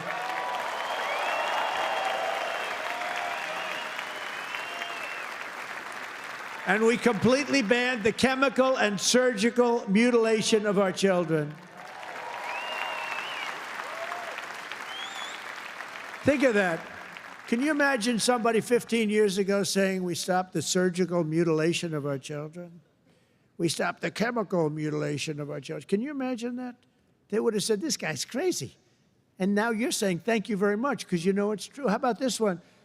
We got men out of women's sports. It's over. It's over. Men out of women's sports. They had a race here, the long distance, the super, I don't know what the hell, a race, one of these all-day races. They had the top women, the top men. The man won by 5 hours and 18 seconds, okay? What the hell? How about the weightlifting? 218 pounds by women. That's a lot to lift over your head, Reema. I don't know if you might be able to do it. 218 pounds or whatever was the record. A man beat the record by 100 pounds. It stood for like 17 years or something. A man beat the record by 100 pounds. He was a failed male weightlifter, but as a female, he did very well. That's a record that won't. This is a thing that stood. They'd put a quarter of an ounce and a quarter of an ounce on each end. 18 years the record stood.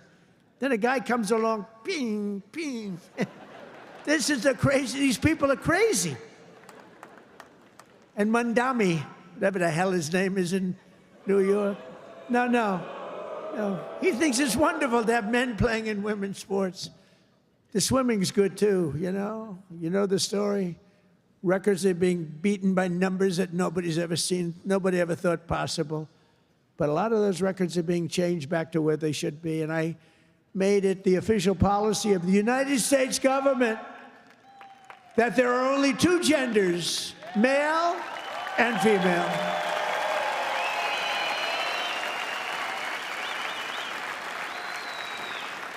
And we're restoring the name of a great president, William McKinley, to Mount McKinley, the beautiful Alaska mountain I renamed. Think of that. They took the name of McKinley. He was a great president. He was assassinated.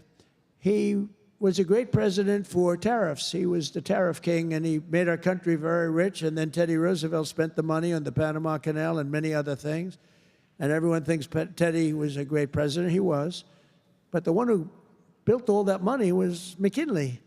So we renamed the mountain back to Mount McKinley. Is that okay? I think so. You know, I'll tell you what, who's happy about that is the great state of Ohio. He was governor of Ohio and became president, did a great job, made the country very rich. He was killed. The Mount McKinley was named, and then the name was taken off, and we put it back on. And I renamed the Gulf of Mexico to the Gulf of America. That was an easy one. That was an easy one, Johnny. That was easy. You know, look, we have 92% of the shore. I used to say when I was a child, I'd say, how come it's called the Gulf of Mexico? It's mostly America. You know, all the way, it wraps around Florida, all the way up. It's 92% of the shoreline. I said, I think to me it's the Gulf of America. Little did I know I'd have the chance to do it. I did it very quickly. For years, our country was run by radical scoundrels and far-left bureaucrats who created one catastrophe after another, wrecking our economy, erasing our borders, and surrendering America's power and standing all over the world. But after just 1 year since that glorious election, I'm thrilled to say that America is back. America is back. Bigger, better, stronger than ever. And in conclusion, jobs are returning, businesses are booming, and America is respected again, perhaps like never before. Our country is respected again like never. They were laughing at our country. We had a guy who couldn't walk up a flight of stairs, kept falling. It's very embarrassing. You know, at Air Force One, I go, sir, would you like the short stairs or the long? I say, give me the long every single time, please. The short ones, they call them the children's stairs. I don't want the children's stairs. Doesn't look so good coming out of the children's stairs. Now, if the weather's bad, it's okay, right? If you don't mind. But the communists, Marxists, socialists, and globalists had their chance, and they delivered nothing but disaster. And now let's see how a communist does in New York. We're going to see how that works out. And we'll help them. We'll help them. We want New York to be successful. We'll help them a little bit, maybe.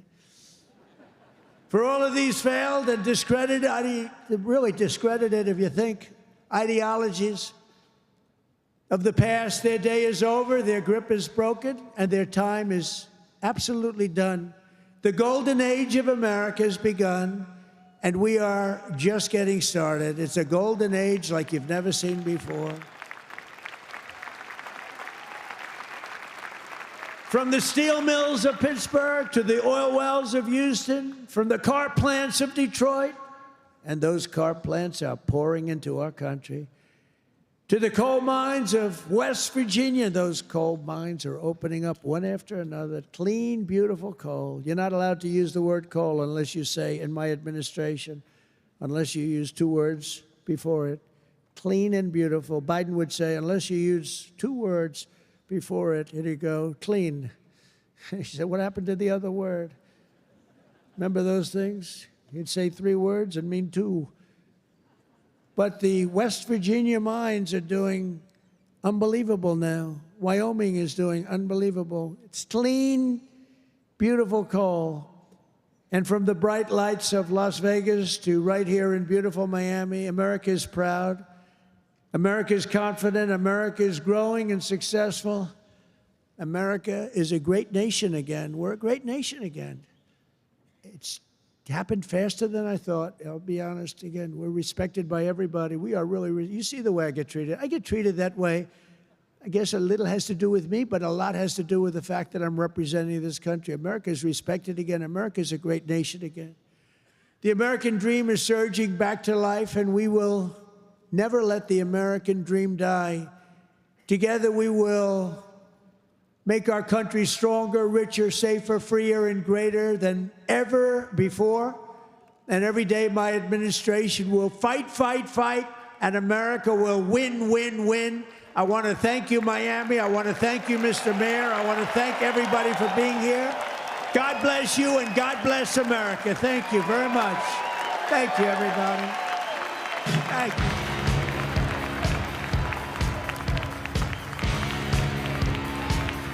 Thank you.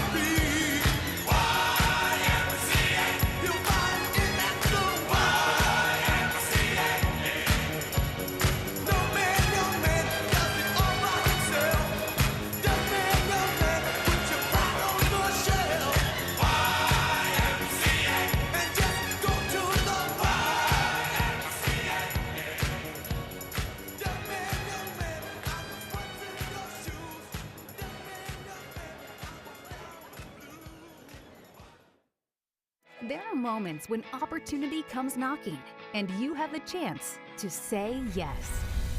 When things that previously seemed impossible are now within reach. As a dedicated financial partner, we help you accomplish your largest business goals and realize your most cherished personal dreams, bringing your possibilities a little closer.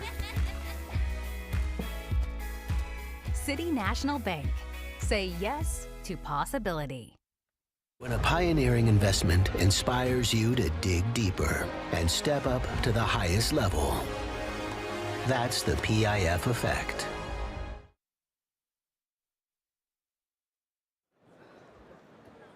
Our live broadcast to the world will resume shortly. The America Business Forum continues with the live show after the countdown.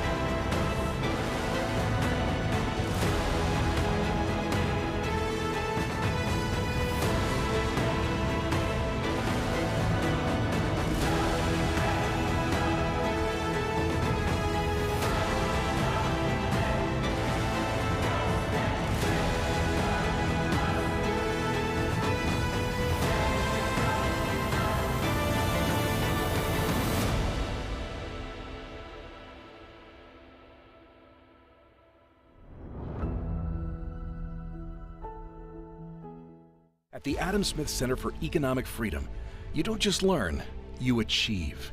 Through our interdisciplinary Bachelor of Science in Business and Government Leadership, you'll gain perspective, innovate, and connect with real-world leaders. It starts with me. It starts with me. It starts with me. It starts with you. Leadership starts here.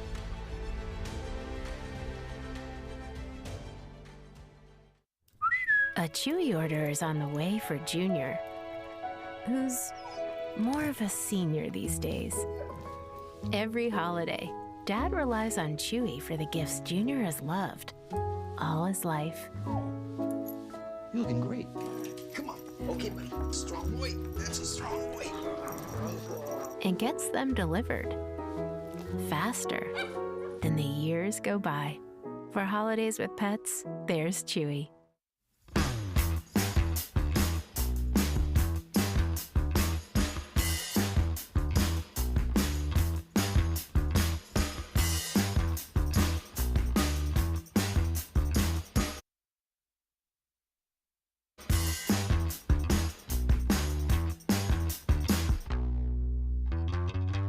When a pioneering investment inspires you to dig deeper and step up to the highest level, that's the PIF effect.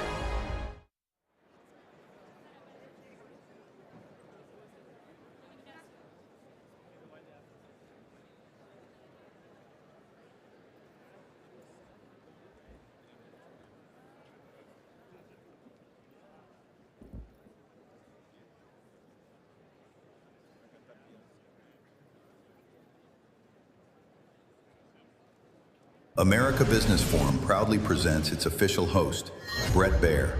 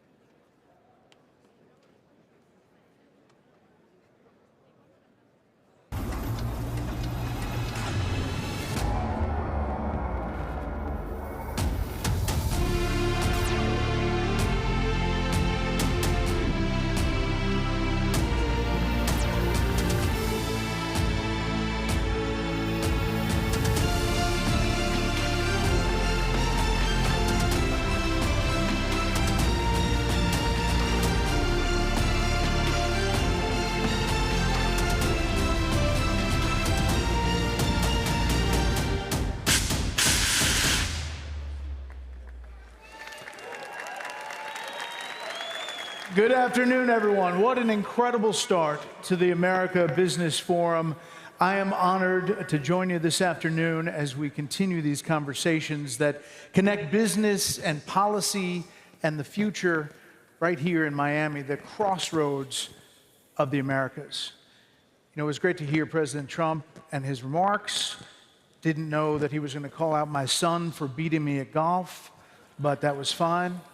I did an interview with President Trump afterwards, a one-on-one interview that'll be on Special Report, my show, 6 p.m. tonight, where he made a little news. So I'll leave that as a tease. We have an exciting lineup ahead, so let's keep the energy going. Not Tony Robbins, maybe, but let's keep the energy going and dive in.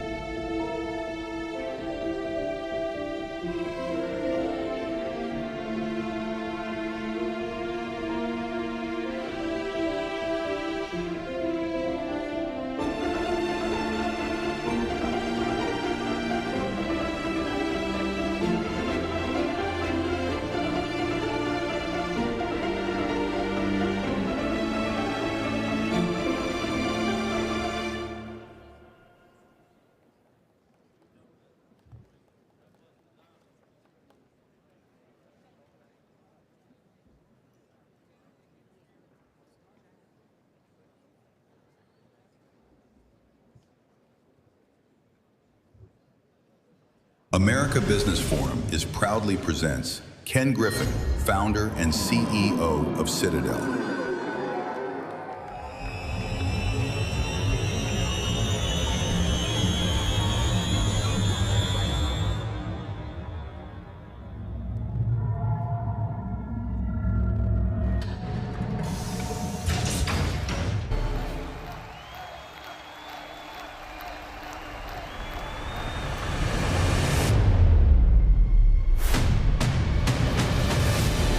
It started in a Harvard dorm room with a satellite dish and an idea.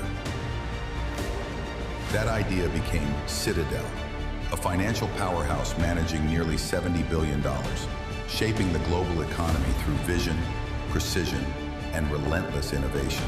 Under his leadership, Citadel has grown into one of the most successful investment firms in history, known for its resilience through crises and mastery of the markets. A pioneer of modern finance, a strategist who turned insight into empire. America Business Forum presents Ken Griffin.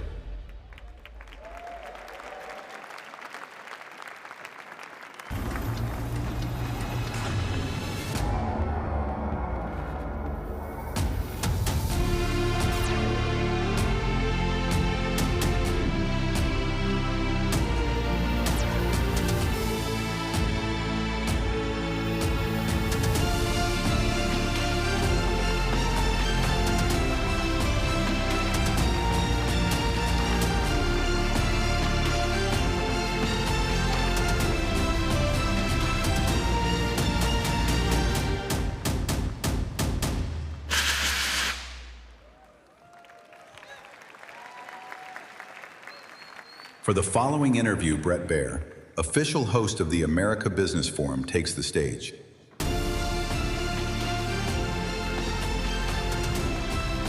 All right. Great to see you. Great to see you. Wow. Mayor Suarez calls you and says, I want you to do this forum. And what do you say?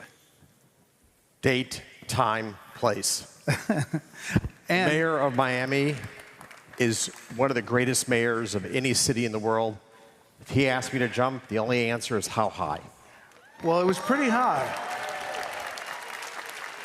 It was pretty high because you were in Hong Kong 24 hours ago. Is that right?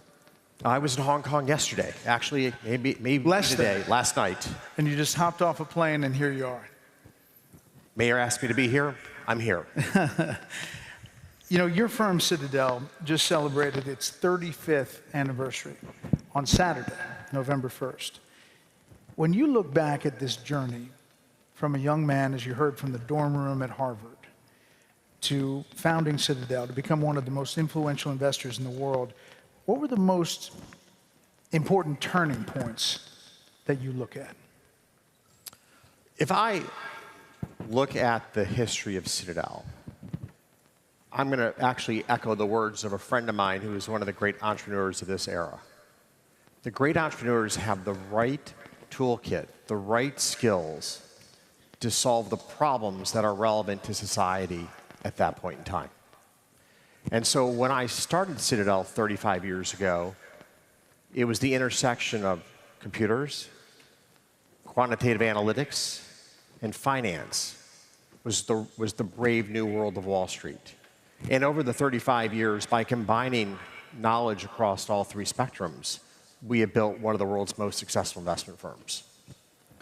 As you look back at that dorm room for a minute, what values do you think were instilled in you early in life that have been most helpful in bringing you where you are now? You know, when I was a young man, I played soccer. I started playing soccer when I was 6 years old. I actually played for about 35 years of my life. And what you realize when you're playing on a team is the power of a team. And so one of the great strengths of Citadel over the last 35 years has been our constant focus on just always recruiting the best and brightest to join our team. You learn that playing team sports, winning teams are teams that collaborate well together, they communicate well together, they row in the same direction together. We look for those collaborative skills in the people that we hire, but we really do try to find the best and brightest to be part of our team. All right, so take us to 2008. Everything's falling apart. The headlines about your firm, they say, firm's steep losses, Citadel's year to forget. Take us back to that moment where it seems like the world's falling apart, and what were the most important lessons, if you taught about leadership and responsibility you face in the face of diversity and adversity? Look, 2008 was just an absolutely devastating year for many firms in finance, right? The American banking system was on its knees, and our firm was caught in the maelstrom. The key is when you're in hell, just keep walking forward each and every day. Stay focused on where you need to get to, and keep taking the actions to get to where you need to get to. So for us in 2008, again, you saw the power of our team collaborating, my partners around the world making often tough decisions about what we needed to do to persevere through that really difficult moment. So you've built not one, but two industry-leading firms in Citadel and Citadel Securities. What are the most important factors that keep these businesses really at the top of their game? So when you're in a competitive dynamic, and every business is, you always have to be focused on what would the startup of this moment do to compete with you and to beat you. It's always important to never rest on your laurels, to never be complacent, and to think about where's the world heading, where are your most difficult, your shrewdest competitors going, and how do you get there first? So you can never rest on your laurels. The minute you start saying you're the best is the minute you start to write your own epitaph. I mean, you've been great at attracting, retaining talent. What's one thing you look for in somebody that you hire? So there's a couple things that we look for. You know, obviously, I've emphasized the importance of a person's intellectual capacity or aptitude, but those are just table stakes. What you really want is somebody who's both very bright, very driven, but who has incredible perseverance. You know, many of our colleagues are fundamental investors. They try to understand companies or predict interest rates. These endeavors are often, you make an investment choice, you're right about 53, 54% of the time. Yeah, I mean, could you imagine being a surgeon and almost half your patients die? No. Right? So my colleagues, one of the great strengths they have to have is the resilience to cope with being wrong. You know, one of the problems with grade inflation in the United States is we're not teaching young Americans what it's like to fall short. And falling short is what happens in business all the time. You need to pick yourself up, you need to put one foot in front of the next, and you need to move away from that place of failure to a better place, to a place of success. So there's a huge emphasis on perseverance and resilience in the people that we look for. That's really interesting. You know, I tell my two boys, if you hustle, you can beat a lot of folks, maybe 90% of the folks, if you hustle, because there's always somebody chasing. You know, I love that word hustle. And I lived in Chicago for about 30 years. And there's a great quote. Things may come to those who wait, but only those things left behind by those who hustle. Now, do you know who said that quote? It was Abraham Lincoln. Abraham Lincoln gave some of the best business advice I've ever heard. Business is about hustling. It's about going the extra mile. It's about going the distance. And people forget, just to stop there for a second, successful businesses are businesses that meet the needs of their customers. And often that involves having to go the extra distance, right? You go to a great restaurant because the food's really good. Somebody makes sure that that kitchen is well run. They care about what the customer experience is. And that's so key to business, and it's often forgotten in popular literature about capitalism. Businesses that meet the needs of customers or businesses that thrive, businesses that don't exist. I want to talk about your passions here in Miami and education and all that you're doing, but that gives me a little entree into breaking news. Last night, Zohran Mamdani wins the mayor in New York City.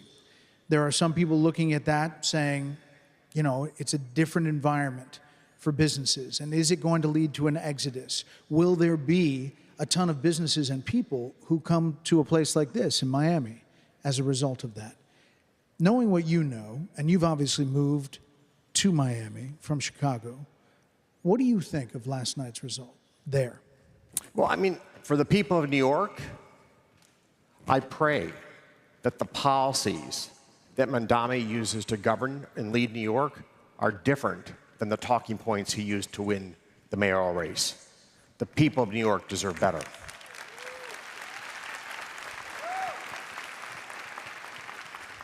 And do you think it maybe leads to an exodus down here? Right, and so if I look at Miami, and I look at why Miami is so successful, the focus on education, the focus on public safety. These are safe streets. We live in a safe city. The focus on community. This is a city that has great pride in what we've accomplished together and what we will accomplish ahead. I've lived in a failed city-state. I lived in Chicago for 30-some years. I had 2 colleagues who had bullets fly through their cars. I had a colleague stabbed outside the front door of our office. I had 25 bullet holes in the front of my building where I lived. You can't live in a city awash in violent crime and feel proud to call that place home. So I'm grateful for the leadership in the state of Florida. This is a great place to call home. And I hope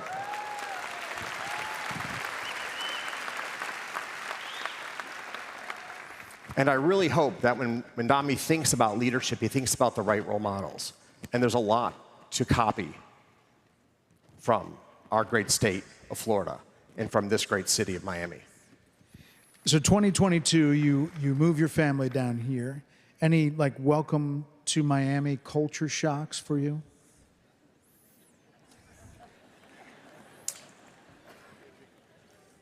Do you know how great it is to go to dinner and people talk about their children and they talk about their future and they do so with excitement and enthusiasm? We lost that in Chicago in the last 10 years.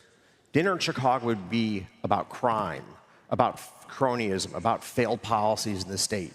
It is so refreshing to be in a city where people talk about tomorrow. And I think that's a really important topic here in a roundtable on business. Entrepreneurs are people that believe in tomorrow. It's really tough to start a business. Like, don't kid yourself. You don't own your business owns you. So you have to have a great deal of optimism about the future of where you live, the community you're part of, the country you're part of, to start a business. And it is so great to see the optimism that we have here in Miami. It's really special. It is. You know, since arriving in Miami, you've invested really heavily in this state, from education to healthcare, soccer fields. Miami underline your most recent gift was support of the expansion of the Success Academy Charter Network to Miami. So when you talk about education, why is education particularly important to you, and what brought you to Success Academy and bringing it here? So let's be clear. Education is the on-ramp to everything.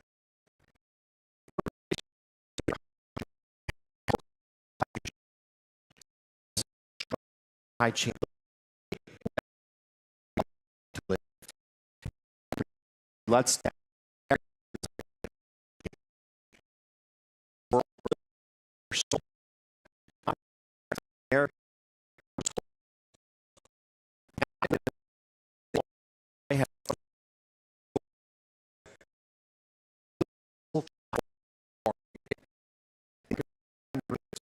those children.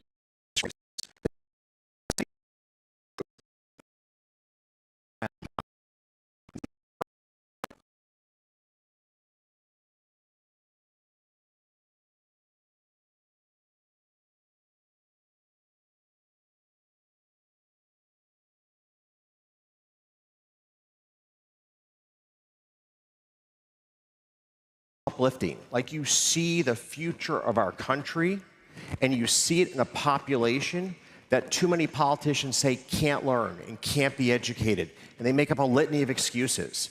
And Eva Moskowitz proves that they're just excuses, that every child in this country deserves and has the opportunity to live the American dream. And for all the folks who say maybe the American dream is fading away, maybe it's not what it was. First of all, you didn't land on third base with you growing up and your family history. I mean, my father grew up one of five, both parents working to make ends meet. They certainly didn't grow up on third base.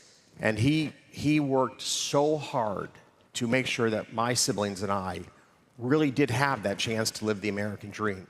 In fact, what's interesting is he actually started his career when America dreamed big. He worked for General Electric on the NASA space program that put man on the moon.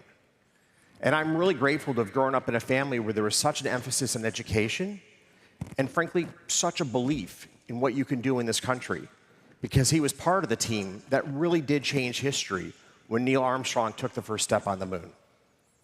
You've said that you can imagine doing what you're doing for some time. But when you look at all that you're doing, the philanthropy, the business, as you look to your legacy for the next generation, what do you see? There are many things that I believe define each of our legacies in life. I think one that strikes close to home is the children that we raise. And I really do hope that my children have the values to be contributing citizens to our country. Like, that's really important to me. That's like first and foremost on my list. Beyond that, I'm actually incredibly grateful for all my partners who've invested so much in the colleagues who've worked at Citadel. Not only is Citadel incredibly successful, but people who've left Citadel have gone on to accomplish great things. And I think really run firms, they drop the acorns of success on the ground that grow into the trees that create other success stories across our country. And we put a lot of seeds in the ground. I'm really proud of what my colleagues both at Citadel and my alumni have done over the years.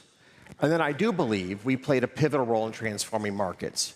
We played a really important role in the democratization of finance. When I was in college in the good old days, to trade a stock, you'd pay a commission of $40. You'd pay a bid-ask spread of 25 cents, and you'd wait 5 minutes to get your trade done.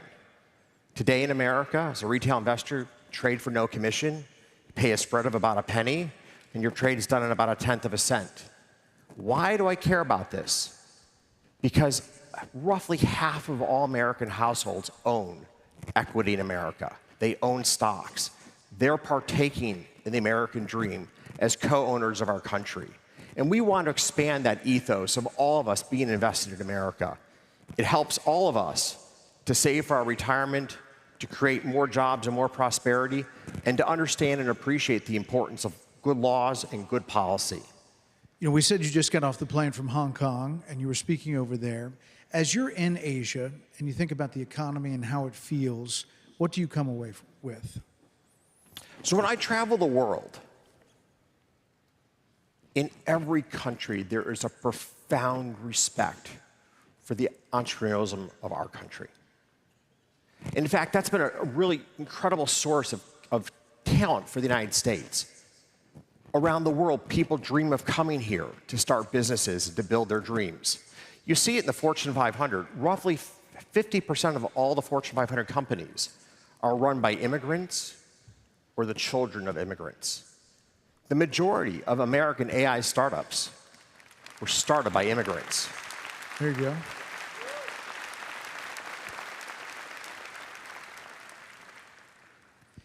There is a disconnect today between the success on Wall Street and big companies really doing well and how people feel at home.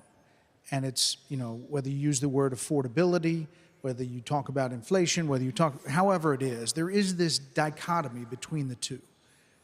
As you look at that, is that a major problem and that we need to fix as a country? So first of all, I absolutely agree with you. I agree with you. And this is why good policy is so important, is the fruits of our economy need to be spread broadly across our people. And that's where really important and thoughtful economic policies come into play. In Washington, how do we lift all boats? That's a really key question. And we need to take a step back and say, what are the right incentives?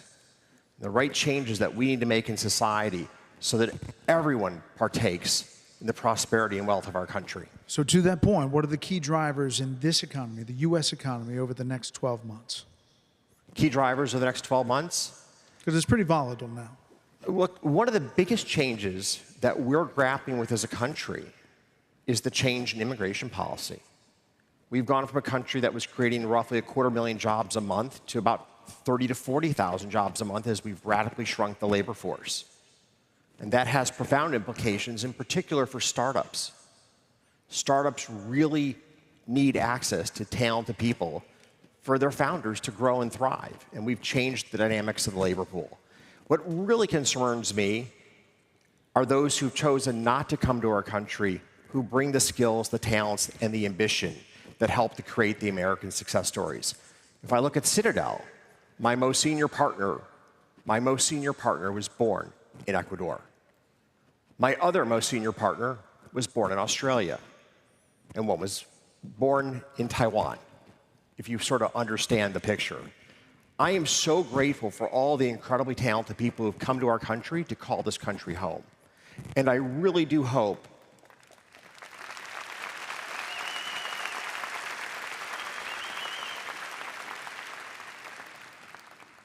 that we take a step back from where we are right here, right now. And let's be clear, there's a lot of anger and frustration about the chaos on our southern border that played out under the Biden administration.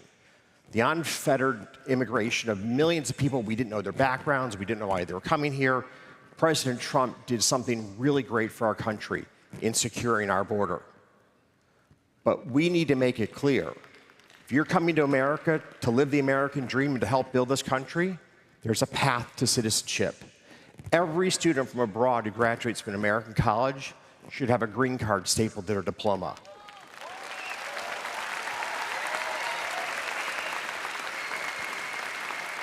There you go. Could be a policy in the making. Last thing, Ken, a lot of entrepreneurs, a lot of small businesses, a lot of folks who want to succeed.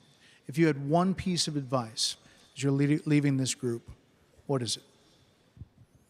One piece of advice. I'll go back to that opening statement. Having really good partners around you is really critical to your success. And finding somebody who complements your skills is an extraordinary asset. You know, when I think about the start of Citadel, I really surrounded myself with people who were different than I were. And that made for such a strong firm. It's so important to have complementary skills around you. And then it's really important to be thoughtful about where you're heading and to stay focused on what you need to do to accomplish that task. It's very easy to get caught up in the day-to-day, but it's very important to always take the time out to think and give consideration as to where you want to go, and then make that happen. Ken Griffin, thank you so much for the time. Great to see you.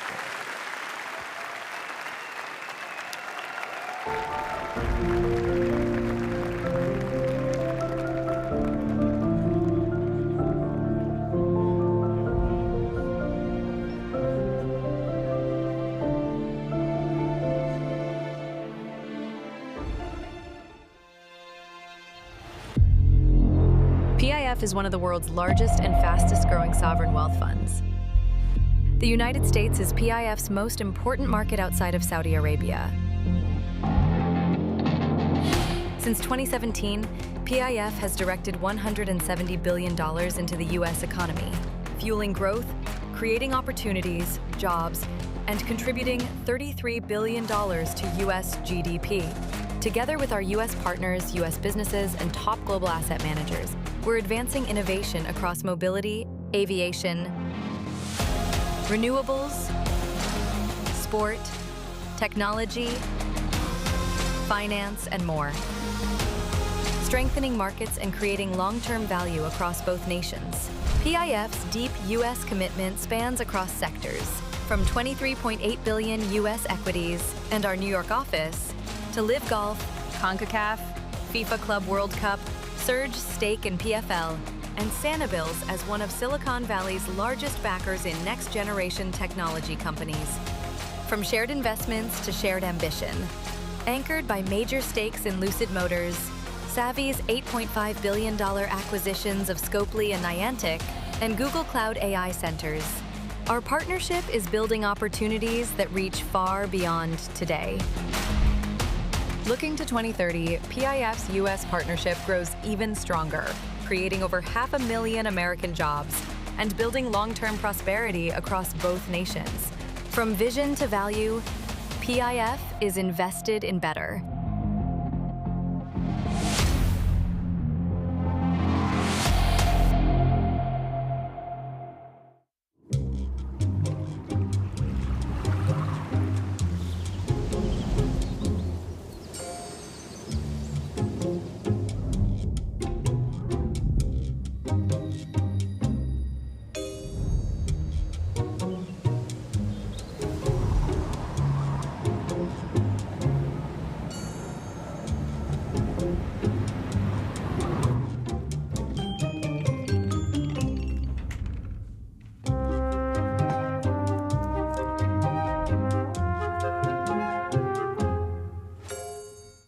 There are moments when opportunity comes knocking, and you have the chance to say yes.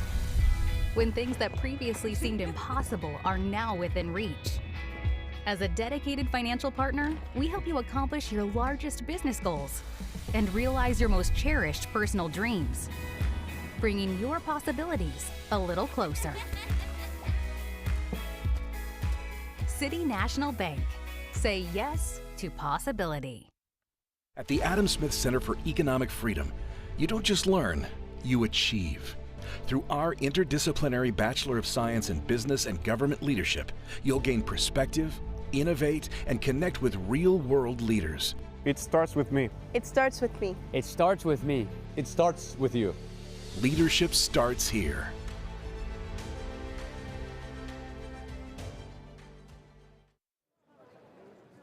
America Business Forum proudly presents Stefano Domenicali, President and Chief Executive Officer of Formula One.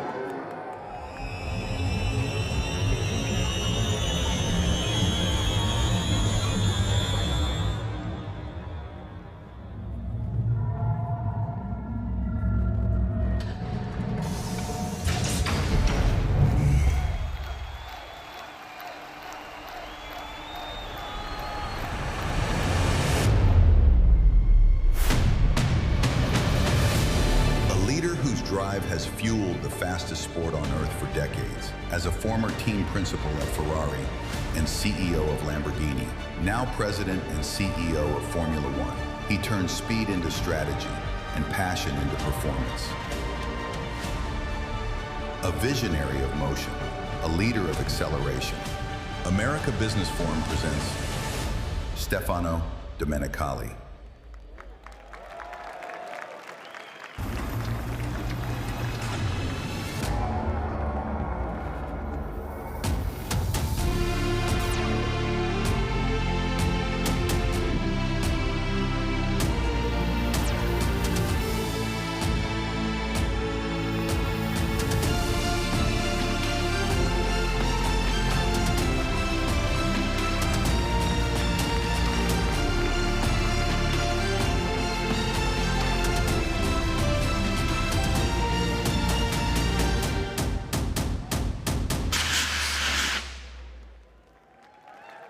For the following interview, Bret Baier, official host of the America Business Forum, takes the stage. Stefano. Hey, great to Hi, see Bret. you. Great to see you. What a day. What a day. I want to ask you, first of all, did you ever think F1 would be this big or this popular? Well, Bret, I have to say the truth. First of all, good afternoon. I know it's been a very intense morning with a lot of energy here around. I will try to give my bit. But you have a little Tony Robbins in you? Well, I have to say the truth. I mean, I was not expecting that we had such a growth in this incredible country. But that's why we are here.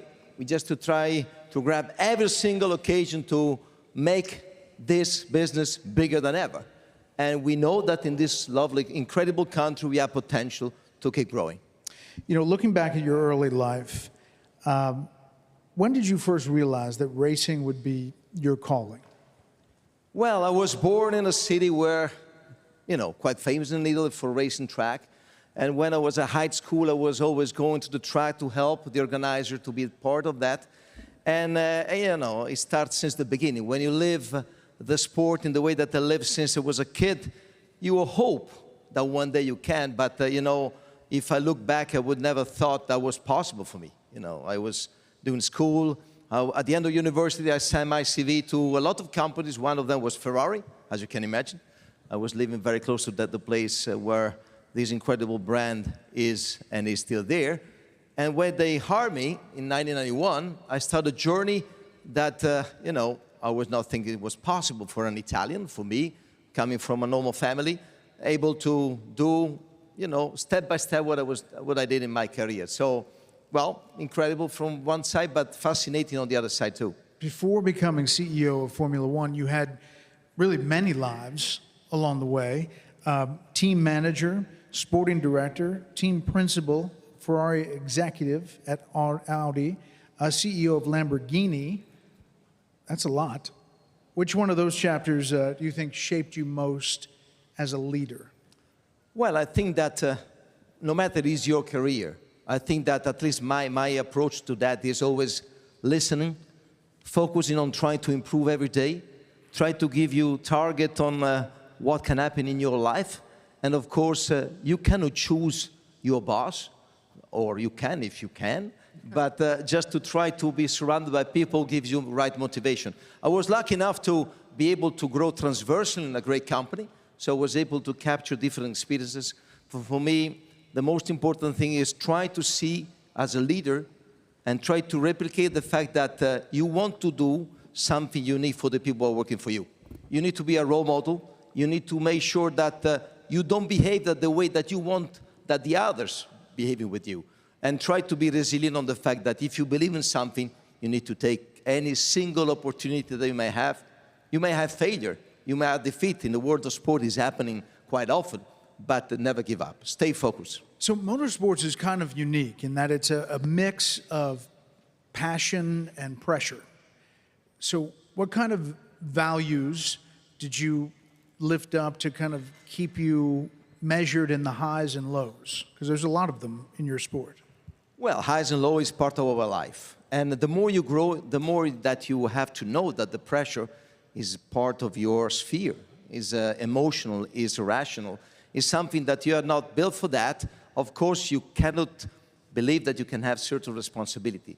So you need to take that as a sort of positive boost to try, first of all, to control yourself and try to keep the right pressure on the people working for you in a way that there is the right tension, positive one, to motivate them to improve the way that they work with you, but always never crack under pressure. Otherwise, you're going to be a disaster.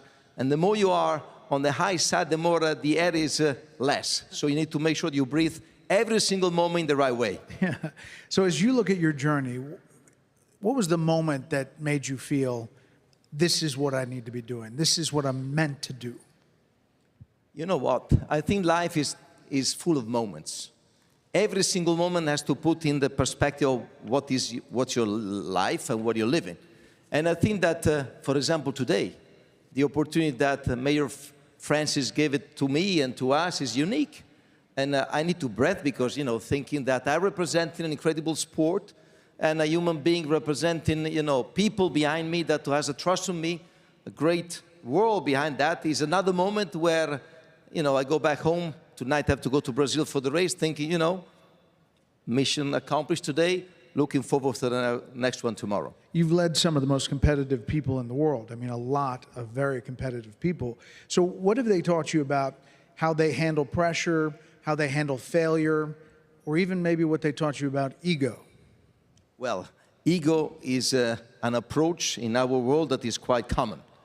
But that's part of the game. You know, the more you are in the high peak of sport, the more egos has to be managed. And my job is to be like a sort of director behind the scene, try to manage everything. The ego is good if it's performing the right way.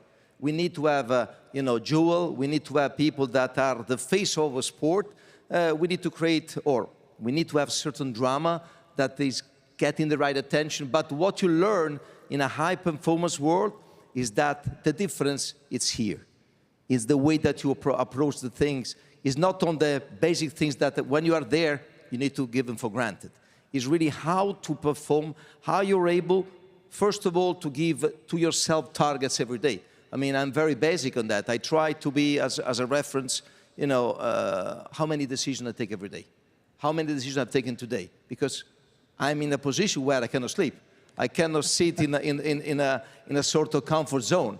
But that's, if you take it the right way, is the way to look and to motivate the people under you to be even more protagonists. And today, I use that word because we need people that feel to be protagonists on what they're doing. At all level, at all level.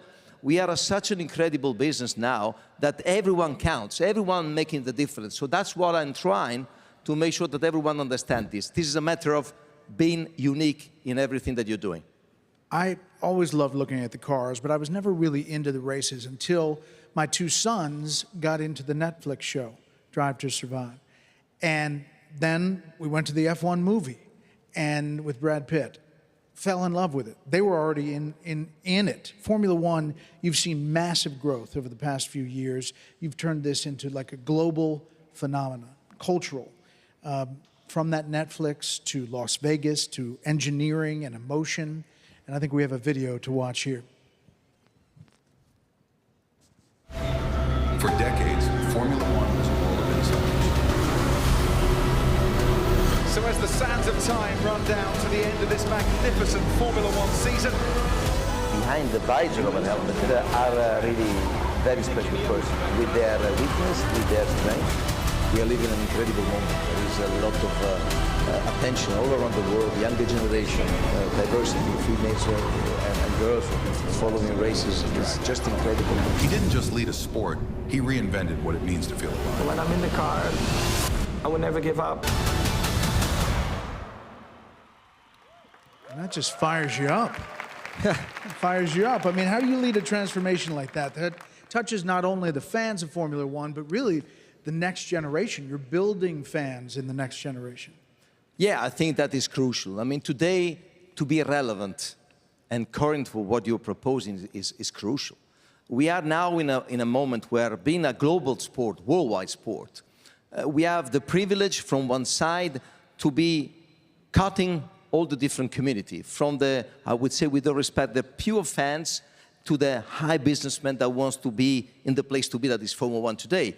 And the only way to be relevant is to connect and speak the language of different communities. That's why, we did all these projects that at the beginning have been perceived to be non-conventional. But that's the only way to get into new community, new sort of fans. That's why we did deals with Lego, with Disney, with the fact that we want to connect with the younger generation. We need to talk with their language. We need to talk with their way of talking and communicating. Otherwise, we'll be out.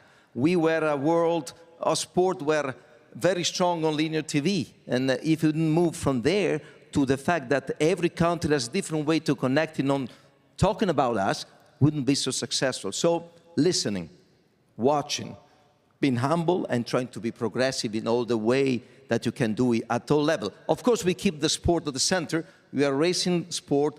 Technology is very, very relevant. But if we are not able to convey the fact that today we are not competing against the other biggest sport, we are competing against other form of entertainment. That's a fact. That's why we need to be relevant once again in all the community that we are trying to connect. So you've expanded to new markets, the US, the Middle East, Asia. How do you determine what makes the next great market? And how do you balance protecting the history, tradition of F1 at some of the long-time places? Well, for sure, Brad, tradition or historical places has a great value, but only if there is a trajectory versus the future. If we go in a place that is only looking back at the history, I'm sorry, it's game over. They are more lucky than the others because they have foundations that are stronger. But our duty today, where we have an incredible venues all around the world, we race in 24 places as I said, around the world. We need to try to make sure that we find the right mix between the new places, street circuits, or other communities that can bring value to our sport. For example, here in Miami, it's a couple of years we are building phenomenal events, and I have to thank the promoter here, and they are magic because they understand the philosophy of sport and applying that to the philosophy of Miami, Florida, US. That's the key of our success. How many of you went to the F1 here in Miami? Yeah. You have a lot of fans here. We have space to improve, you see. I think so. I have to take that. For the ones that take hands off, I hope next year you're going to have the chance to come with us. So we're talking about, expanding and then also protecting the soul. You personally guard F1's kind of spirit as it becomes more global and commercial. But can it go too global, too commercial? Or do you think about that? Well, it's not too global, too commercial. It's the fact that if we want to survive in the ecosystem, we need to understand what is all around the world. And therefore, keeping the center racing, that is fundamental for us, we need to build around the dress that is good in order to be attractive. And today, if you are not having a proposition done from the sporting perspective, from the commercial perspective, from the marketing perspective, from the technological perspective, we're going to be not successful.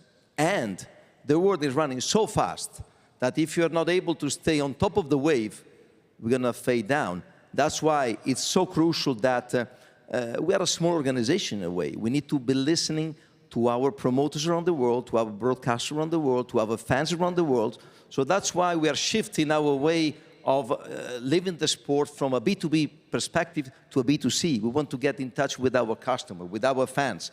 And that's the only way for us to keep being relevant for the future. So next season, there's some new hybrid engines running on advanced sustainable fuel. Will fans be able to notice a difference, these changes? Well, I think that the puristic fans, the super avid fans, they understand exactly what we're talking about. For us, it's relevant to be talking of something in terms of sustainability where it's relevant for the world. We didn't believe in the full electrification since the beginning, with all respect. We said that the hybrid represents the future of mobility with sustainable fuel. And if you think that today we are talking about a fleet of normal cars, more than 1.8 billion, just cars, you need to add commercial vehicle, trucks, and so on, you know that it's impossible to fully electrify the world. So the only way to go and to keep the mobility at the right level of technologies to go to hybridization. We were the first in 2014 to be with the hybrid engine. We didn't sell that story very well, but now we want to make sure that everyone understands that sustainability is part of our project. That's why, we take the commitment to be neutral, carbon neutral within 2030. That's why, together with the promoter, together with the logistics, because we are traveling around the world, we have seriously committed to this goal that is relevant for our society. And that's why, if I may, I do believe that our goal is to try to be as relevant as possible. And the only way to be relevant, for example, in this fantastic country, is to try to see if every morning, when you wake up, on top of your news, about the news on NBA, NFL, soccer, because now Gianni will be a big push on football in this country, we'll have news, we'll talk about Formula One. That's what we're going to do. That's what we're going to do because we are resilient. We're going to don't give up to the end. So obviously CEOs like yourself, Ken Griffin, others, have lessons learned. What works, what doesn't. What advice would you give other sports leagues looking to expand globally? Well, I think that if you want to expand globally, you need to understand the culture of the different countries. We cannot give it for granted that something that is successful in one place is the same on the other side. So what we need to do is to make sure that we do the right synthesis to have one product that is successful all around the world. That is not easy, but it's the beauty of our job. That's pretty good. Formula One pushes the boundaries of technology. It also pushes the boundaries of human courage. If you watch these guys going across the tracks all over the world, how do you see the spirit inspiring kind of broader change when it comes to something like sustainability, when it comes to something like, plugging into your community, that sort of thing? Well, I think that F1 is fascinating in my perspective, in my opinion, because it is something that is involving the human being at all levels, at the maximum level of competition. And we are performing, if you think about what our drivers, they are fighting for tenths of a second. We're talking a difference between one or the other of a blink of an eye. So how you can perform as much as you can to make sure that you're faster than your colleague. And this is involving not only your skill, but also the skill of the engineering that is around you. We are talking about the precision that is in a millisecond difference, so it's fascinating. And the technology, we are talking a lot about AI, has to be a service to that. We will never see Formula One where the human being is not the differentiating factor. That's the beauty of our sport. It's non-negotiable in a world where technology is part of our DNA for sure. But AI is changing things, right? From the engineering, from how you operate. Yeah, in our TV production, AI is helping us to give information quicker. We want to give the radio messages in real time. We want to try to avoid the delays that are not good for the narrative of what we are doing. Therefore, it is there, but it's helping the people to understand better, helping the technology, as I said, to make sure that at the end of the day, the difference in the hands and the head of our drivers. Looking at the F1 movie with Brad Pitt, it was a great movie, and it was exciting. And there was this question about what percentage of Formula One victors is the driver, and what percentage is the team and that car and making that car what it is? Well, for sure, if you have a very bad team or a bad car, even if you are the best in the world, you cannot win unless you are very lucky. Therefore, everything has to be pushed to the limit. At the end of the day, in certain conditions, the driver is the one who is able to make the difference, for sure. But that's why we call our team sport, because without having a good team of mechanics, of engineers, of people that are working to make sure that you have a better car than the other, the best team in the world cannot win. It's a team spirit work. It's, in any case, something that is relevant to the fact that, the drivers are only 20 in the world.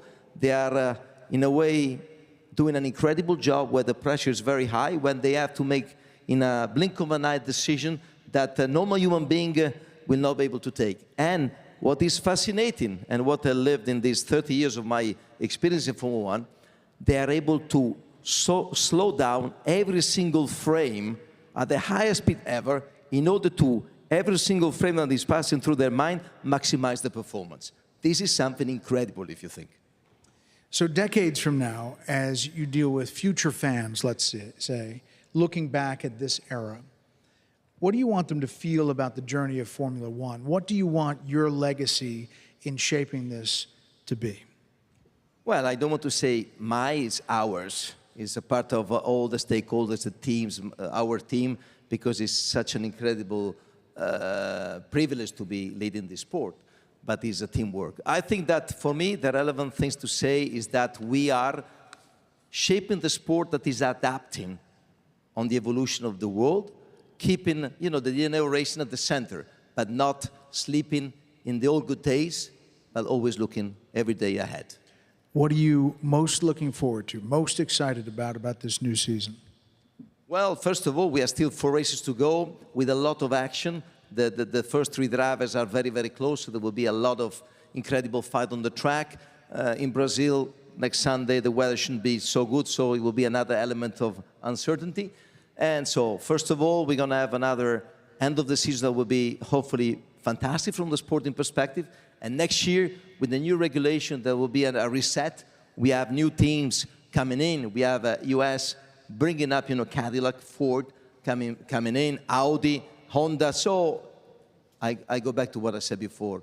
The more we are able to bring elements of being progressive in our proposition, the more we're going to be successful in the future. Stefano, thank you so much. Thank you, Bret. Thanks to you all. Grazie. Un saluto a tutti. Ciao.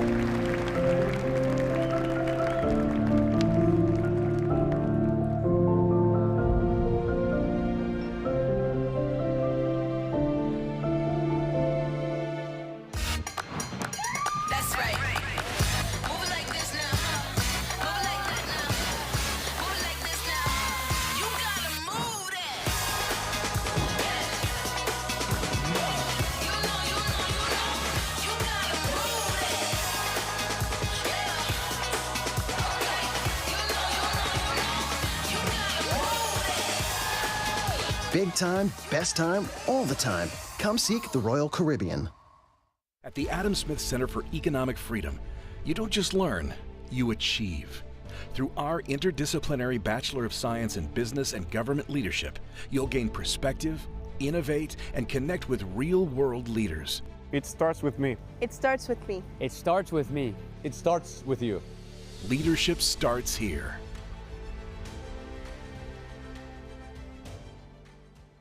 When a pioneering investment inspires you to dig deeper and step up to the highest level, that's the PIF effect.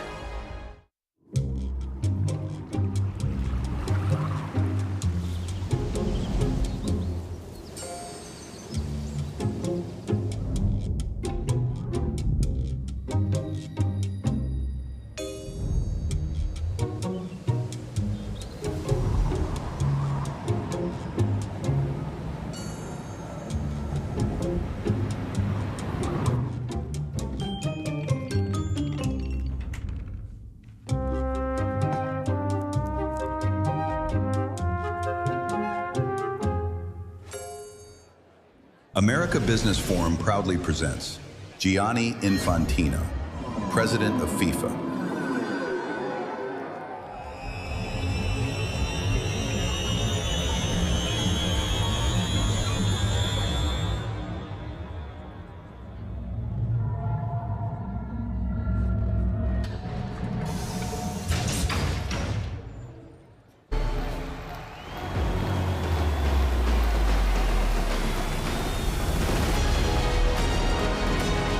He turned the world's game into a global movement, uniting nations, players, and fans under one passion. The man who connected sports, leadership, and business. A leader whose game needs no introduction. America Business Forum presents Gianni Infantino.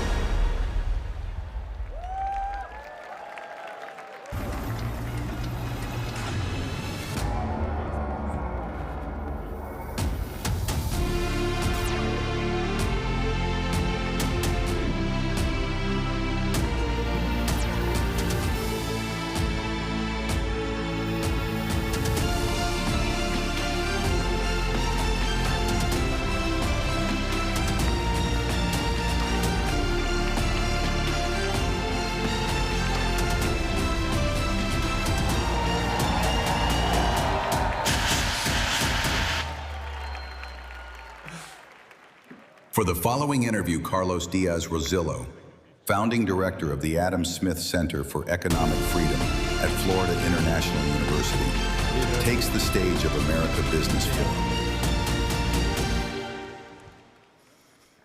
Gianni Infantino. Here we are. Thank you. Thank you, Miami. Thank you. Gianni, mi piacerebbe tantissimo fare questa intervista in italiano. Benissimo. Però nessuno capirebbe. Va bene. Facciamola in inglese. Facciamola in inglese. Facciamola. Ok. We speak English or Italian? You see? Italiano, español. Vamos a español. Español también podemos. Gianni, you grew up in Switzerland, in the heart of Europe, in a part of the world where football is essential. When did you know that this was going to be the path for you? Oh, that's a tough question. I don't know. I don't know when I really knew that this is the path for me. But it's true that I grew up in Switzerland, the son of Italian immigrants. And football, from the moment I was very small, was a way, football or soccer. Maybe we should actually clarify this. Football. Football, right? Football. Shall we clarify it? Okay. So stay with me. Are there Americans here in the room? A lot. Yeah? Okay. So just stay with me 1 second, then I come back to your question. But so we, right, all of us, basically outside of this beautiful country, we call football a game that we play with our feet. That's why we call it football. Right? You, in this beautiful country, you call football a game you play with your hands. Now, I don't know who's right or who's wrong, but anyway, we can call it soccer or football. It doesn't really matter as long as we have fun and enjoy. And I come back to your question because I realized, certainly as a child, to play football or soccer was a way to be integrated in the society, in a foreign country, as an immigrant, to come together, to unite, and to play football. And obviously, as an Italian, where football is a religion, you grow up as a fan of a club, as a fan of the national team. At that time, the Italian national team was quite strong. Today, a little bit less, so much. but we won the World Cup in 1982. As Italian, this was I was 12 years old, and this was a very, very strong moment where I fall in love, really, with the game. Great. So I prepared a few questions. I hand wrote them, but I think I want to ask you a few of the questions, but I'm going to wing it and just go with the flow so that people get to know you. The world knows you, but I feel that in the United States, people don't know you as well as they should know you. So part of what I want to do is, over the next several minutes, have this wonderful audience and people watching remotely get to know Gianni Infantino. So I'll mix some questions that I prepared, and then I'll wing part of them. Here we are. Today, you lead the world's most popular sport. When you think of the boy that you once were in Switzerland, what would surprise that boy most about the man that we have here before you? Well, I think it's actually kind of impossible that a boy, son of Italian immigrants in Switzerland, could become FIFA president. This is something which is kind of unimaginable. But if you think about it, and if I think about it, I realized also pretty young that my skills as a football player were not really the ones of anyway close to the one who will speak after me here, Leo Messi. So I realized that if I ever want to touch the World Cup, I need to become FIFA president because I can never touch it as a player. And you did. Right? So I had to become FIFA president. But I was passionate about football from very young, and with a group of friends, we took over the local Italian team in the Swiss mountains. With actually a very important argument when we had the elections. We saw the President Trump earlier. We won the election to take over this Italian club with the killer argument, which was that my mother was ready to wash the jerseys of the team for free. So we won the election, we took over the team, and we organized. We organized matches, players, and so on. And finally, I do the same now. I organize events, I organize tournaments. Different magnitude, I find sponsors and broadcasters, but it's still the same passion and the same joy. You mentioned President Trump, you mentioned Leo Messi, which reminds me, this is a really tough spot to be doing the interview. We followed President Trump, amazing speech, yes. And now, after this, is Leo Messi. We are the halftime show, there right? We go. There we go. Between Trump and Messi. I mean, this is... So not to put you on the spot... You can clap. So Leo Messi, as you know, is admired all over the world. Not to put you on the spot and ask you about somebody that you admire in football, but outside football, who is somebody that you admire, somebody who's taught you an important lesson in life? Well, for the lessons in life, I mean, definitely my father. My father, and my mother, my parents, who taught me, everything about having, of course, to work hard, to work in an honest way, to have dignity always in what we do, to respect the others, but also to always remember to be happy with what you have and in what you do. And finally, that's what football is about. It's about happiness and joy, isn't it? And I mentioned Messi and also President Trump. It's very obvious from not only his remarks here today, but for many remarks he has made about you, that the two of you have a very good relationship. Part of the job of FIFA president is to get along with everybody, right? You are a manager, you manage the world's biggest soccer organization, football organization, but you also have to be a politician, a diplomat. Tell us a little bit about your relationship with President Trump. I have a great relationship. I'm really lucky. I have a great relationship with President Trump, who I consider really a close friend. But Of course, he's been and is very, very helpful in everything we do for the World Cup. He was the president, he mentioned it today, when the US, together with Canada and Mexico, was awarded the World Cup. And he's really engaged. He has such an incredible energy. And this is something that I really admire. He does things. He does what he says. He says what he thinks. He says actually what many people think as well, but maybe don't dare to say. And that's why he's so successful. That's right. And I have to say, I am a bit surprised sometimes when I read some comments, some negative comments, because as far as, I'm not American, but as far as I understand, President Trump was elected in the United States of America. He was quite clearly elected. Very much so. And when you are in such a great democracy as the United States of America, you should first of all respect the results of the election, right? And then, you know, again, he was elected based on a program, based on what he said, and he's just implementing what he said he would do. So I think we should all support what he's doing, because I think he's doing pretty good. Yeah, absolutely. Right? And for FIFA, even more. And so, speaking of President Trump, he's not only the president of the United States, but now he's the head of the Kennedy Center. Yeah. In exactly a month, on December 5th, at the Kennedy Center in Washington, it will be the World Cup draw.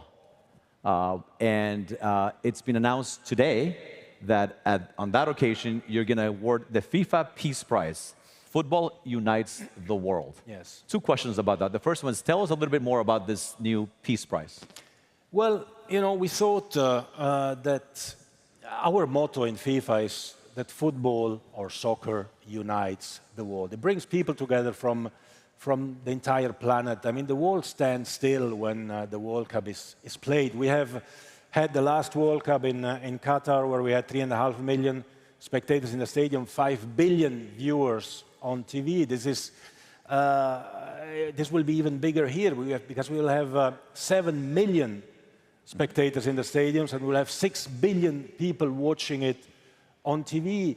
And millions will come to the United States, to Canada and to Mexico to stay together, to unite, to enjoy, to learn to know one another. So in 1 month we play 104 matches. This is like 104 Super Bowls in 1 month. This is the magnitude of what football is about. So we want to unite, and we want to contribute to unite. And when we see what is happening in our world today, which is a very divided world, I think, and we think in FIFA, that we need to find more occasions to bring people together, because only if people come together and they speak to each other, they can understand each other. So we think that all those who are involved in football, they actually do something like I was doing, or my parents were doing when we were children, to unite, to bring people together, different communities, different people. And we believe that peace in the world is something which is so important, and we have to support it, because that's about unity and about peace, and we have to support anyone who is doing something special. So we thought we have to bring to life the FIFA Peace Prize. The first edition will be happening this year. We will award it on the 5th of December, in 1 month from now, in Washington, D.C., at the occasion of the draw for the World Cup, because we'll have the global audience, we'll have 1 billion people watching the draw. The draw is where we set the match schedule for the World Cup. And this is the right platform to award somebody who has done so much, or is doing so much for peace, because we need that. Football helps a little bit, but then we need leaders who push it into the goal, right? And to score the goal. And so I don't think you're going to answer this question, but I'm going to ask it anyway. Is the recipient of that first award somebody that we saw earlier today? Maybe you, or... Well, on the 5th of December, you will see. We'll find out. Okay. a lot of people don't know that FIFA is a not-for-profit organization. Yes. That does a lot of good all over the world. Of course, FIFA is an organization that with all the proceeds it gets, gives back to communities the world over. Tell us a little bit about what FIFA does for communities around the world.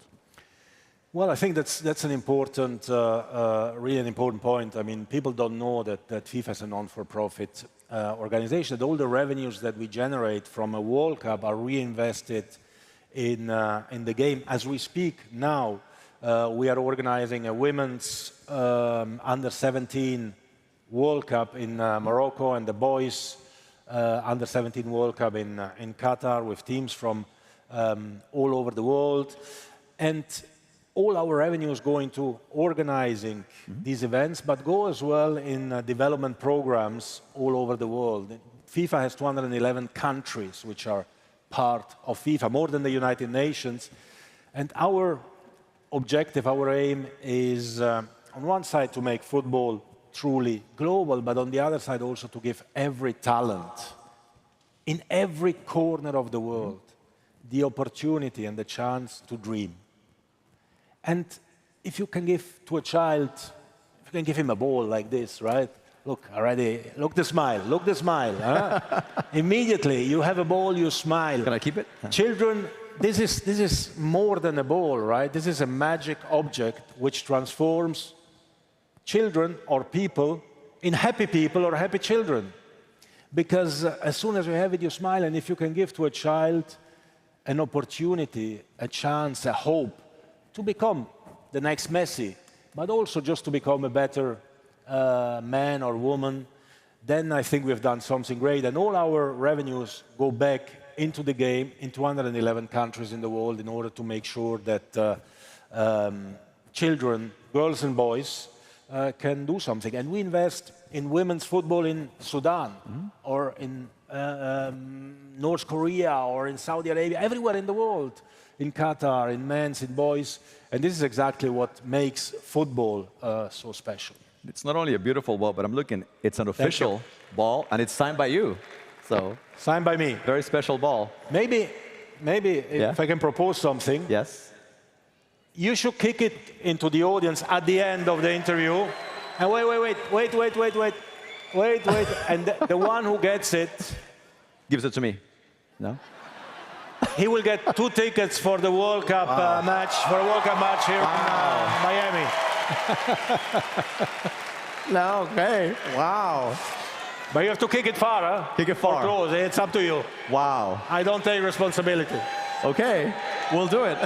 Look at that. Look at that. Look at that. Look at this one here. Okay, you need to wait another few minutes, huh? That's fantastic. Right here. There we go. Golazo.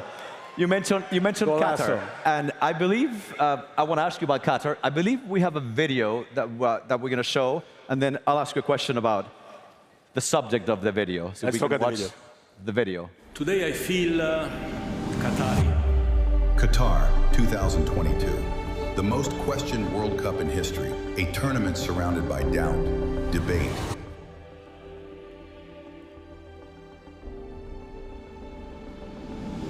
and the weight of the world's eyes. But when the whistle blew, something changed. The noise turned into emotion, the controversy into connection. Under pressure, Gianni Infantino stood at the center, leading with resolve, listening when it mattered, proving that leadership isn't about avoiding the storm, it's about standing tall within it. And as the world watched, that same World Cup became the most emotional, the most unifying, the most human of them all.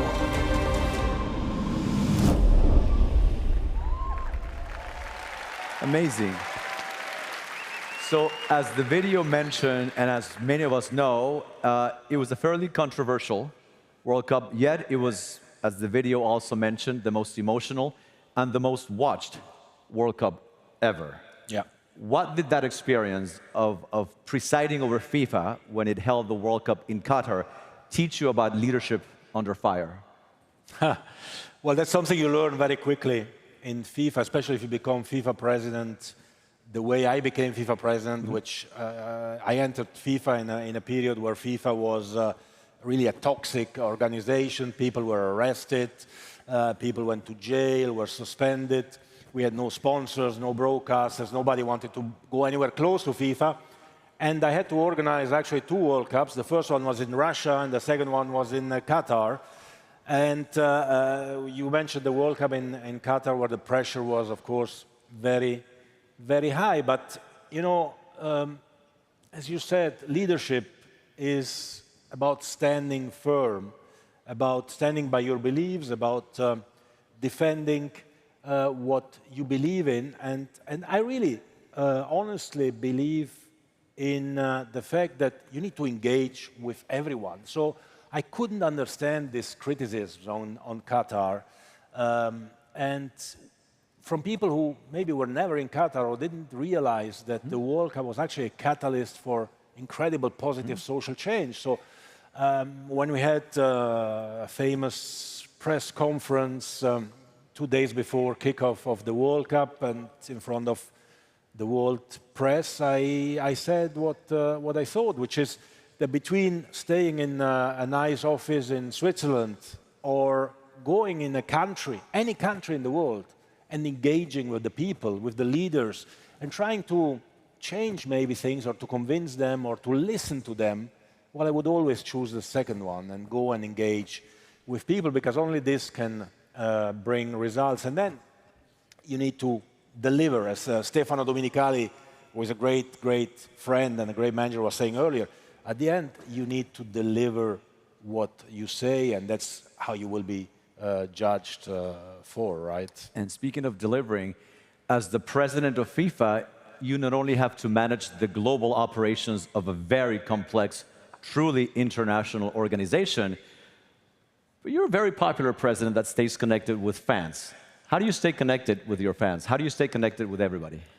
Well, I'm a fan myself, to start with. I am a fan, and I try, and I always engage with everyone, whether it's a head of state or whether it's any person. We kick a ball, we take a ball. I learned this from very young to connect, and I have to say as well, I'm lucky enough that I'm in charge of a sport which is like the best sport in the world, but also which connects immediately people, right? You have immediately something to, thank you, something to speak about. You just go somewhere, you mention any name of, I don't know, Maradona or Pelé or Messi or Ronaldo, whatever, and then you immediately discuss, you immediately speak, you immediately engage, or you take a ball and you kick it, and immediately people smile and are happy. So I'm lucky, and I try to cherish this luck in the best possible way.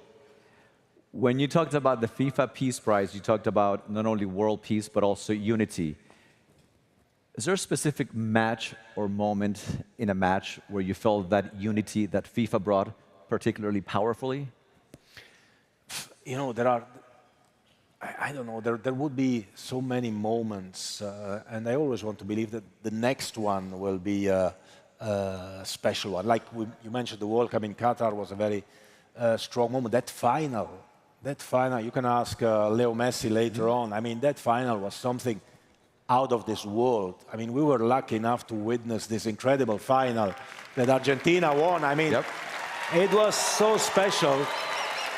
But you know, the great thing about football is that it brings you, and it writes new, beautiful stories every day. Last week, I attended a game that we organized for the first time between, we created the national team of girls and women from Afghanistan.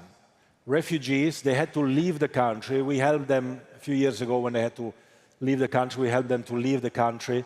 Some went to Australia, others went to England, others to Italy, to Portugal, some are here in the States. And after a few years, we decided to create a national team. And they called themselves a women's national team. And they call themselves Afghan Women United.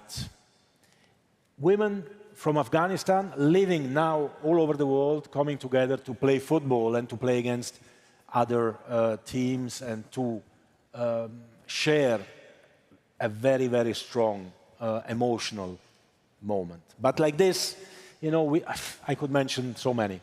And let me ask you about a potential other moment. Football is a game of heartbreak as much as triumph. When did football break your heart? Has it broken your heart? Let me ask. Well, yeah, no, of course. I mean, my beautiful wife is there, but my first love was football, so...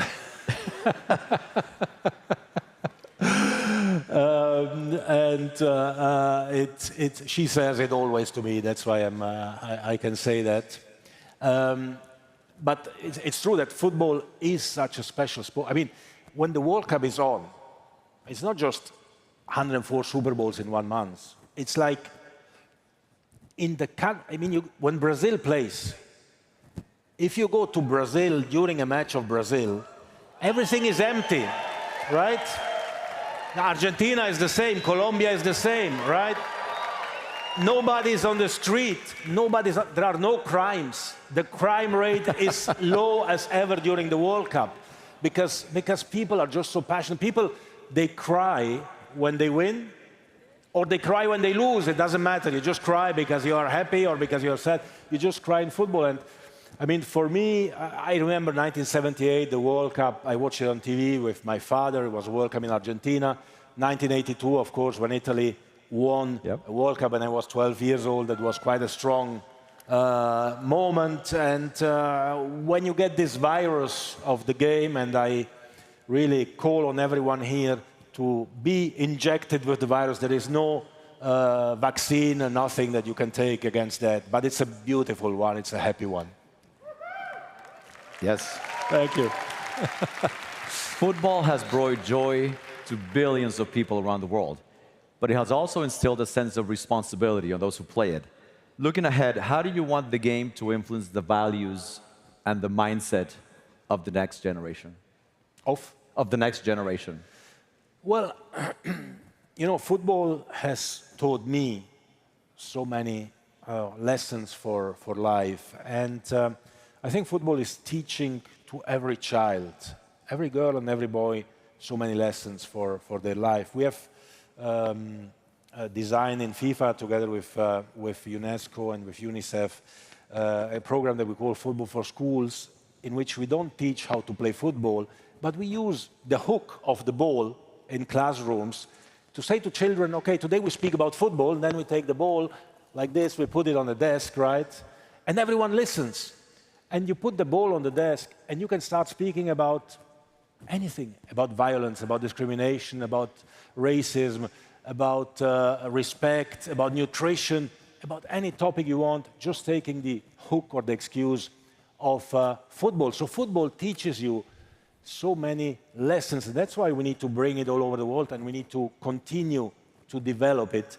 The most important, I think, of these lessons that football is teaching, besides the team spirit and the joy and the happiness, is, I think, resilience. Because in football, you can win, you learn to win, but you lose as well.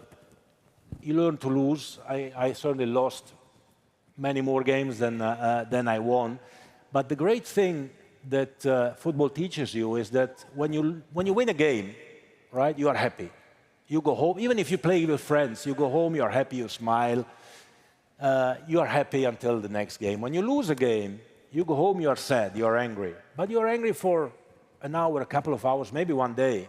Then you know that there is the next game that is coming, and you're going to win that next game. So it teaches you, as a child, to stand up after a defeat and to go for it and to want to fight and to win that next game, which is coming for sure.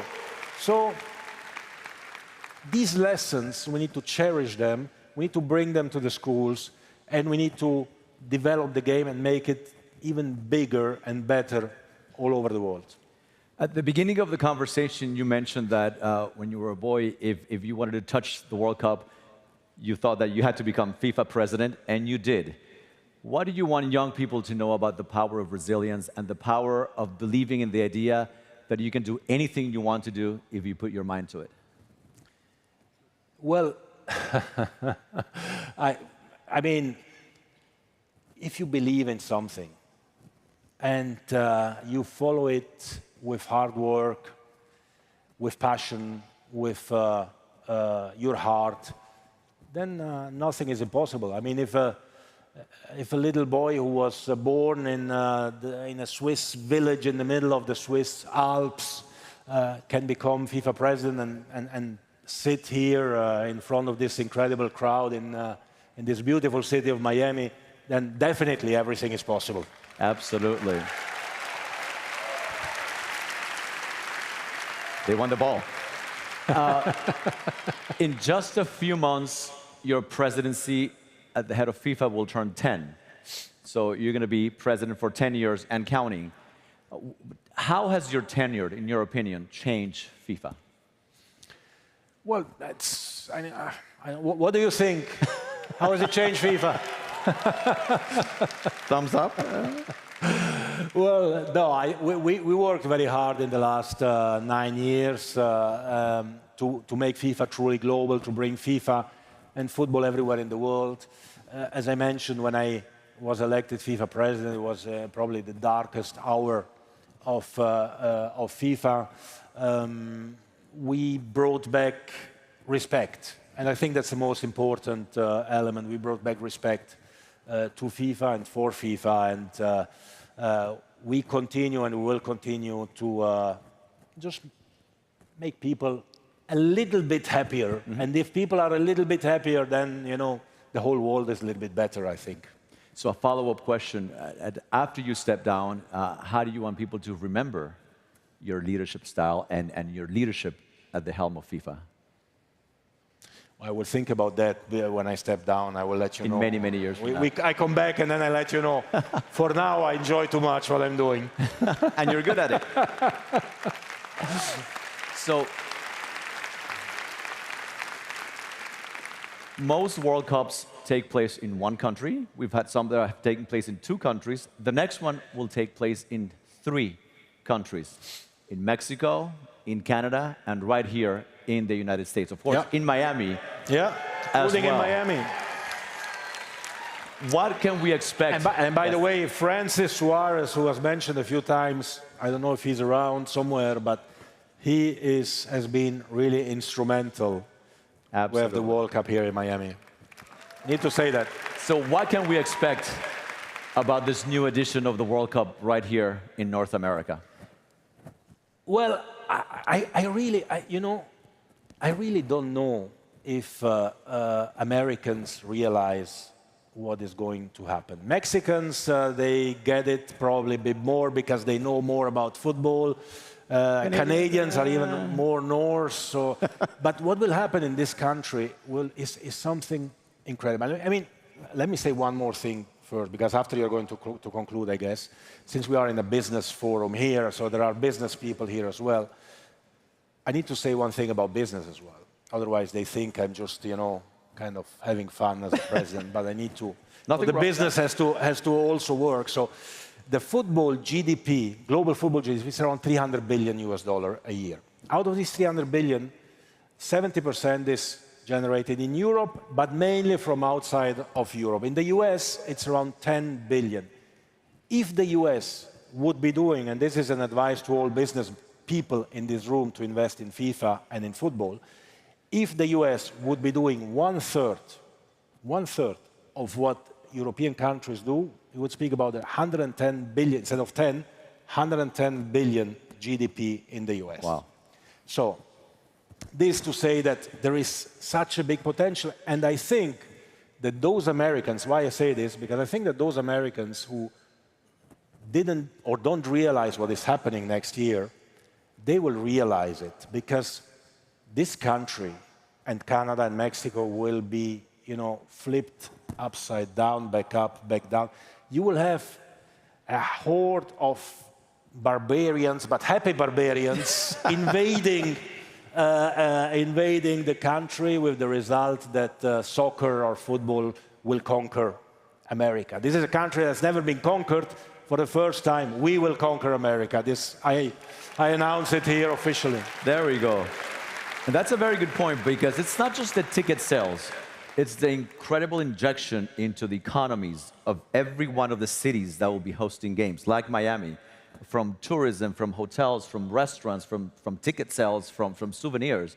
So it's an incredible engine of economic growth that FIFA will bring to these three countries.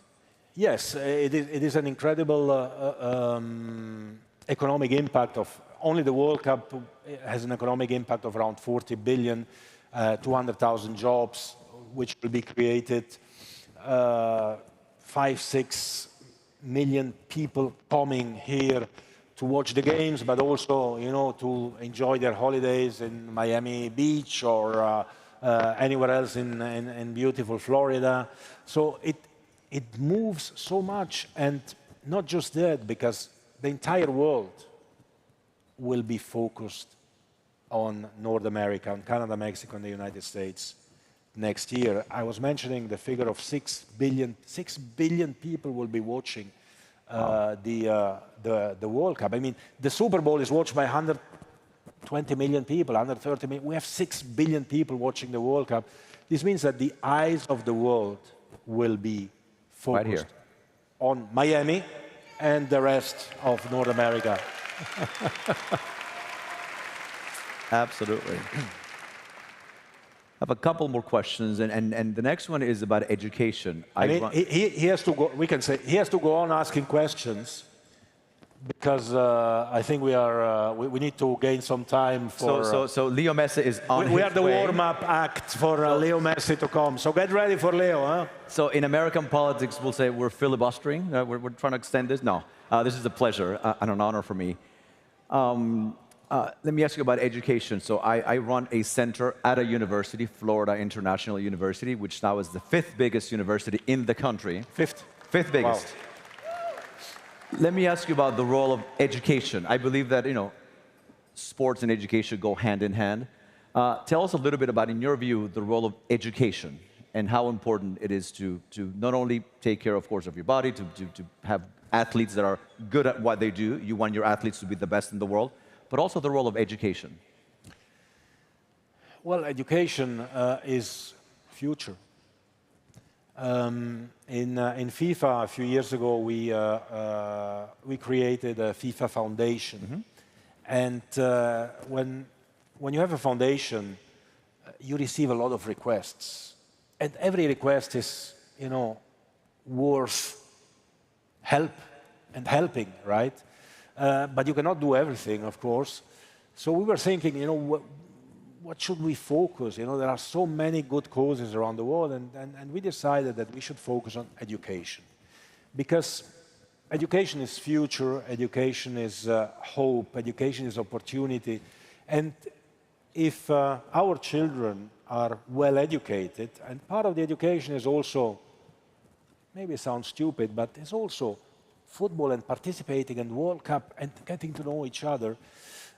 So if our children are well educated, then they will find solutions to all the problems that affect our world. Not just we're speaking about peace or war, but any other problem. So we have to invest and believe very much in education. That's why we designed as well this program, Football for Schools, which is for children from 5 to 15 years of age. Again, not to learn how to play football, but to be educated a little bit with or thanks to the help of football. But we need to bring back the right values of our world. I mean, you were speaking earlier about the FIFA Peace Prize. I was surprised recently that I've been in Sharm el-Sheikh, where the peace in the Middle East agreement was signed, and I was surprised that, you know, about war, everyone speaks the whole time. You can read, you open any media in the world, there are journalists here, media representatives, you can read about war every day.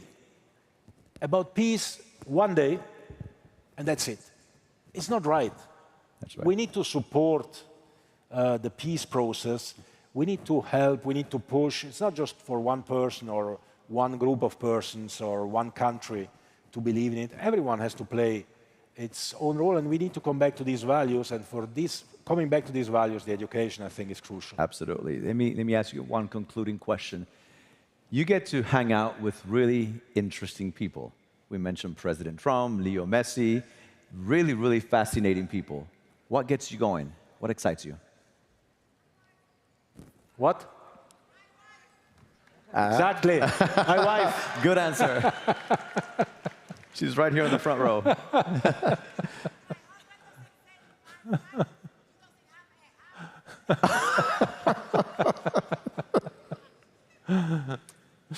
But besides FIFA, what keeps you going every day? I don't know. I do the best job in the world. That helps, of course, you know, to keep going. You really do have a very cool job. No, I have the best job in the world, so you know, that helps. But as I was saying, I was kind of doing the same when I was a young boy or man, and I was dealing with the local football club in our village, trying to convince my mother to wash the jerseys. Now I have to try to convince some big sponsors to give us a few 100 million to be able to reinvest them in some countries in Asia or Africa or whatever.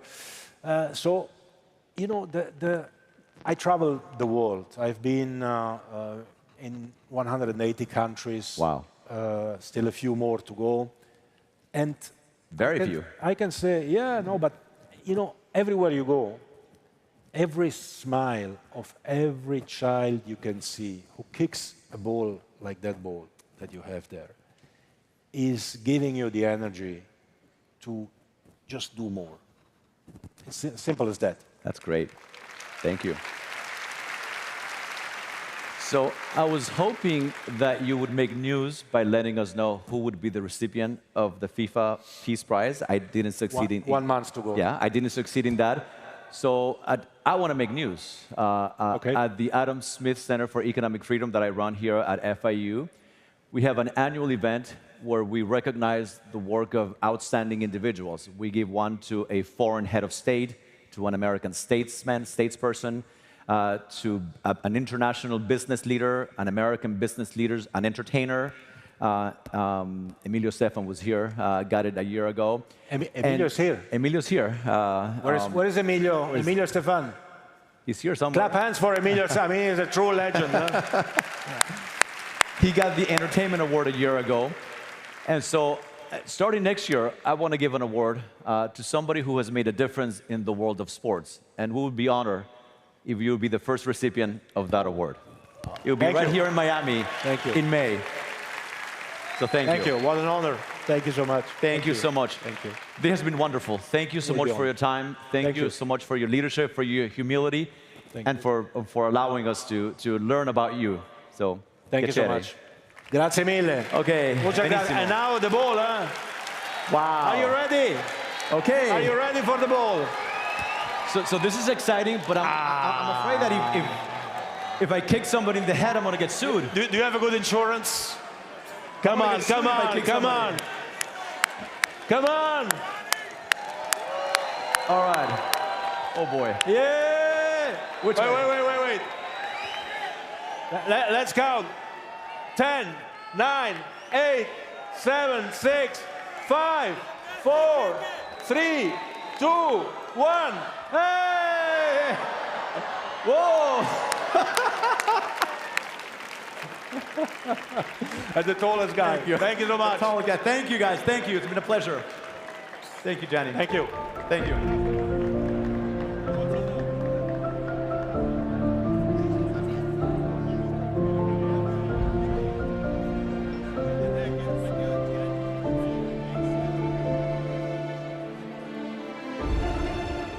Investment inspires you to dig deeper and step up to the highest level.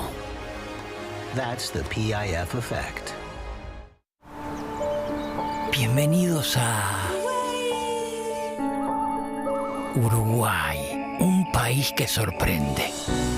Acá hay paisajes que te hacen decir, sorprende con mucho gusto. Con la calma.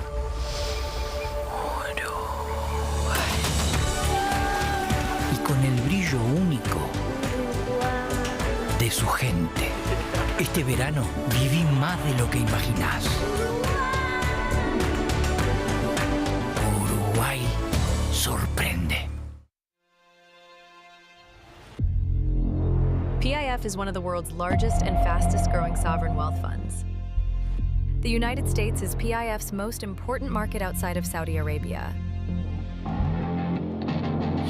Since 2017, PIF has directed $170 billion into the U.S. economy, fueling growth, creating opportunities, jobs, and contributing $33 billion to U.S. GDP. Together with our U.S. partners, U.S. businesses, and top global asset managers, we're advancing innovation across mobility, aviation, renewables, sport, technology, finance, and more. Strengthening markets and creating long-term value across both nations. PIF's deep U.S. commitment spans across sectors, from 23.8 billion U.S. equities and our New York office to Live Golf, CONCACAF, FIFA Club World Cup, Surge Stake in PFL, and Sanibils as one of Silicon Valley's largest backers in next-generation technology companies. From shared investments to shared ambition. Anchored by major stakes in Lucid Motors, Savvy's $8.5 billion acquisitions of Scopely and Niantic, and Google Cloud AI centers. Our partnership is building opportunities that reach far beyond today. Looking to 2030, PIF's U.S. partnership grows even stronger, creating over 500,000 American jobs and building long-term prosperity across both nations. From vision to value, PIF is invested in better.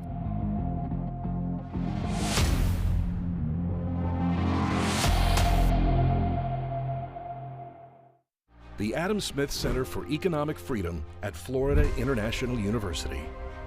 Exploring the intersection of government policy and the free market to offer a better understanding of the free enterprise system and its impact on human prosperity around the world. Founded in 2020 by Governor Ron DeSantis and the Florida legislature to promote education and mentorship through multidisciplinary programs and fellowships, we empower students in public policy and free enterprise. We conduct cutting-edge research on political and economic systems, host global conferences and seminars, and improve public policy by providing informed analysis to decision makers. At the Adam Smith Center, we blend knowledge and action to shape a prosperous, free future and foster a vibrant community of leaders. We inform, innovate, influence, inspire. The Adam Smith Center for Economic Freedom at FIU.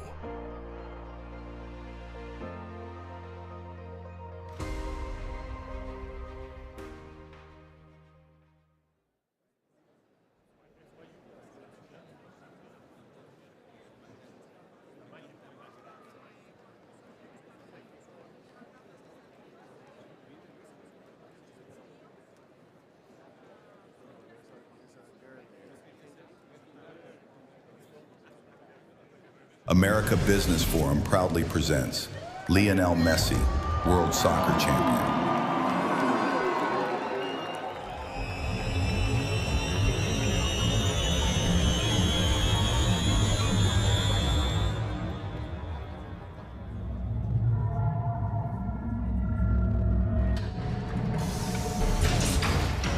Who's the best player of all time? From Rosario to the world. Lionel's for me the best.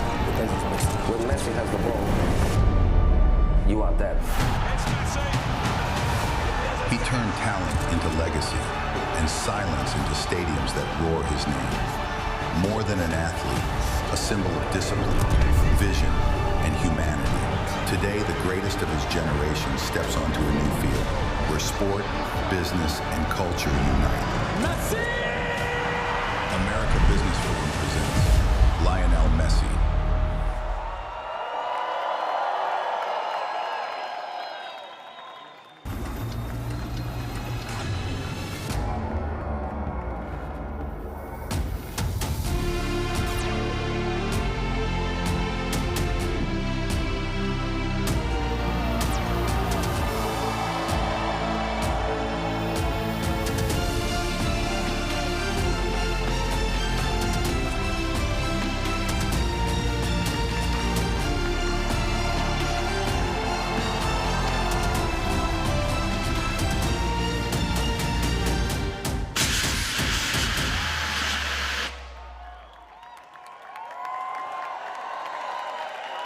For the following interview, Francis Suarez, mayor of the city of Miami, takes the stage of America Business Forum.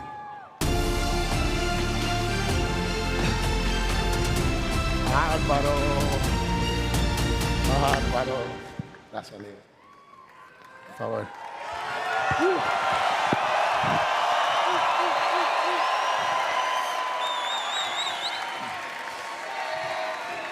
Messi, Messi, Messi, Messi.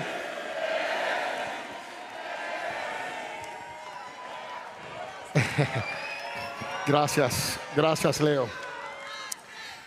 Gracias por el honor de estar aquí. Es un honor enorme tenerte aquí en Miami, en el American Business Forum. Has inspirado, obviamente, a millones y millones de personas dentro y fuera de la cancha. Y hoy queremos hablar no solo de ti como futbolista histórico, que todos conocemos, sino también como el ser humano detrás de los logros, del líder, del padre, que sigue soñando y construyendo.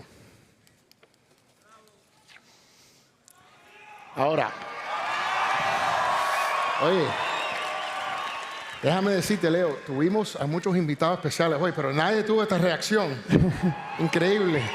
Ni presidentes, te lo digo. Ahora, wow. Ahora, vamos a traerte al Leo de 13 años y que estaba al punto de subirte en la montaña rusa, y al Leo de 15 años que lloraba en silencio en Barcelona, lejos de su casa, luchando por su lugar. ¿Cómo te sentiste en ese momento cuando tú eras jovencito, tratando de encontrar tu piso en el mundo? Bueno, primero, buenas tardes.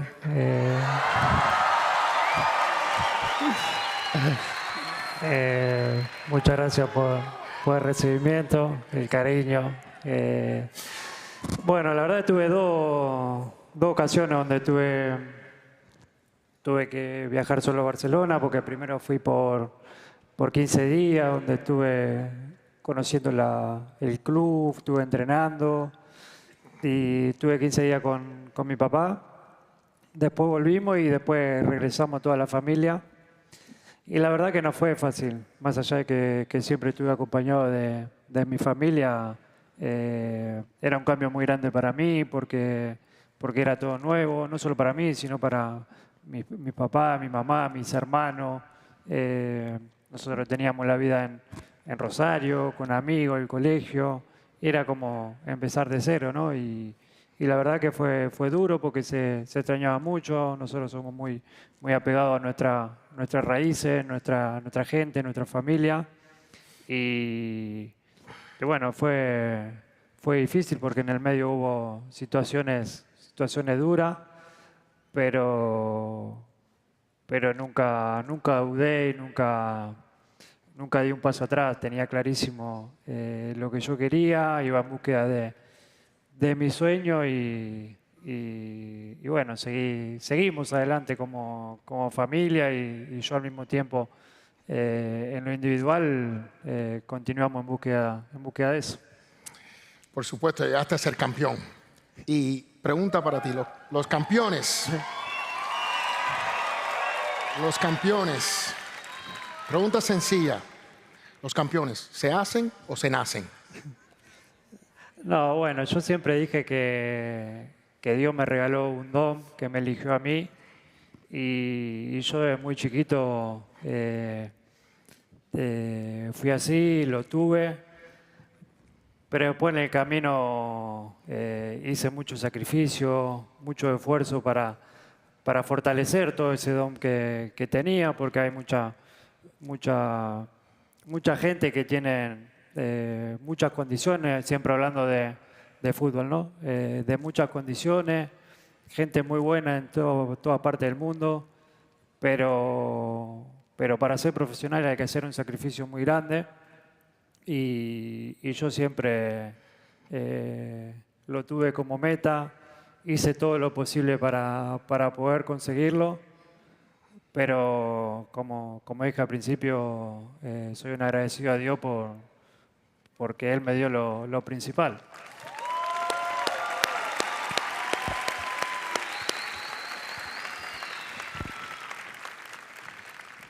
Por supuesto, tuviste que transicionar entre clubes. Una vez, obviamente, en París y otra en Miami. ¿Cómo fue el proceso de reinventarte y transicionar de uno al otro? Bueno, la verdad que la primera salida de Barcelona, por decirlo de alguna manera, a París fue dura porque nosotros vivimos toda la vida en Barcelona, estábamos muy bien, la familia, los nenes, teníamos todo, crecimos todos. Yo, imagínate que me fui con 13 años, hice toda mi vida. Mi mujer llegó cuando tenía 20, 21 años por primera vez a la ciudad. Y bueno, nunca son fáciles los cambios y tener que adaptarnos. Pero la verdad que nos adaptamos bien a la ciudad, los nenes también en su día a día, igual que mi mujer. Pero bueno, como dije varias veces, yo a nivel futbolístico y de día a día no la pasaba bien, no me divertía por un montón de cosas, por esto mismo también, que era todo nuevo para mí, muy diferente a lo que estaba acostumbrado. Pero bueno, más allá de eso nos quedamos con muchas cosas positivas que vivimos en familia y que nos ayudaron para seguir creciendo y para la vida en general. Y después a Miami, por supuesto. ¿Viniste aquí?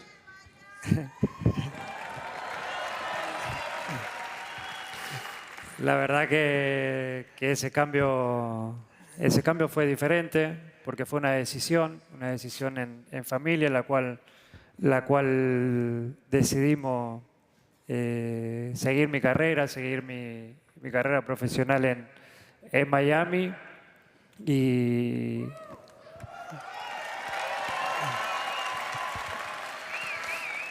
y creo que eso significa mucho, ¿no? Elegir donde uno quiere estar y poder hacerlo hace que las cosas sean mucho más fácil. Y después de que llegué acá a Miami fue espectacular. Primero el vivir en esta ciudad increíble y después el cariño de toda la gente desde el primer día. Del primer día fue impresionante y bueno, hoy es una muestra más, el recibimiento y con toda esta gente, así que muy agradecido.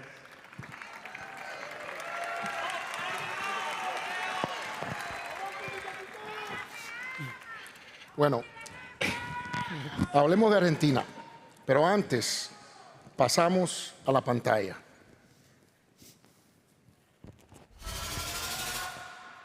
In 2016, the unthinkable happened. A missed penalty, a final lost, and the words that broke a nation.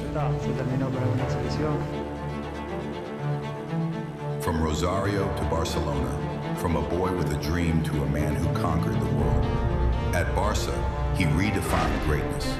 Records shattered, trophies lifted, generations inspired. Then came the ultimate test, Copa America. Finalissima, and finally, Qatar 2022, the moment destiny met perfection. Now in Miami, he's not just playing the game, he's transforming it.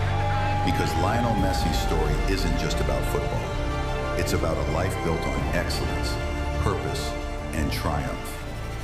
A life of success.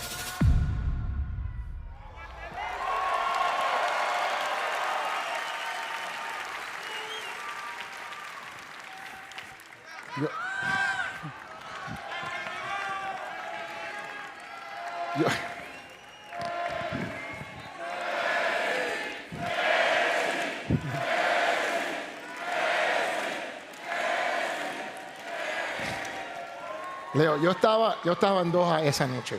Te vi tu sonrisa cuando te estabas levantando el trofeo. ¿Cómo te sentiste en ese momento? Bueno, la verdad que explicar las sensaciones de ese momento es difícil de explicar y encontrar con palabras lo que significó ese título, ¿no? A nivel personal, a nivel de familia, de compañero y de país, ¿no? Quedó demostrado cómo lo festejó el país, la necesidad y la gana que teníamos de que suceda, que vuelva a suceder después de tanto tiempo que había pasado. Y para mí fue especial, primero porque como para un jugador ganar el Mundial creo que es lo máximo, ¿no? Es como cualquiera en su trabajo, en cualquier profesional, poder llegar a lo máximo. No hay más, después del Mundial no se puede pedir más nada. Y encima yo había tenido la suerte de haber conseguido todo antes, a nivel de club, a nivel individual. Habíamos conseguido también con la selección Copa América. Era la que faltaba también, ¿no? Entonces era como cerrar toda mi carrera con ese trofeo. Y vemos los momentos de victoria y los momentos de oscuridad, de fracaso. ¿Cómo tú lidias con esos momentos? Bueno, la verdad que siempre intenté de sacar cosas positivas de todas esas derrotas. Primero entender que puede pasar, que es un deporte y a veces se gana y se pierde. A nadie nos gusta perder, pero es el deporte, es así, pasa en todos lados. Y después con lo de siempre, ¿no? Con mi familia, con mi gente. En los peores momentos es cuando la gente que te quiere de verdad realmente está al lado tuyo. Y así fue toda mi carrera, rodeado de mi familia, de mi gente cercana, y creo que en los fracasos esos son las personas fundamentales.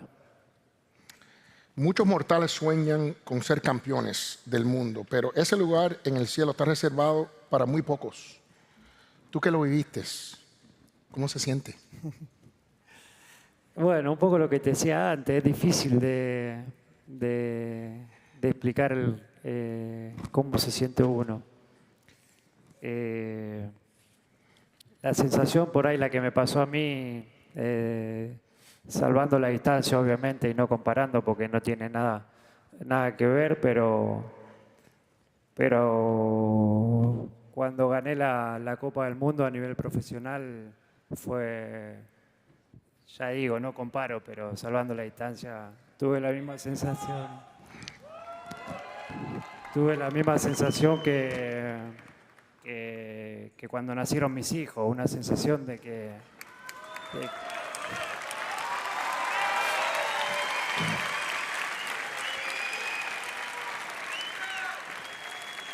una sensación que bueno, el que tuvo la suerte de vivirlo sabe lo que significa y que es difícil de explicar qué se siente en ese momento. Es tan especial y tan grande que todo lo que seguía queda corto y bueno, me pasó un poco eso. ¿Y te cambió la vida? ¿La vida sigue igual? ¿Cómo cambiaron las cosas después de eso? No, cambiar la vida no, porque siempre viví de la misma manera y después de eso continué con queriendo seguir ganar, queriendo seguir cosas y en el día a día normal, como lo hacía antes de ser campeón del mundo, pero... Todavía vas al supermercado. Pero sí que es verdad que la tranquilidad de haberlo conseguido todo a nivel profesional y en lo deportivo sí que me cambió mucho.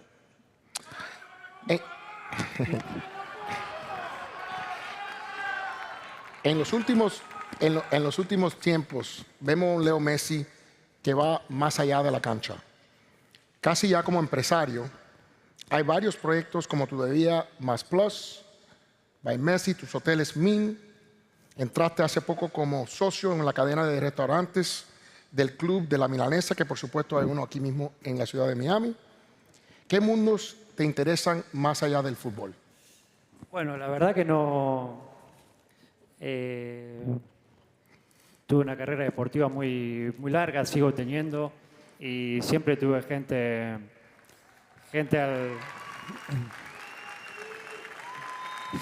alrededor mío de confianza y la cual se ocupaba un poco de todo eso.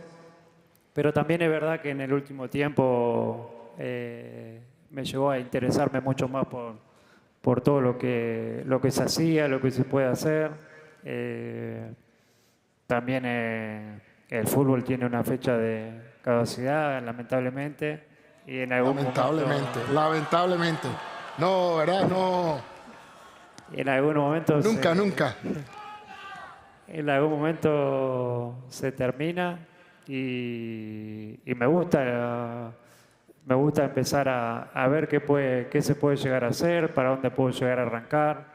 Pero el tema empresarial es algo que me interesa, que me gusta, que me gustaría aprender, seguir aprendiendo mucho, porque la verdad que no sé nada. Estoy arrancando en esto como empresario. ¿Te parece que puedes jugar por siempre, pero? Parece que puedes jugar por siempre. No, bueno, pero es lo que te decía, ¿no? Siempre dediqué el 100% del tiempo a mi profesión, a mi familia, y es lo que me dediqué, ¿no? Pero sé que se viene otra cosa, otro mundo, y de a poquito me voy metiendo. Ahora tienes también que estás trayendo un torneo a Miami de los niños de sub-16 que va a traer a algunos de los mejores clubes del mundo: el Barcelona, el Manchester City, el River Plate, el Inter de Milán. ¿Tenemos River Plate aquí? ¿Ok? River Plate. El Chelsea, además de nuestro querido, por supuesto, Inter Miami. Ese torneo se llamará la Messi Cup. Hablamos un poco de ese proyecto. Bueno, es algo que decidimos hacer con el club y darle la oportunidad también a los chicos de nuestro club, que tengan la posibilidad de enfrentarse a chicos de otros lugares también, como ya lo hacen y viajan a diferentes lugares a jugar torneos. Queríamos traer algo a casa y que sean ellos los que nos visiten, y creo que es una linda oportunidad. Creo que el fútbol, bueno, me lo podrás decir vos mejor, en Miami ha crecido muchísimo. Buenísimo. Que hoy hay muchos chicos que a muy temprana edad ya quieren jugar y por todos lados se ve practicando el deporte. Y bueno, ojalá sea una linda experiencia para los chicos que vienen, para los chicos del club, y que se pueda seguir manteniendo y pueda seguir creciendo, ¿no? Que sea una linda experiencia, y que la gente que participe le quede un hermoso recuerdo de este torneo y se pueda seguir haciendo. Creo que va a estar muy bueno para todos los chicos de esa edad que lo jueguen, y para los que lo puedan ir a ver los partidos. Creo que van a haber partidos muy lindos, porque vienen equipos de toda parte del mundo y equipos muy grandes. Eres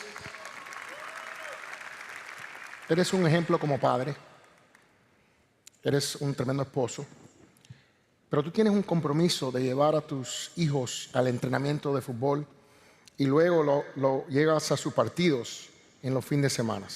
¿Qué te sientes cuando tú ves a tus hijos jugar? ¿Tú te piensas como niño, te recuerdas de ese tiempo, o estás viviendo otra experiencia? No, viviendo otra experiencia, viviéndolo como padre, ¿no? Pero lo disfruto, tengo la suerte de poder de poder acompañarlo a los entrenamientos, a los partidos, que ellos asistan a mi partido, de que estén ahí muy cerquita del terreno de juego. Y nada, intento acompañarlo, disfrutarlo. Ellos son apasionados del fútbol, están todo el día con la pelota, jugando. Y nada, me gusta que crezcan jugando a este deporte, porque es el deporte que yo amo, y poder haber transmitido eso a mis hijos, para mí algo muy lindo, y ojalá se sigan divirtiendo mucho más y que puedan seguir jugando en el club o donde sea, porque no hace falta jugar en un club para disfrutar de este deporte, así que sea donde sea, que sean felices. Qué bueno, qué lindo.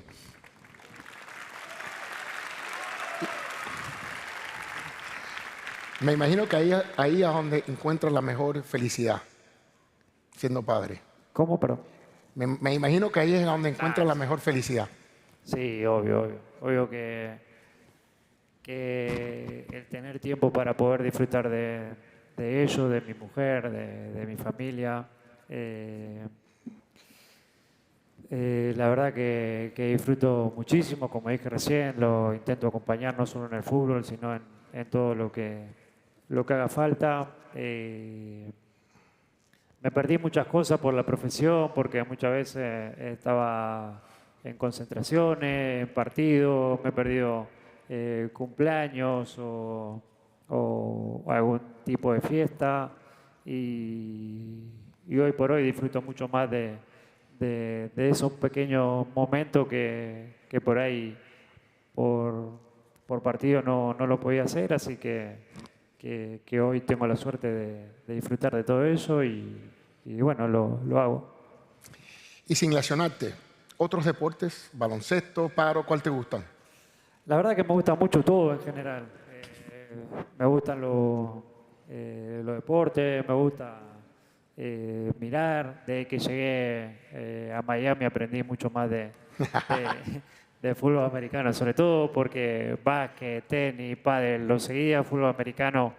No tanto. Por ahí siempre lo que veíamos era la Super Bowl, el último partido, y hoy se sigue mucho más la liga regular. Mis hijos en el colegio juegan al fútbol americano en el patio, y bueno, con ello fui aprendiendo, así que bueno, miro un poco todo en general.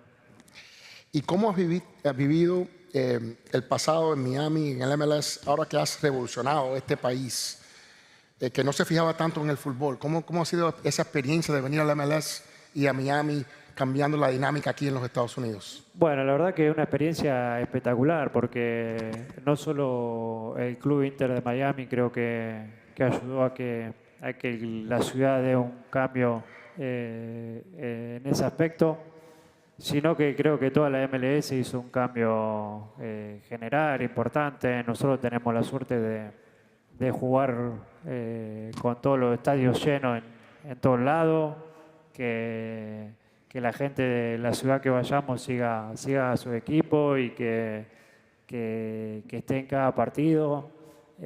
Creo que el fútbol en general en los Estados Unidos ha crecido muchísimo, y se refleja cada fin de semana. Obviamente Miami tiene tu corazón capturado, porque recientemente renovaste tu contrato hasta el 2028. Y por supuesto, yo creo que están construyendo un estadio nuevo en la ciudad de Miami. Yo creo que están construyendo un estadio nuevo en la ciudad de Miami. Sí. ¿Estás contento en estrenarlo ahora? Hace poquito estuve justamente ahí. Eso es lo que vimos. En las obras, y la verdad que parece ser impresionante. Mucha ansiedad, mucha ganas de poder ya estar jugando ahí. No queda un poquito todavía, pero muy poco. Pero bueno, si Dios quiere, el año que viene estaremos ahí. Y sí, el hecho de seguir, de renovar, seguir acá, viviendo en Miami, en el club, va de la mano con todo eso que hablamos recién, ¿no? Lo bien que estamos, lo bien que está la familia, lo bien que está mi mujer, mis hijos, y bueno, poder seguir ayudando en el crecimiento del club y que se sigan viniendo cosas lindas. Yo sé que hasta ahora no has dicho si vas a jugar en el Mundial, pero es significativo que el Mundial va a estar aquí en los Estados Unidos. Aquí tenemos a Gianni de FIFA, que está aquí con nosotros. ¿Cómo tú ves el Mundial impactando al fútbol en los Estados Unidos? Bueno, yo creo como que ya pasó en el 94, cuando se jugó el Mundial en Estados Unidos, que fue algo espectacular y que hubo un punto de partida a partir de ese Mundial en la Liga de Estados Unidos.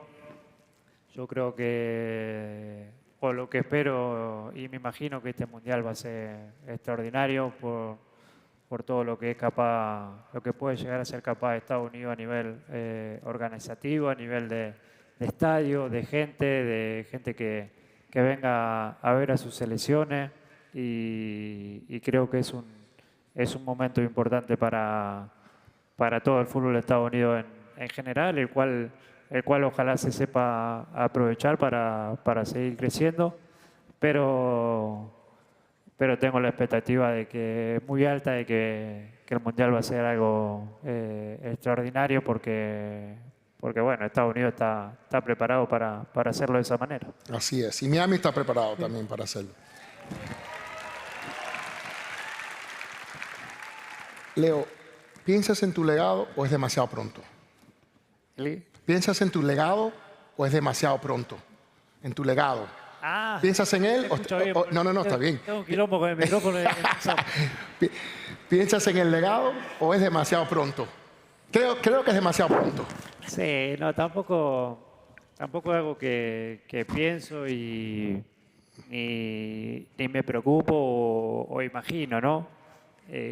Intento de disfrutar el día a día, de disfrutar de lo que hago, que soy un agradecido de poder hacer lo que amé de chiquito y sabiendo también de que el tiempo pasa, entonces hoy por hoy disfruto más de todas esas pequeñas cosas que por ahí cuando uno es joven no le da importancia o pasa muy rápido y pienso en lo inmediato, en el día a día, en el disfrutar más que en lo futuro, en lo que se venga o en lo que se pueda llegar a venir, ¿no? La verdad que no es algo que haya pensado ni, ya te digo, ni me preocupe tampoco, ¿no? En el momento que me retire, que pasen los años, seguramente yo mismo voy a valorar mucho más todo lo que hice en mi carrera y lo que logré a nivel profesional, pero bueno, hoy es el momento de seguir disfrutando y de seguir jugando.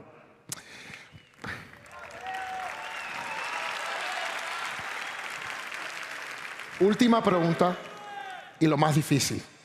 Tienes 11 años, eres un chico de 11 años y tienes una opción. Venir a ver a Leo Messi hablar al público de Miami o ir a jugar un juego en tu club. ¿Qué tú decides? No, siempre me costó mucho más todo esto de hablar en público, de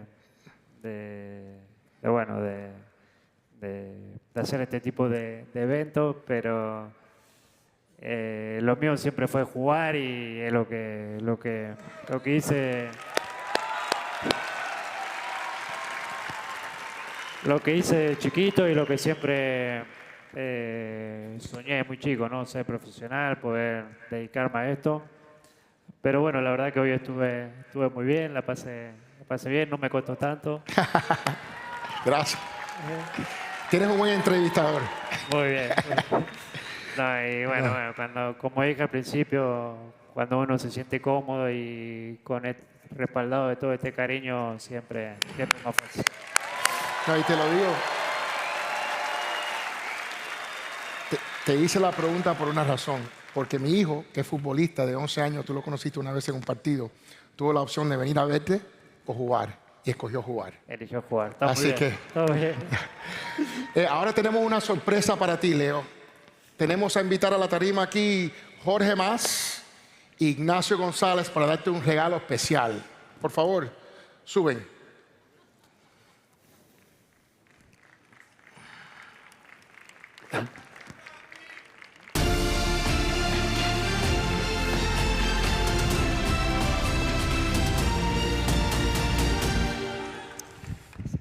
Gracias, Leo. Hace mucho tiempo que he teniendo el deseo para darte y entregarte esto por todo lo que tú has hecho para nuestra gran ciudad, para nuestro país, para el mundo de fútbol. Gracias.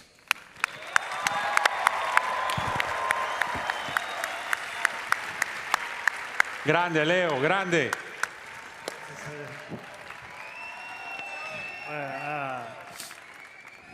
No, nada, solo agradecer, me siento muy honrado por esto, la verdad que como dije recién, nos sentimos muy queridos, muy agradecidos, muy feliz de estar viviendo en esta ciudad y poder tener esta distinción para mí es un honor muy grande, así que... Te queremos. Bien. Gracias. Bueno, quiero compartir y quiero decir algo de nuestro capitán, del Inter Miami, nuestro número 10. Esto es un pequeño obsequio de esta ciudad que tú has capturado los corazones de todos nosotros. Así es. Pero esto es una bienvenida no solamente para ti, pero para Antonella, para tu bella familia, para que siempre se puedan sentir aquí en tu casa. Muchas gracias. Y por supuesto para el nuevo estadio que vas a estrenar pronto en Miami. Gracias. Gratulación. ¿Qué quiero decir?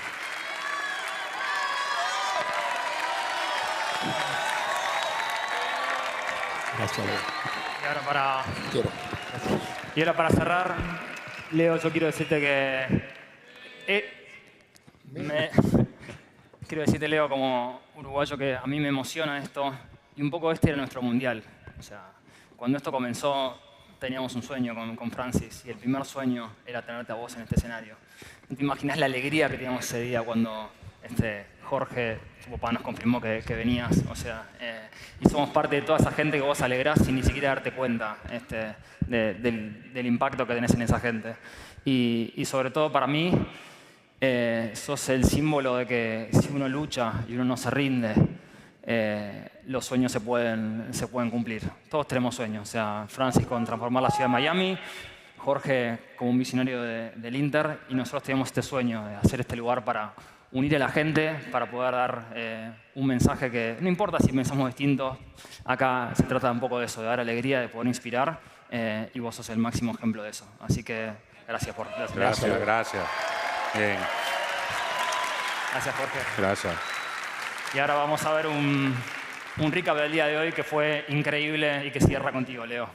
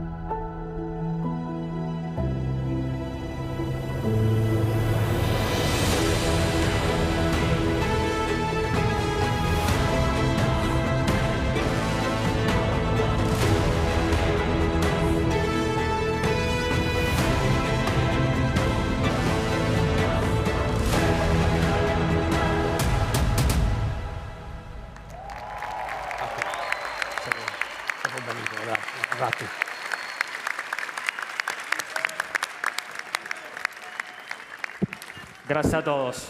Gracias. Para acá. Vamos para acá.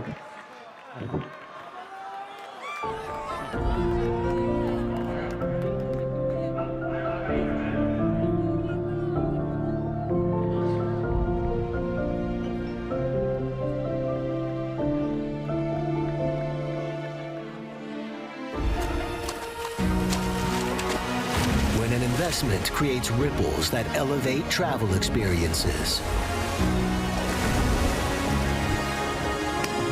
Builds world-class facilities and drives a whole new range of possibilities.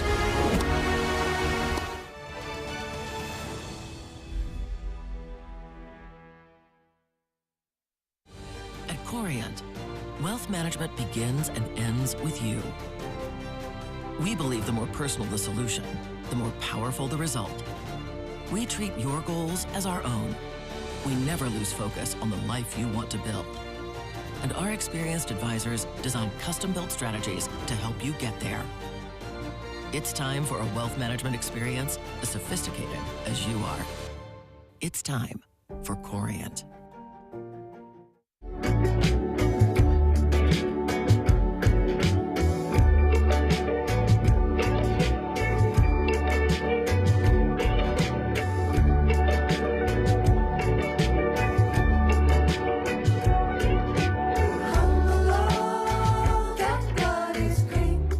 At the Adam Smith Center for Economic Freedom, you don't just learn, you achieve.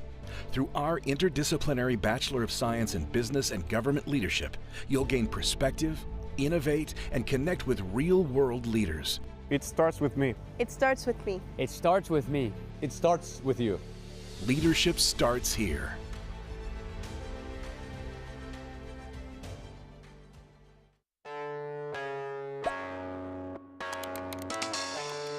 Every day, brands fight for attention. Clicks, views, impressions, all drowned in the noise.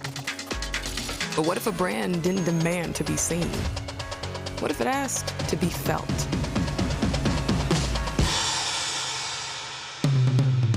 This is the power of presence in the real world.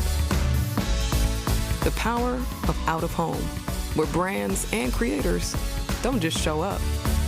They connect, moving beyond exposure into unskippable shared experiences, moments that become memories, messages that move. It's more than a format. Out of home is a force for creativity, a spark for community, a driver of culture, because it's not just about making a statement. It's about making an impact. From first glance to final decision, every moment we create delivers real outcomes.